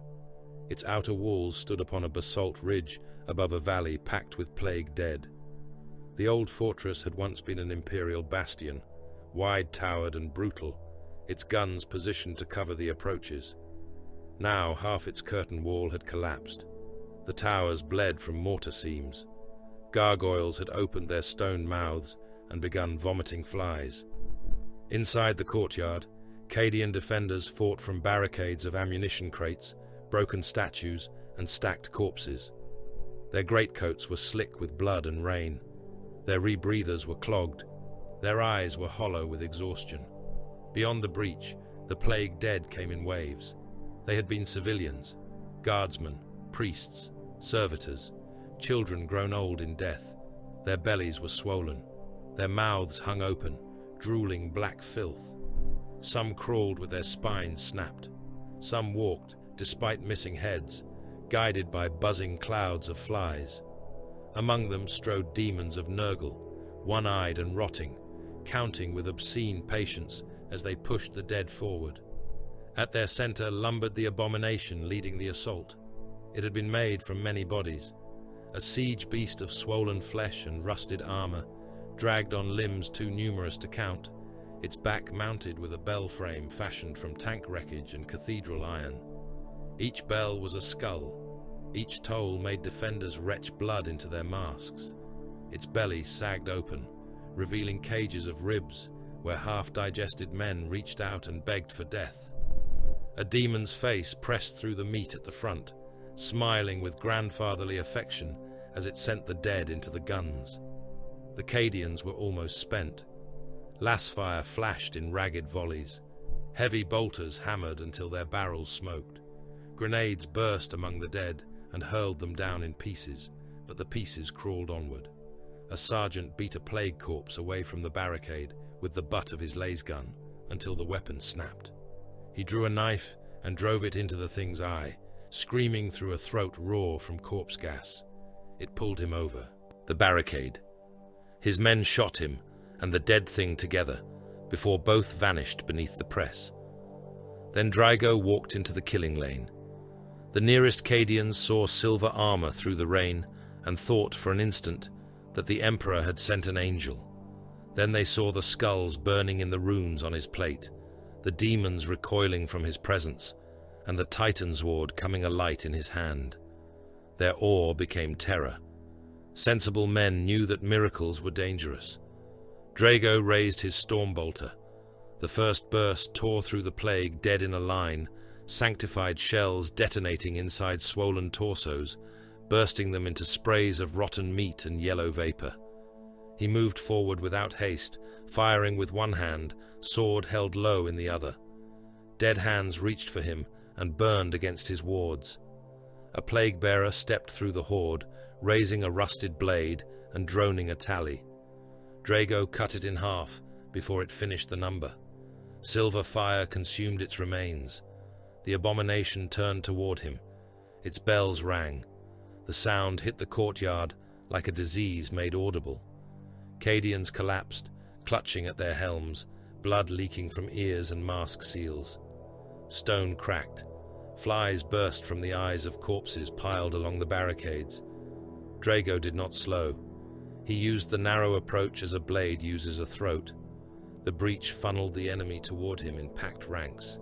He held the center, forcing their numbers to become obstruction. His stormbolter punished the front. His psychic flame punished what pressed behind it. When the dead piled too high, he ignited them. Silver fire rolled outward across the corpse mass, burning rot from bone, turning plague vapor into shrieking steam. Demons trying to climb over the burning heaps found themselves trapped in their own advance, pressed forward by the bodies behind them and cut apart by the Titan's ward. A Cadian lieutenant shouted through the vox, unaware whether Draigo could hear him. "All guns, left and right of the silver, do not strike him," Draigo heard. He approved without answering. The Cadians adjusted. Heavy bolters bracketed his advance, shredding the lesser dead along the flanks. Mortars dropped behind the horde, collapsing the rear pressure. A Lascanon team, 3 men and 1 wounded loader, dragged their weapon onto a broken parapet and fired into the abomination's bell frame. The beam struck one skull bell and blew it into fragments. The sound that followed made the loader's eyes burst in his head. He died smiling because the shot had landed. Draigo reached the abomination. It swung a limb made from fused corpses. He met it with his storm shield and felt the impact hammer through his arm. Rotten fingers burst against the warded surface. Hooks made of bone scraped across the shield, leaving trails of smoking filth. Draigo stepped in, severed the limb, and drove the Titan's Ord into the beast's belly. The thing laughed. Men trapped inside its ribs screamed as the blade's fire spread. "Mercy!" one begged from within the meat. "Lord, mercy!" Draigo twisted the sword upward. The trapped men burned with the demon. The abomination split from groin to throat, vomiting organs, cages, skulls, and boiling pus across the breach. A vast shape tried to crawl free from within it, a Nurgle thing crowned with antlers and dangling entrails, still forming as Drago drove his psychic will into the blade. The Titan's ward flashed. The demon's birth became execution. Its head came apart in silver fire. Its body collapsed backward into the dead, crushing dozens beneath its ruin. The siege line broke. Not completely. Plague did not panic as men panicked, but the pressure changed. The dead lost direction. Demons lost rhythm. The Cadians seized the moment with the savage instinct of soldiers who had survived longer than reason allowed. They fired until their weapons clicked empty, then reloaded with bleeding hands, and fired again. Castle Gorsith held. Drago did not enter the fortress to receive thanks. He moved through the breach, through the dead, and into the valley beyond. His next war waited at Trebarin. The Trebarin Valley had once been a road through mountains of black stone, wide enough for armored columns, narrow enough for a determined defense. In the first war for Acrylem, Imperial tanks had used it to reinforce the northern bastions. Now, it was a gorge filled with blood mist, broken vehicles, and the remnants of the Cadian 912th. They were retreating, because retreat was the only way to preserve the line elsewhere. Their colonel was dead. Their artillery was gone. Their Vox command had dissolved into screams and false orders. The regiment still marched, because Cadians were made for war in the same way blades were made for cutting. They carried their wounded until the wounded begged to be shot. They abandoned no standard. They burned their dead when they had promethium and shot them when they rose without it. The demonic host followed. It came down the valley in a tide of plague corpses, beasts, and warp-spawned filth, flowing around wrecked tanks and over collapsed cliffs. If it overtook the Cadians before they cleared the western pass, the regiment would die. Worse, its panic and slaughter would open a path to the refugee columns beyond. The Cadians knew this. They kept moving. Drago reached the eastern mouth of the valley, ahead of the pursuing host. One warrior in silver Terminator plate stood where an army should have been. A wounded Cadian officer found him there, while the last rearguard squads limped westward. The officer had no helmet. His scalp was split. One arm was bound to his chest with a blood-soaked sling. His uniform still bore rank pins, though one had been driven into his flesh by shrapnel. He stared at Drago with the expression of a man seeing both salvation and execution wearing the same face. "Lord," he said, voice rough with smoke, "will you save us?" Drago looked past him at the horde filling the far end of the valley. "I will save the war," he said. "Pray you are part of it." The officer swallowed. Then he saluted with his unbroken hand. "Cadian 912th will continue withdrawal. Run fast enough to remain useful." The officer almost laughed. It came out as a cough full of blood. "Yes, Lord." Drago held Trebarin for 2 solar days. He turned the valley into a killing rite. He collapsed the narrowest sections with crack charges taken from abandoned Cadian stores, forcing the demon host into lanes broken by rubble and wrecks. He marked kill runes on the stone with the edge of the Titan's ward. He dragged promethium drums into drainage cuts and ignited them when the dead pressed too close, flooding the lower gorge with burning fuel. He used broken Lehman Russ hulls as choke points, standing atop their corpses of metal, while plague dead clawed up the sides and burst under stormbolter fire. When ammunition ran low, he took shells from the dead. When the dead rose, he burned them. When demons came through the smoke, he cut them apart and hurled their dissolving remains back into the horde. The first day, the valley floor became a carpet of corpses. The second day, the corpses became terrain. Drago fought knee-deep in meat. Plague bodies burst under his boots. Intestines wrapped around his greaves like wet ropes. Demons crawled over the heaped dead, rusted blades raised, only to meet the Titan's ward's silver arc. He severed limbs, split skulls, opened bellies, crushed faces with his shield, and burned warp stuff from the air with psychic flame. His armor blackened, his stormbolter jammed once, fouled by filth, He cleared it with a blow against a demon's horned skull and resumed firing before the creature finished collapsing. The Cadians looked back from the western ridge and saw him still standing. By then, many had decided he was a miracle. Others understood better. A miracle comforted. Drago did not. A miracle promised survival. Drago promised only that the war might continue. Men who saw him felt their courage harden and their blood run cold, because the silver giant in the valley was not there for them, not truly. He was there for the line, the sector, the species, the arithmetic of damnation. If they lived, it would be because their survival served that sum. If they died, he would spend them without malice. That was why they obeyed. That was why they escaped. When the last elements of the Cadian 912th cleared the ridge, Drago withdrew by measured steps, leaving behind a valley choked with burned dead, broken demons, and plague fires guttering in the rain. The horde did not pursue at once. It had paid too much for the pass. It milled among the corpses, reforming around distant orders. Drago felt the will behind those orders. Old hatred, familiar amusement. The storm over the eastern mountains broke open. Blood-red lightning clawed down from the heavens and struck a peak whose summit had split into a jagged crown around a wound in the world. Shadow Peak rose beyond the valley, black against the diseased sky, its slopes crawling with demonic fire. At its crest, reality tore inward around a warp rift so vast that the clouds bent toward it. The wound fed the host. It pulsed with every heartbeat of the planet. There, waiting beside the rift, stood Makar the Reborn. Distance made him no smaller than memory. His wings were spread, his horns burned. His fortress was gone, but his malice had found a higher throne. He looked down through the storm, across mountains, valleys, burning castles, dead regiments, and 2 centuries of curse-fed patience. Drago looked back. The blood rain fell harder, hissing against his armor. Makar raised one clawed hand in greeting. Drago tightened his grip upon the Titan's sword and began walking toward Shadow Peak.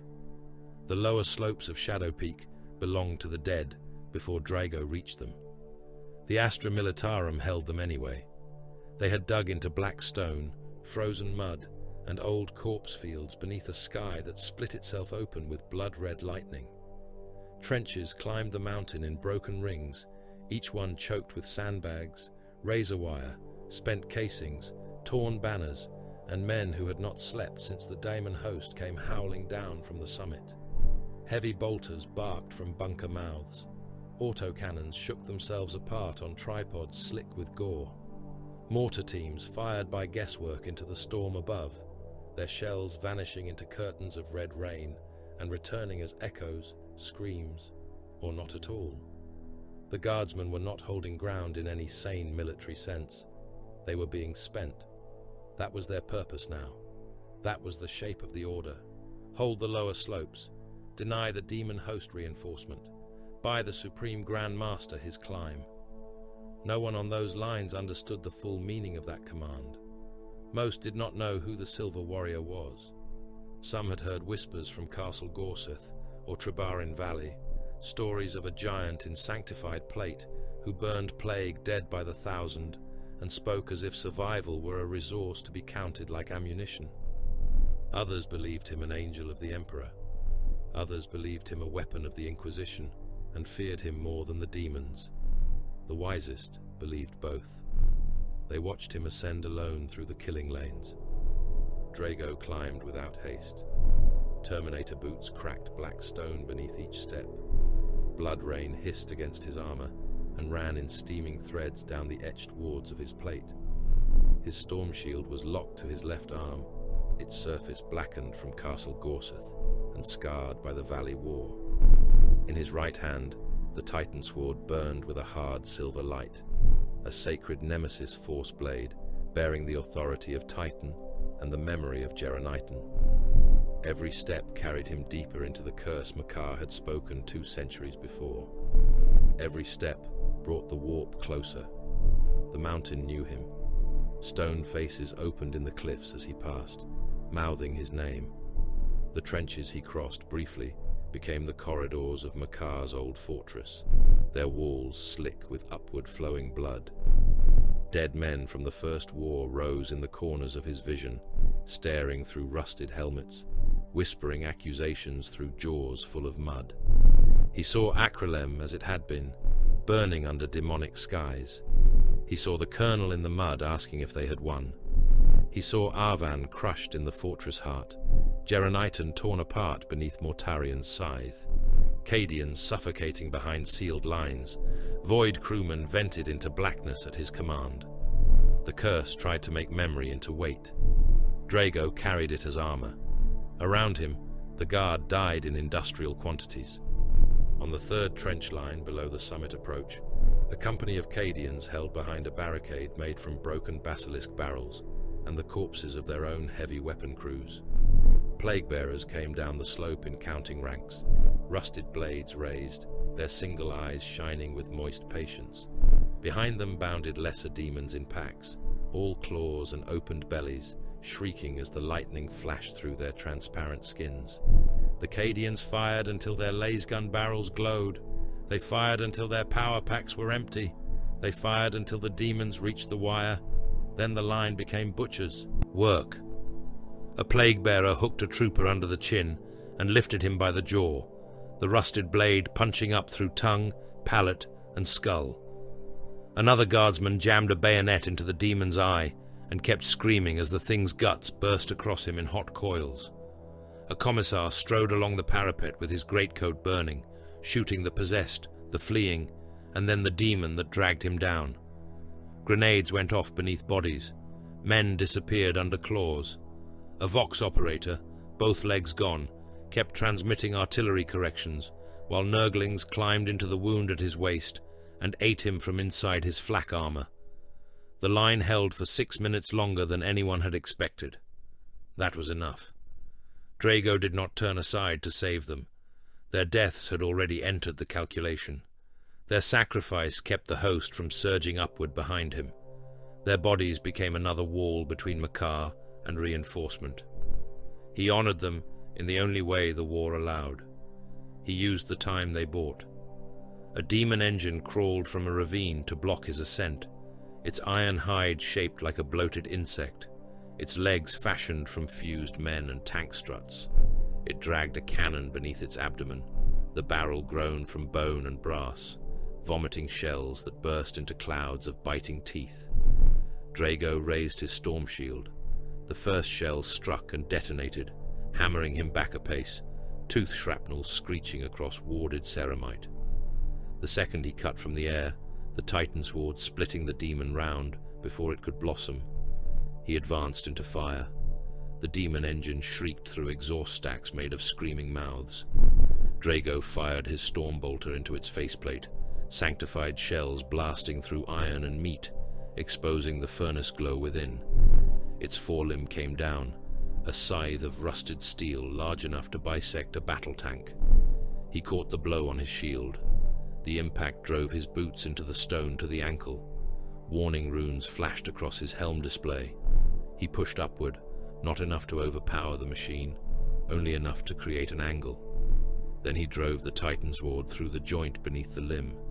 Silver fire traveled through cables, tendons, and bound demon flesh. The limb sheared away. The engine sagged. Drago stepped in and plunged the blade through the furnace heart. Something inside the machine screamed in gratitude and hatred together.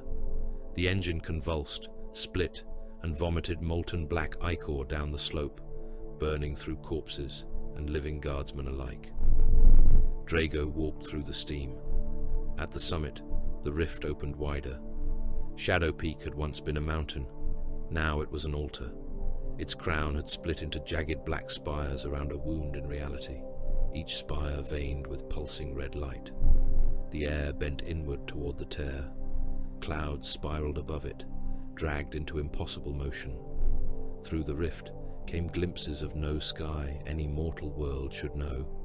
Brass horizons, seas of teeth, towers made from hands, storms that rained eyes, distant shapes vast enough to be mistaken for continents until they moved. Makar waited before the wound. The demon prince stood in the rift's glow, empowered by the tear in reality, larger than he had been in the old fortress, more solid and more impossible at once. His wings stretched wide, each membrane inscribed with screaming faces. His horns burned with internal fire. His armor shifted between black iron, bone, and wet crimson muscle. The symbols crawling across him no longer hid their motion. They writhed like parasites. Around his feet, the summit stone had become flesh, pulsing with every beat of the portal. He smiled as Drago reached the crown of the mountain. Kaldor Draigo, Makar said. The name arrived not through sound alone. It pressed into the skull, into the teeth, into the spaces between heartbeats. Supreme Grand Master, Lord of Titan, Cutter of Hearts, Burner of men who prayed for rescue, how bright your chains have become. Drago stopped at the edge of the summit circle. Below them, artillery detonated across the slopes. Guard lines folded, reformed, and folded again. The demons were climbing faster now. Makar's will pulled them upward like blood toward an open wound. Drago raised the Titan's sword. Name yourself for banishment. Makar laughed softly. Still the same ritual tongue, still obedience pretending to be will, still purity polished over. Slaughter! The demon prince spread his claws toward the rift. Look at you, a slave in silver, a butcher with holy script on his knife. They call you Lord, yet every title you carry is another chain around your throat. The warp answered his words.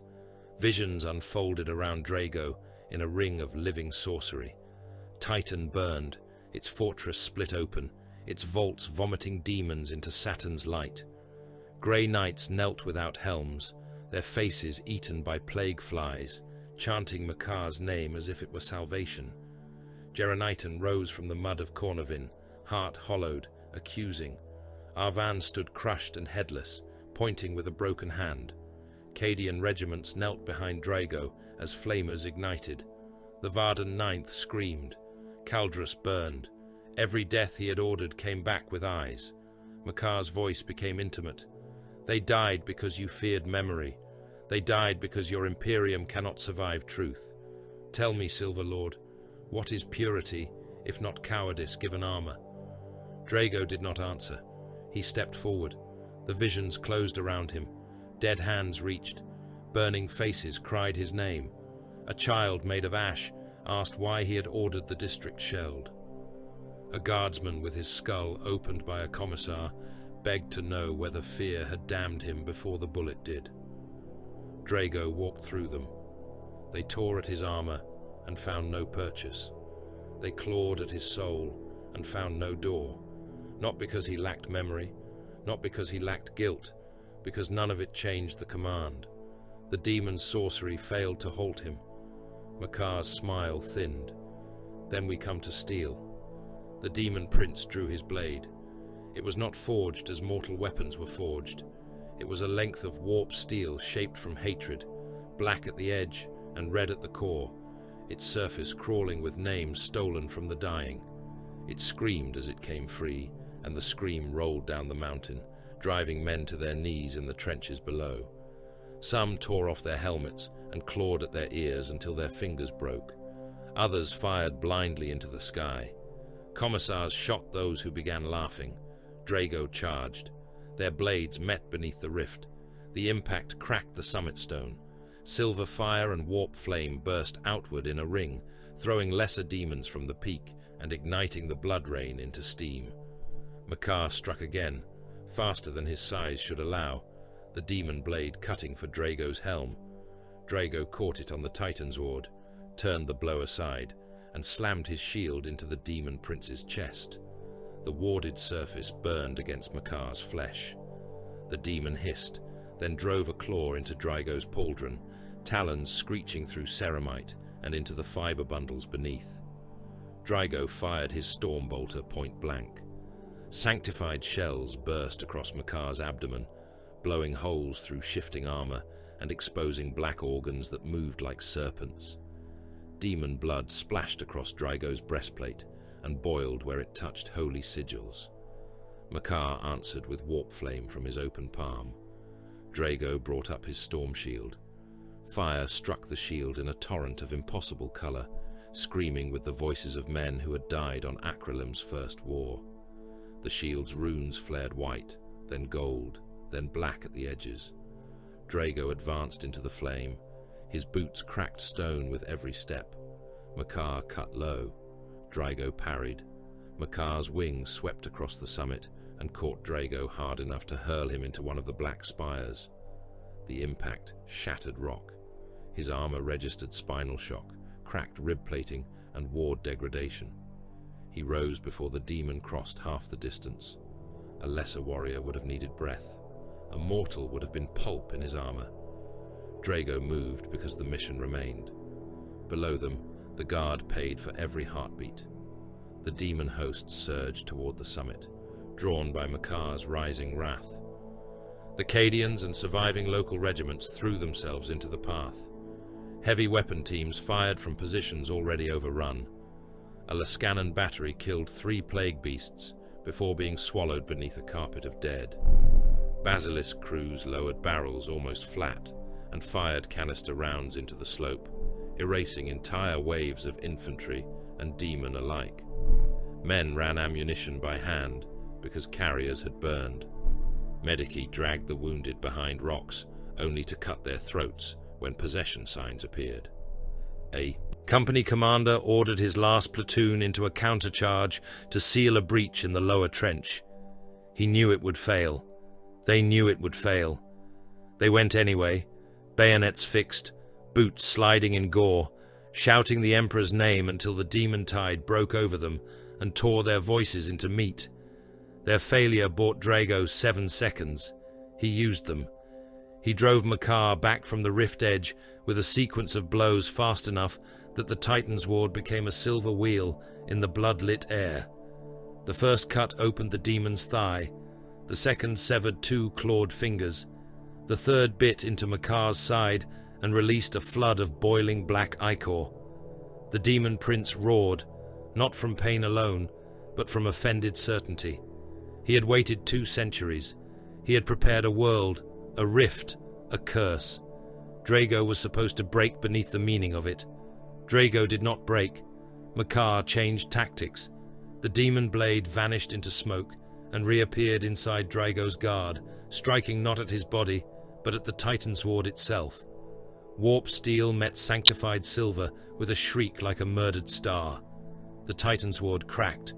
Draigo felt it through the hilt as agony, not of flesh, but of bond.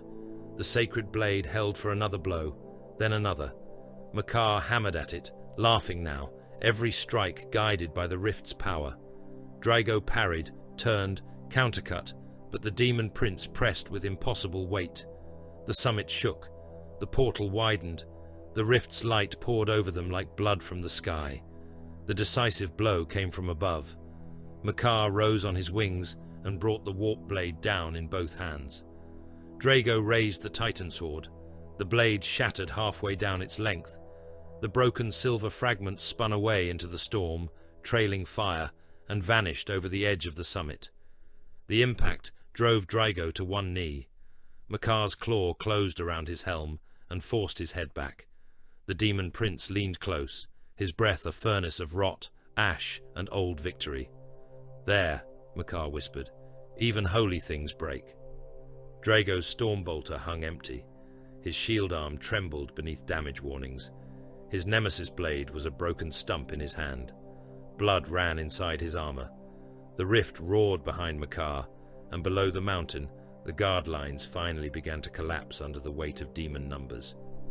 Draigo looked up at the demon prince. "Yes," he said. He drove the broken blade into Makar's heart. No flourish, no speech, no prayer that mortal ears could hear. He rose from one knee with all the strength left in his gene-forged body and the full force of his soul behind the fractured weapon. The broken Titan's sword punched through Makar's chest, through armor, through demon flesh, through the black heart that had waited 2 centuries to taste triumph. Drago seized the hilt in both hands and poured psychic fire through the shattered blade.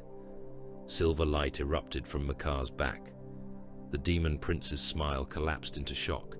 His wings flared, tearing at the storm. His claws raked across Drago's armor, carving deep, but Draigo did not release the blade. He forced it deeper. The holy sigils on his armor burned bright enough to sear the summit stone. The rift pulsed once, twice, then began to convulse. Makar screamed. The sound rolled down Shadow Peak and shattered the morale of monsters. Demons on the slopes froze, burning from within as their anchor failed. Plague Dead collapsed mid-stride. Lesser entities burst into greasy flame. Others became smoke, ash, or raw warp stuff, dragged backward toward the summit. The sky above Acrylem shuddered as the rift lost cohesion. Blood-red lightning turned silver at the edges. Drago twisted the broken blade. Be banished. Makar's body came apart in black fire. The demon prince dissolved around the wound in his heart, flesh peeling away in burning strips, horns cracking, wings shredding into ash. His armor fell inward and vanished before it struck the ground. Faces trapped beneath his skin screamed free and were pulled into the collapsing rift. His claws remained a heartbeat longer than the rest of him, locked around Drago's armor. Then even they began to fade. Across Shadow Peak, the demonic host broke. Some demons burned where they stood. Some were torn screaming from their stolen bodies and dragged into the wound. Some faded like nightmares at dawn, leaving only corpses, flies, and the stink of corruption. The Plague Dead collapsed in heaps, suddenly nothing more than meat with strings cut. The Imperial battlefield became silent by degrees, a silence more terrible than battle. The guard did not cheer. They were too ruined for cheering. Men stood amid trenches filled with blood and parts of friends. Others sank to their knees because their legs no longer remembered obedience. Acadian sergeants stared at the summit through cracked magnoculars and wept without sound. A commissar lowered his smoking bolt pistol and did not know whom to shoot next. Medici moved among the wounded with blades as often as bandages. The mountain was saved, and the cost lay everywhere in layers. At the summit, the rift was closing. Drago pulled the broken Titan's ward free from the space where Makar's heart had been. The blade stump smoked with black ichor and silver flame. The demon prince's form had almost vanished. Only the head remained, half-formed from ash and hatred, suspended before the collapsing wound. Makar laughed. It was weak, torn, and triumphant. "You came back," the demon whispered, as promised. The fading claws snapped solid. One closed around Drago's throat, the other dug into his chestplate. Draigo struck with the broken blade, but the claw held. He fired the empty stormbolter by instinct, and heard only the dead click of spent machinery. The storm shield flared as he slammed it into Makar's remaining form, but the demon was no longer trying to win the duel. The duel was over. This was the curse. The rift yawned behind the demon's ruined face.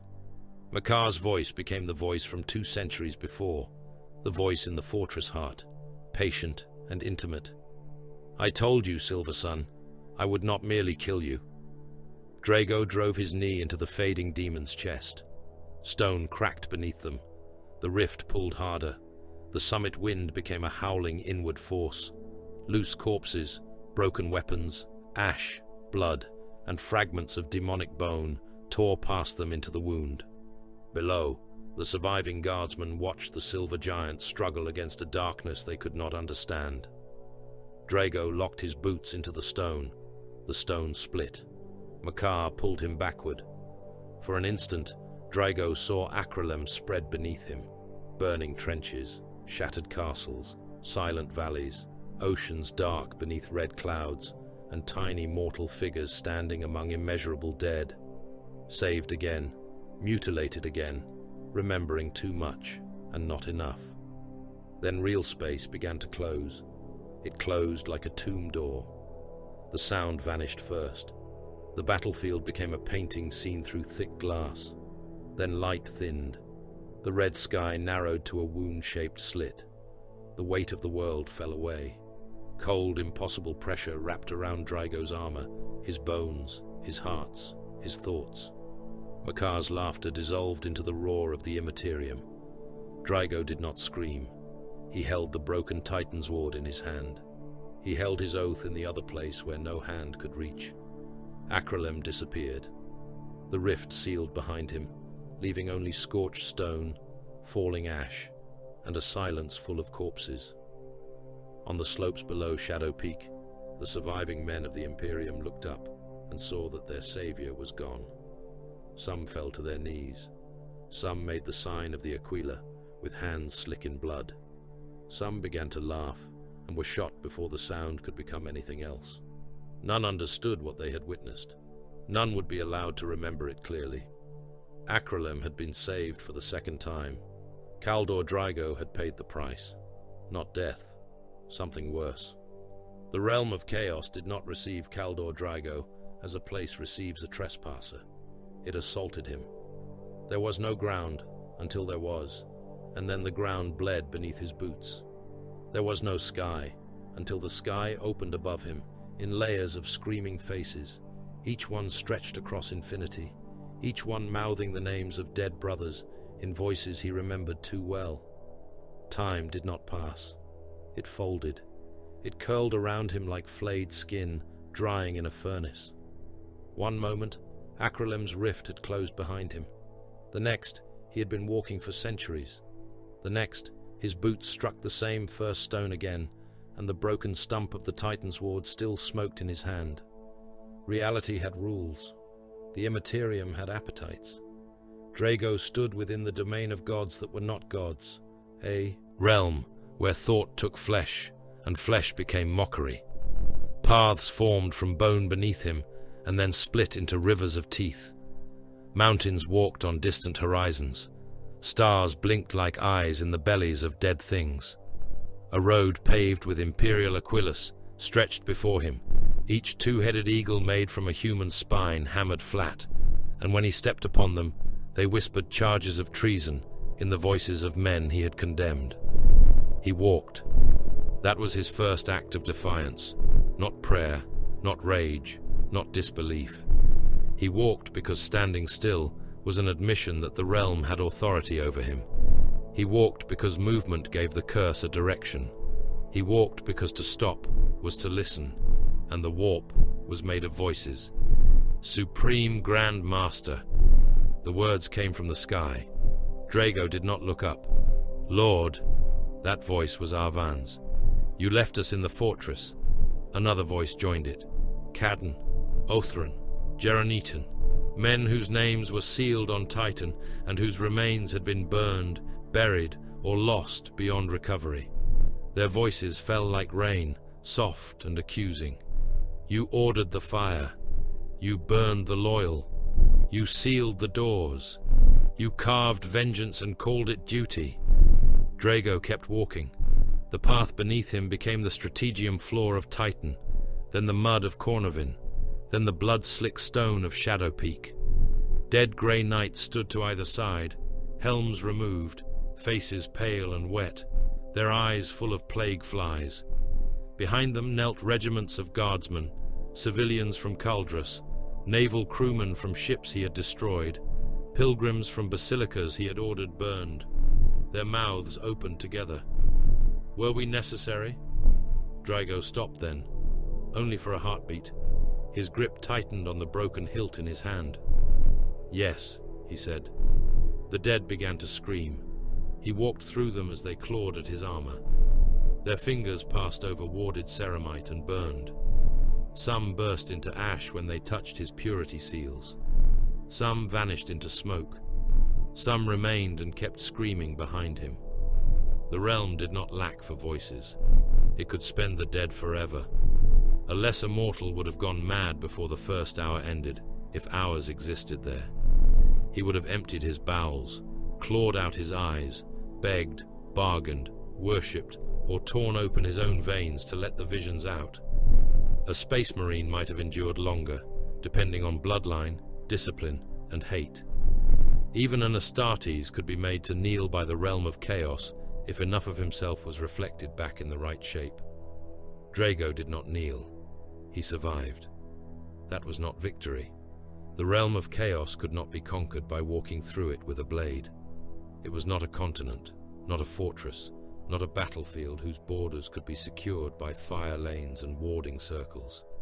Every daemon slain there was a wound in mist. Every tower brought down would rise elsewhere in another shape. Every path led deeper, because there was no outside from within. The curse had not made Drago dead. It had made him enduring. It had made survival into imprisonment. Makar had promised eternity. The demon had spoken truth, though not triumph. The first offer came in red. The air grew hot. The bleeding path became iron. The sky darkened to the color of clotted blood, and the horizon filled with war. Armies without number clashed across plains of skulls. Brass citadels rose above rivers of gore. Drums thundered in the marrow. Every sound became battle. Every breath tasted of copper and rage. Drago saw warriors locked in combat forever, champions with axes, beasts with iron horns, men and demons tearing each other apart beneath a vast unseen wrath that cared only that blood continued to fall. A figure stepped from the carnage. It was not Khorne. No god came in full to speak with one trapped knight. This was an emissary, a shape of war given voice, vast and armored in brass, its face hidden behind a helm made from fused skulls. In its hand was an axe whose edge dripped fresh blood, though it had not yet struck. "Drago," it growled, "here is honesty. No lies, no secrets, no inquisition, no erased memories, no burning the loyal after victory. Only war, only strength, only the clean truth of the kill."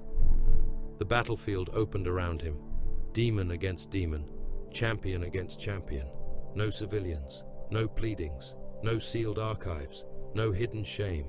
Endless war, without the burden of command beyond slaughter. "You were made for this," the brass herald said.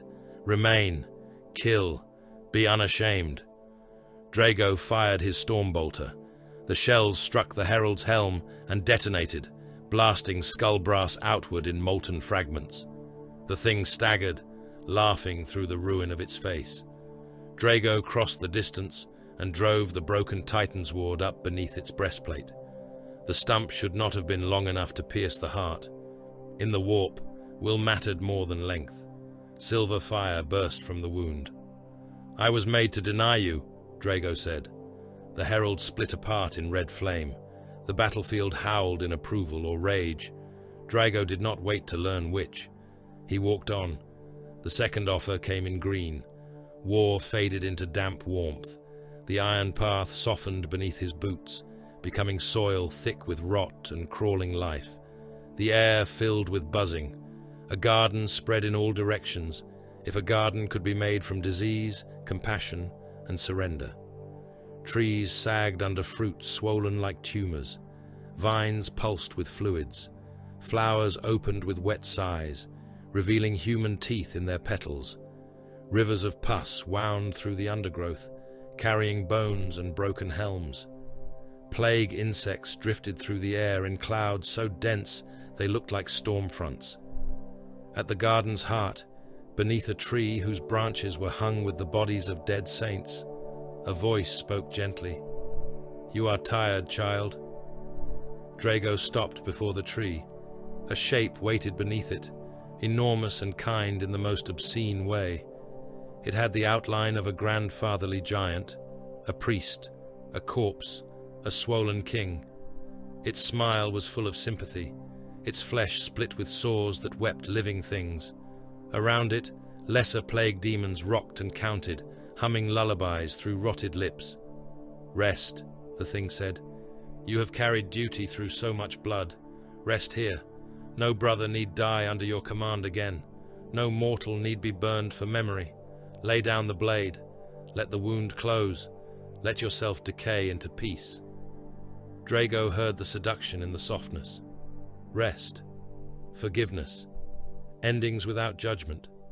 The promise that rot was mercy, because everything became equal in collapse. He raised his empty stormbolter, found the ammunition counter dead, and Mag locked the weapon to his thigh. Then he lifted his broken blade. The garden sighed. "Always violence," the plague thing murmured. Drago answered by setting the tree on fire. Psychic flame roared from him in silver arcs, catching upon the diseased bark and spreading through the branches. The hanging saints blackened. The fruit burst, spraying rot across the soil. Vines recoiled. Flowers screamed. Nurglings ran burning through the grass, laughing until they popped. The great thing beneath the tree rose with sadness in its eyes and filth on its claws. Drago cut it down piece by piece. He opened its belly and burned the flies that poured out. He severed its hands when they reached to embrace him. He split its face through the smile. The garden shook around him, and he walked onward through fire until the winds behind him carried only charcoal, scorched plague meat, and the stink of corruption denied. The third offer came in color too beautiful to trust. The burned garden became a field of alabaster grass beneath a sky of liquid pearl. Music drifted through the air, not loud, not crude, not wanton, but precise enough to slip between armor and thought. Towers rose in the distance like frozen silk. Statues of Imperial heroes lined the path, each one perfect, each one bearing Drago's face beneath a different crown. 6 figures waited among the pale grass. They were demonettes, chosen handmaidens of the Prince of Excess, their forms shifting between elegance and horror with every step. Their claws were long enough to open Terminator plate. Their eyes held reflections of all the lives Drago might have lived if duty had not consumed him. They did not approach as rutting beasts. They approached as courtiers, executioners, and confessors. One spoke with the voice of command. You could be obeyed without secrecy. Another with the voice of honor. You could be remembered. Another with the voice of victory. You could lead mankind openly. Another with the voice of ambition. You could become more than a hidden blade. Another with the voice of grief. You could bring meaning to the dead. The last smiled with his own voice. You could choose yourself. Drago listened until they finished. Then he moved. The first demonette lost both claws before its smile faded. The second lunged for his throat and met the edge of his broken blade through its open mouth.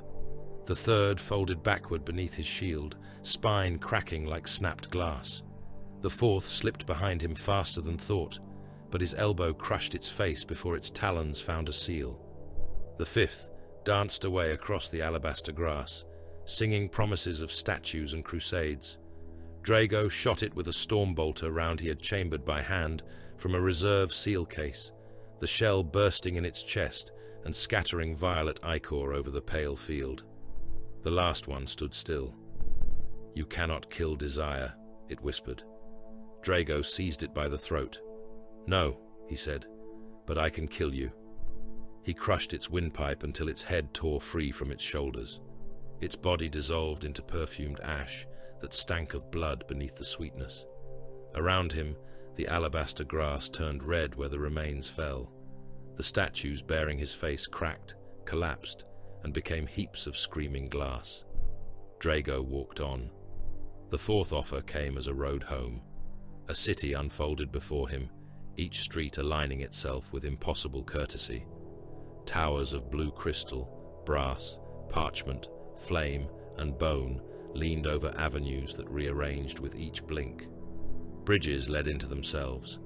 Doors opened onto memories. Windows showed futures, most of them false, some of them worse because they might be true. Books flew overhead like birds, their pages beating. Every wall was covered in script that rewrote itself the instant the eye understood it. The inevitable city welcomed him by name. At its gates stood Makachan, Lord of Change, tall and avian, feathers shifting through colors unnamed by mortal tongues. His staff held a flame that burned backward. His beaked face tilted as Drago approached, and laughter like cracking glass filled the air. Supreme Grand Master, Makachan said, prisoner, wanderer, weapon misplaced in the wrong realm. Drago kept the broken blade ready. "I have no bargain for you," he said. "All creatures have bargains. Some merely lack the wit to hear them." The city behind Makachin opened its streets. Drago saw Titan. Not a mockery, not obviously. He saw its fortress halls, cold and real. He saw grey knights arming for war. He saw the chapter council standing before an empty command dais. He saw a path through the warp, narrow but possible, a wound through unreality that would return him to his brothers. Makachin spread his wings. "No worship, no oath to my master, no surrender of your soul.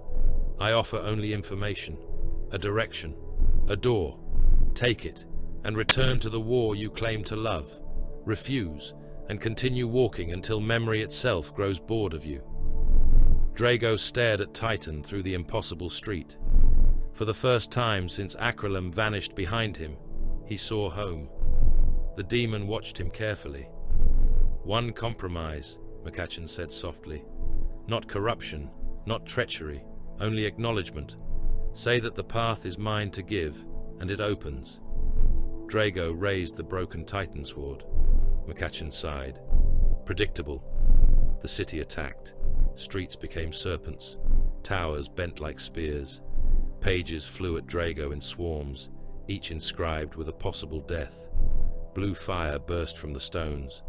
Demons of Tzeentch poured from windows and archways, many-limbed, many-eyed, shrieking riddles that turned into knives. Drago advanced into them. His blade cut through sorcery. His shield turned aside flame. His boots shattered living cobblestones. He carved a path through the lesser demons, not chasing them, not answering them, only pressing toward the Lord of Change at the gate. Makachin fought with futures. Each strike came from a moment before it was made. Each spell tried to make Drago remember dying. For an instant, he saw himself impaled, then burned, then kneeling, then speaking the demon's terms. Each future shattered against the fact of his next step. He reached the gate. Makachin lifted his staff. Drago hurled his storm shield. The warded shield struck the staff and shattered its flame. In the same breath, Drago drove the broken Titan's Ord into the gate beneath the Lord of Change's feet and poured his will into the city's foundations. The silver fire did not try to cleanse the city. That would have been meaningless. It struck the lie of inevitability at the heart of the architecture. The gate cracked. The cracks ran through the walls, the towers, the bridges, the roads, the windows, the futures, the books. Makachin screamed in fury as the inevitable city folded inward around him. Towers collapsed into one another. Libraries burst into flame. Streets tore open and swallowed their own names. The Lord of Change vanished beneath falling crystal and burning parchment, still promising paths, still laughing, still screaming. Drago retrieved his shield from the ruin and walked away while the city died behind him. It would return. He knew that. All of it would return. The brass battlefields would fill again. Nurgle's garden would regrow from one surviving spore, or from the memory of a spore, or from the desire of rot to be loved. Slaanesh's pale fields would bloom anew, sweeter and sharper. Tzeentch's city would rebuild itself around another lie, and call that lie destiny. Karvoth would reform in rage. Makachin would rise from schemes nested inside schemes. Every demon he destroyed in the realm of chaos was only banished from a moment, not removed from existence. In this place, victory had no permanence. Drago came at last to the bloodfalls. They poured from a cliff that had no summit into a chasm that had no floor, an endless cataract of the blood of Khorne's fallen champions. It fell in red thunder, thick with skulls, armor fragments, broken weapons, and the last roars of warriors too proud to know they were dead. The spray painted Drago's silver armor crimson. The ground shook with every impact of the falls into the abyss below. Karvoth waited there. The bloodthirster stood upon a bridge of fused skulls, vast beyond mortal proportion, wings spread against the red storm, whip coiled in one hand, axe in the other. The axe burned with a demon's hunger, its edge wide enough to split a tank, its haft wrapped in chains of still-twitching flesh. Carvoth lowered his horned head and breathed hatred through a mouth full of fangs. "No more offers," the bloodthirster snarled. Drago stepped onto the bridge. "Good!" Carvoth charged. The bridge cracked beneath the demon's hooves. His axe came down with the force of a falling fortress. Drago caught the first blow on his shield and felt the impact drive him back across skulls that shattered beneath his boots. The second blow he avoided by turning inside the arc, cutting across the daemon's thigh with the broken blade. It should have been a shallow wound. Drago's will made it deeper. Silver fire burned through red flesh, and Carvoth roared with joy at the pain. The whip struck next, wrapping around Drago's torso and biting into armor seams. Barbs dug through ceramite. He was pulled forward, dragged toward the axe's descending edge. Drago locked his boots, fired the last of his stormbolter shells into the whip's living coils, and tore himself free as the weapon exploded into black-red meat. Carvoth's axe came for his head. Drago raised the shattered Titan's Ord. The broken blade met the demon axe in a burst of red and silver. The impact flung both warriors apart. Drago hit the skull bridge hard enough to break it beneath him. He caught the edge before falling into the chasm, one gauntlet locked around a screaming skull. Carvoth loomed above, wings blotting the blood-lit sky. "Fall!" the bloodthirster growled. Drago pulled himself up. "No!" He drove forward beneath the demon's next strike, shield first.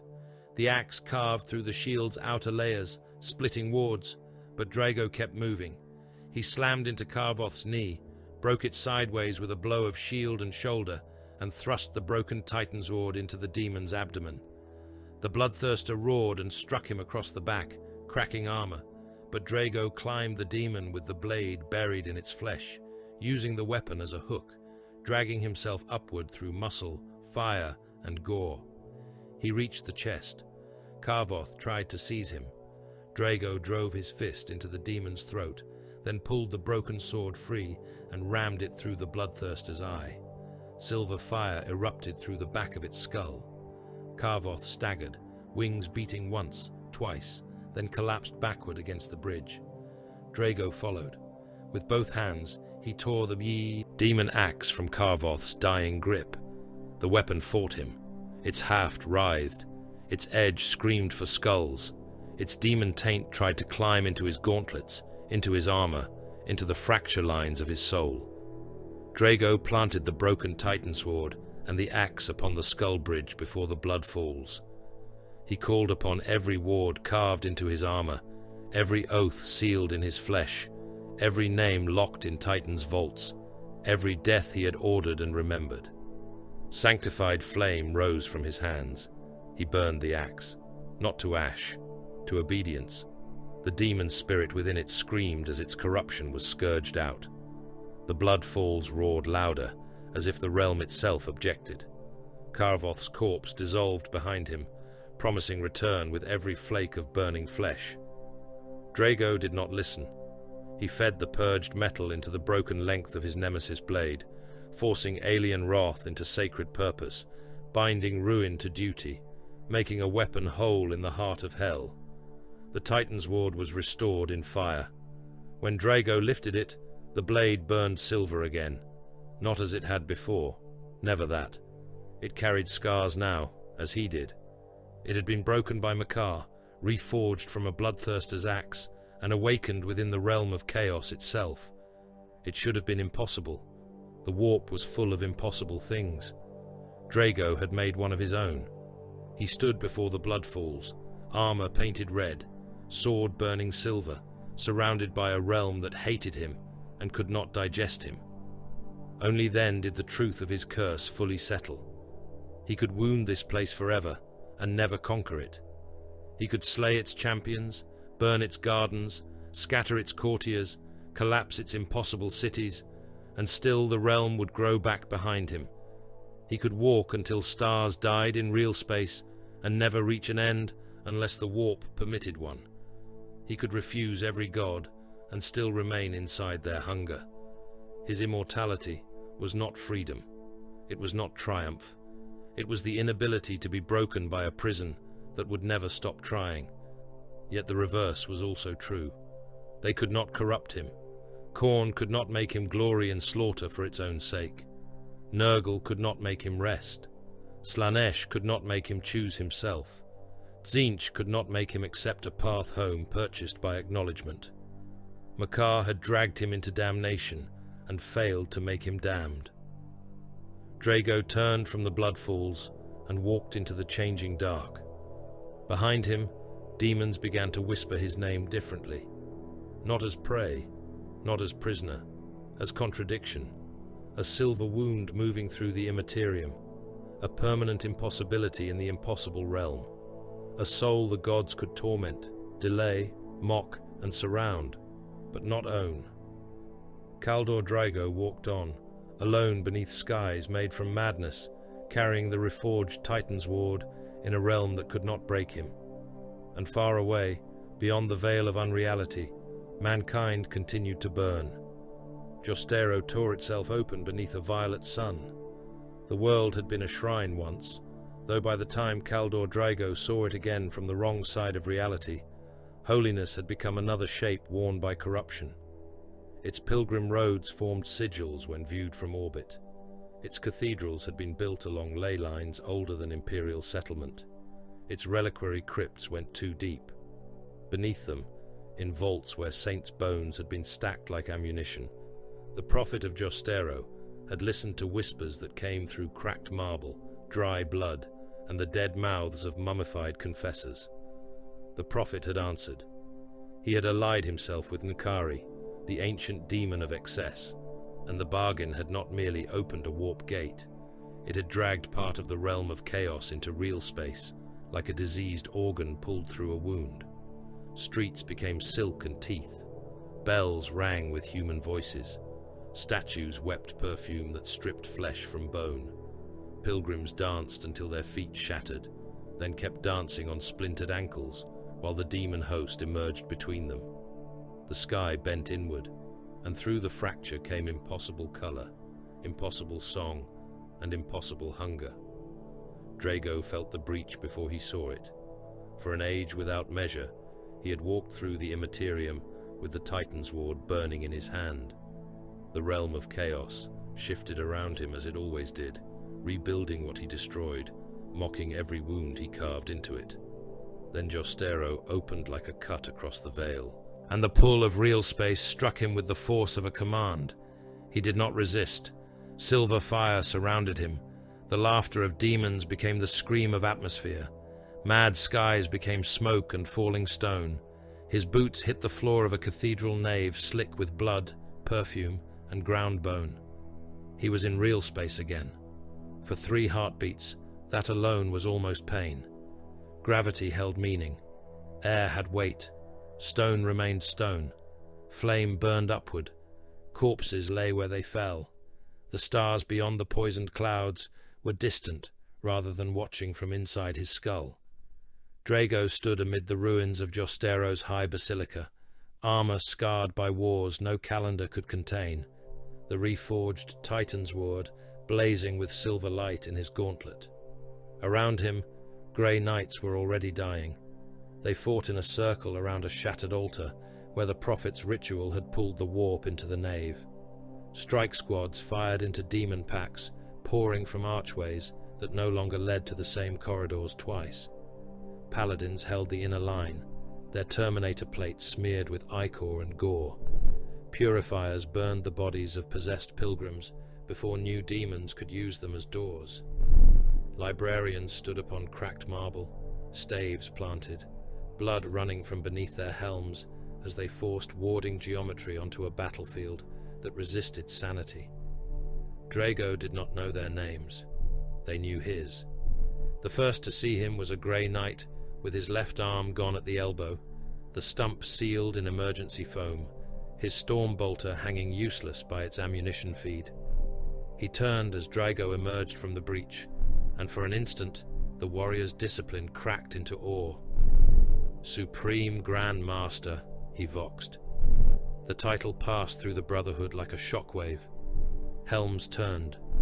Warriors who had never fought beside him knew him as a sealed legend, a living curse, a lord of Titan who appeared from the warp when the need was blackest and vanished before the dead could be counted.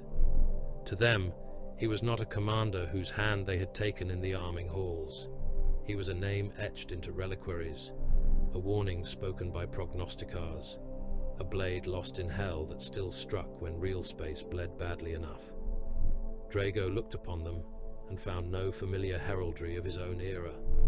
Armor marks had changed. Oath seals bore campaign names unknown to him. The pattern of squad runes carried refinements he had never authorized, or perhaps had authorized in a future he no longer remembered. The warp had not merely imprisoned him, it had unmoored him. Time did not release him cleanly. It threw him into the war like a weapon from a broken hand. A demon tore through the right flank before recognition could become hesitation. It had the body of a flayed serpent and the arms of a man, each hand gripping a curved blade made from mirrored bone. It flowed over a dead paladin, opened its jaws, and spoke in a voice of honeyed rot. Your legend arrives too late. Drago crossed the nave in 3 strides and cut it in half. The Titan's ward passed through demon flesh with a shriek of banishment. The creature's upper body struck the floor and tried to crawl away on its hands. Drago stepped on its spine, drove the blade through its skull, and burned its essence into silver ash. Reform the inner line, he ordered. The Grey Knights obeyed him without question, not because they understood the miracle, not because they had time to wonder whether the warp had delivered their lord or mocked them with his image. They obeyed because his command carried the shape of certainty, and certainty was rarer than ammunition in a demon war. Drago took the center. The prophet of Jstero stood beyond the altar, wrapped in robes of flayed parchment and golden chains, his face hidden behind a mask made from the skulls of 3 saints. Extra eyes opened in the fabric of his vestments. His hands had been replaced by clusters of quills, each writing prayers on the air in blood. Around him moved the servants of Nakari, lithe, cruel, and beautiful, in the way venom can be beautiful before it reaches the heart. They did not merely attack flesh, they attacked discipline. They sang of remembrance, glory, release, command, pleasure, grief, relief, selfhood, all the doors through which corruption enters men who believe themselves guarded. The Grey Knights answered with bolter fire and hatred. Storm bolters roared in the nave, sanctified shells, punching through demonic bodies and exploding in showers of violet ichor, shredded skin, and burning perfume. Nemesis halberds split horned skulls. Demon hammers crushed graceful things into pulped ruin. Purifier flame rolled across the marble floor and turned possessed pilgrims into black silhouettes that collapsed, still reaching for salvation. The air filled with screams, incense, ozone, and the wet slap of dismembered bodies falling from walls that had grown mouths. Ankari's presence pressed from beyond the gate. The ancient demon did not fully manifest, not at first. It watched through the breach, a silhouette of unbearable elegance and malice behind curtains of impossible light. Its attention brushed the battlefield, and men died from wanting things too much. A wounded guardsman outside the nave tore open his own chest because he believed his heart had become a jewel. A priest kissed a demon's foot and smiled while it peeled his face away. A Grey Knight's wards flared as temptation struck his soul and broke there, unable to enter. Drago marched through the song. The prophet raised his quill hands. "You are late, immortal." Drago fired his stormbolter. The prophet's warding field caught the shells in mid-air, each round slowing, twisting, and blooming into crimson flowers before detonation. The prophet laughed through the skull mask. "You belong to the warp now. Why defend a realm that cannot hold you?" Drago raised the Titan sword. "Because it must be denied to you." The prophet's laughter became a scream as the Grey Knights tightened the ritual circle. Librarians drove their staves into the marble, anchoring silver lines that crossed beneath the altar. Paladins took positions as living pillars. Strike squads cut down demon reinforcements with precise fire. Drago pushed forward, not charging blindly, but forcing the prophet backward step by step, making the enemy yield ground until the altar lay between him and the breach. A servant of Nakari leapt from the left, claws reaching for his helm lenses. Drago caught it by the throat, crushed its windpipe in his fist, and hurled it into the path of a demon hammer. The hammer fell. The creature burst across the floor in a fan of bone and shimmering blood. The prophet tried to speak Drago's name in a binding curse. Drago reached him first. The Titan's ward cut through the prophet's quill hands. They fell, still writing, until purifier flame consumed them. The prophet staggered back, robes opening to reveal the truth beneath. Not a man, but a cage of bones around a knot of demonic light, human ambition hollowed out and used as a lantern. "You cannot remain," the prophet hissed. "No." Drago drove the sword into his chest. "But you can die before I leave." Silver fire burst through the prophet's ribs. The thing wearing him convulsed, shrieking as the Grey Knights completed the banishment rite. Nakari's shadow pressed hard against the breach, clawing to keep the gate open, and for one terrible moment the entire basilica stretched toward the warp. Pillars bent, corpses rose into the air, blood streamed upward. The sky outside cracked with colors that blinded mortal soldiers who looked too long. Drago forced the Titan's ward deeper. The prophet came apart. The gate collapsed inward. Nakari's scream lashed through the nave like a blade made of desire and spite. Grey Knights staggered. Several died where they stood, souls protected, but flesh ruined by the pressure. The breach narrowed. Demonic servants burned, faded, or were dragged backward into unreality, with claws gouging trenches in the marble. Drago felt the pull return. Real space was letting go. A paladin reached for him. "My lord, anchor upon us." Drago looked at the warrior, at the unfamiliar heraldry, at the blood on his armor, at the reverence held in check by discipline. "I cannot. We can hold the circle." "No." The pull became a chain around his spine. "Continue the war," Drago said. Then the gate closed and tore him away. Jstero was saved. It would be cleansed, lied about, quarantined, half erased, and forced back into Imperial usefulness. The Grey Knights would speak of his return in sealed report, and the report would become another forbidden record in Titan's vaults. Some would call it miracle, some would call it curse. Drago understood it as service repeated without rest. That became the shape of his immortality. Not triumph. Return, not freedom. Summons, not legend. Use. He walked the realm of chaos until a breach dragged him back. He appeared where demonkind had pressed too deeply into real space. He won battles that could not be recorded. He vanished before command could become continuity, before brotherhood could become familiarity, before any warrior could mistake his return for rescue from the burden of their own duty. The warp denied him death, denied him rest, denied him the simple mercy of time moving in one direction. The galaxy changed while he walked between nightmares. The great rift tore across the Imperium like a wound across the Emperor's dying dream. Real space weakened. Warp storms swelled. Worlds vanished behind curtains of unreality. Astropathic choirs burned out by the thousand. Fleets arrived centuries late, or before they had departed. The old walls between the material realm and the immaterium thinned, cracked, and bled. In that new age of darkness, Drago returned more often and for longer spans. On Titan, the prognosticars debated the meaning with blood on their lips. Some believed the Great Rift had weakened the bindings of his curse. Some believed the Emperor's will pulled him through when the need became absolute. Some whispered that Mortarion's hatred formed a chain between the demon Primarch and the Supreme Grand Master, and that every plague war, every bell, every rusted omen, every fresh outbreak of Nurgle's rot might tug Drago closer to real space. Others said the curse was changing, that the warp had failed to break him and now sought to use him as bait. The chapter council prepared for all conclusions. They considered what must be done if Draigo returned corrupted. They considered what must be done if he could no longer distinguish centuries from hours. They considered how many Grey Knights would be required to restrain him, how many librarians to bind him, how many paladins to die buying the final banishment if their own supreme Grand Master became a door. The discussion was sealed beneath maximum sanction.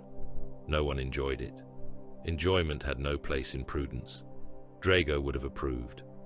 Across war zones drowned by the Great Rift, he came and went, like a blade falling from a storm. On Dalmor's ash, a demon engine the size of a cathedral crawled across a manufacturum plain, its furnace belly birthing brass-skinned horrors into the trenches. Grey Knights teleported into the heart of the machine, but its inner wards twisted space, scattering squads into separate chambers of screaming iron. Drago appeared in the engine's core, as if the warp itself had spat him out in disgust. He led the surviving warriors through arteries of molten metal, cut the bound demon from its reactor heart, and held the collapsing furnace open long enough for the strike force to escape. Then the engine detonated. When the fire cleared, he was gone. On the shrine city of Val Seraphis, paladins held the steps of a collapsing basilica, while a demon host rose from the crypts beneath a saint's tomb.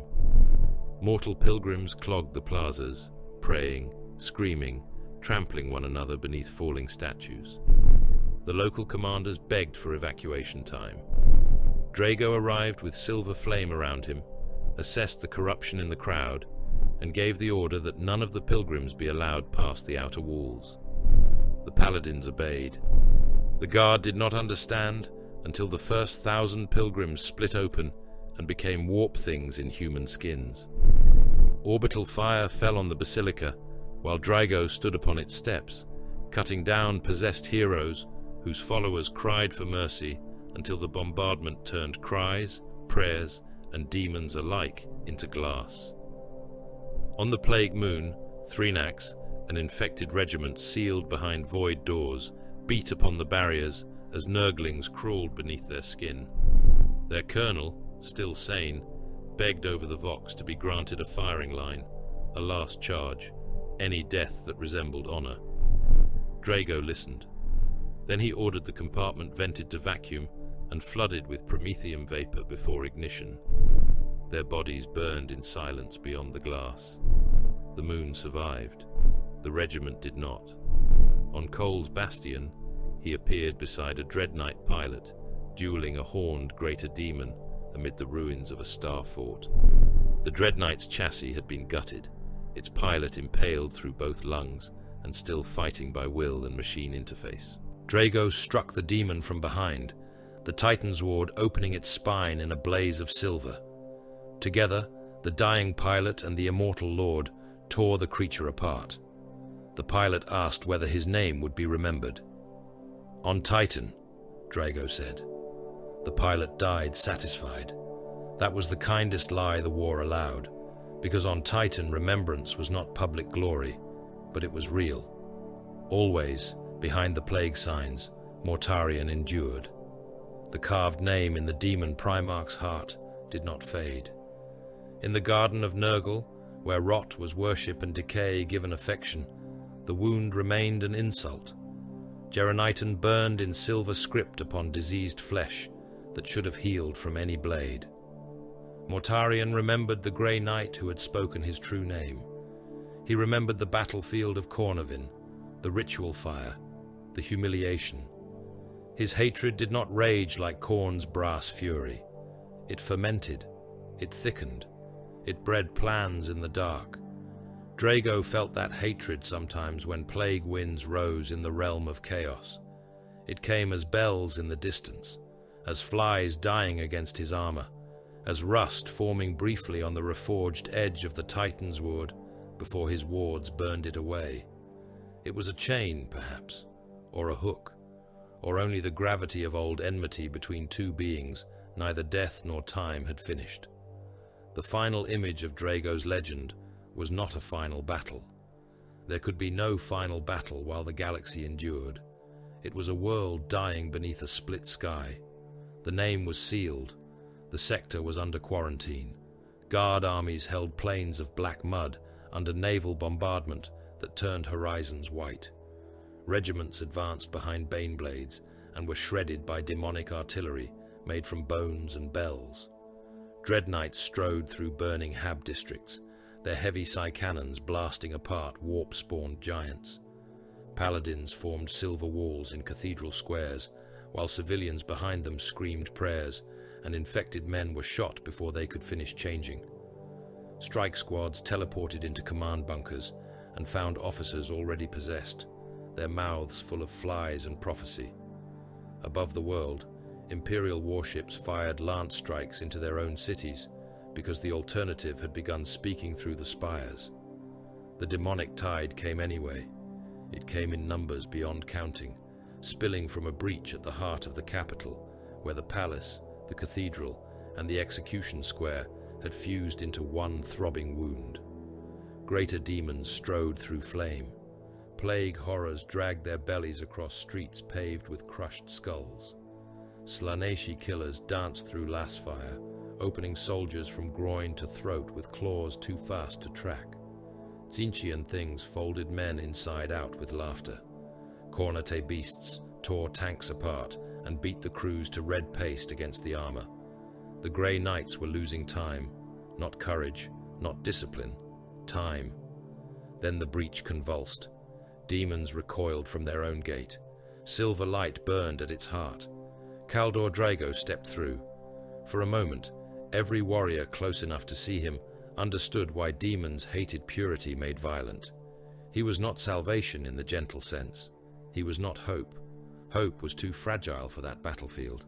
He was judgment with a blade. He was denial wearing Terminator plate. He was the impossible prisoner returning to the war because the war had not released him. The Titan's Ward burned with impossible silver fire. Drago advanced into the heart of the demonic tide, and the Grey Knights rallied around the wound he made. Guard armies died by the thousands to hold the flanks. Naval guns burned districts to ash at his coordinates. Dread Knights crashed into demon engines. Paladins pushed forward over carpets of bodies. Librarians screamed rites until blood poured down their armor. Drago killed at the center, each stroke a banishment, each order a death sentence, each step another refusal. The battle did not become clean. Nothing in the Imperium ever did. But the breach began to close. Demons screamed as real space rejected them. The capital cracked. The cathedral collapsed. The palace burned. Millions died. Billions lived elsewhere because millions died there. When the final binding words were spoken and the warp wound folded inward, Drago stood amid ash, blood, and cooling demon ichor. A young Grey Knight, armor rent and helm split, looked upon him through one functioning lens. "My lord," he said, "will you remain?" Drago looked toward the place where the gate had been. The pull was already beginning. "No." The warrior bowed his head. "Then what are we to tell Titan?" Drago's answer came as the air around him silvered, and the warp reached once more for the soul it could not claim. "Tell them duty endures." Then he was gone. That was the truth hidden beneath the legend. The warp did not make Kaldor Drago worthy. Titan had forged him. Duty had hardened him. War had refined him. Loss had stripped away everything that could bend. The warp did not crown him Supreme Grand Master. He had taken that burden in blood after Geronitan fell, beneath the shadow of a demon Primarch. The warp did not grant him glory. It gave him a prison without walls, roads without end, enemies that returned, victories that healed over, and eternity sharpened into punishment. It failed to break him, so he remained what he had always been, made more terrible by the curse meant to destroy him. Supreme Grand Master of the Grey Knights, immortal not because he was free, immortal because duty had become his prison, his weapon, and his curse.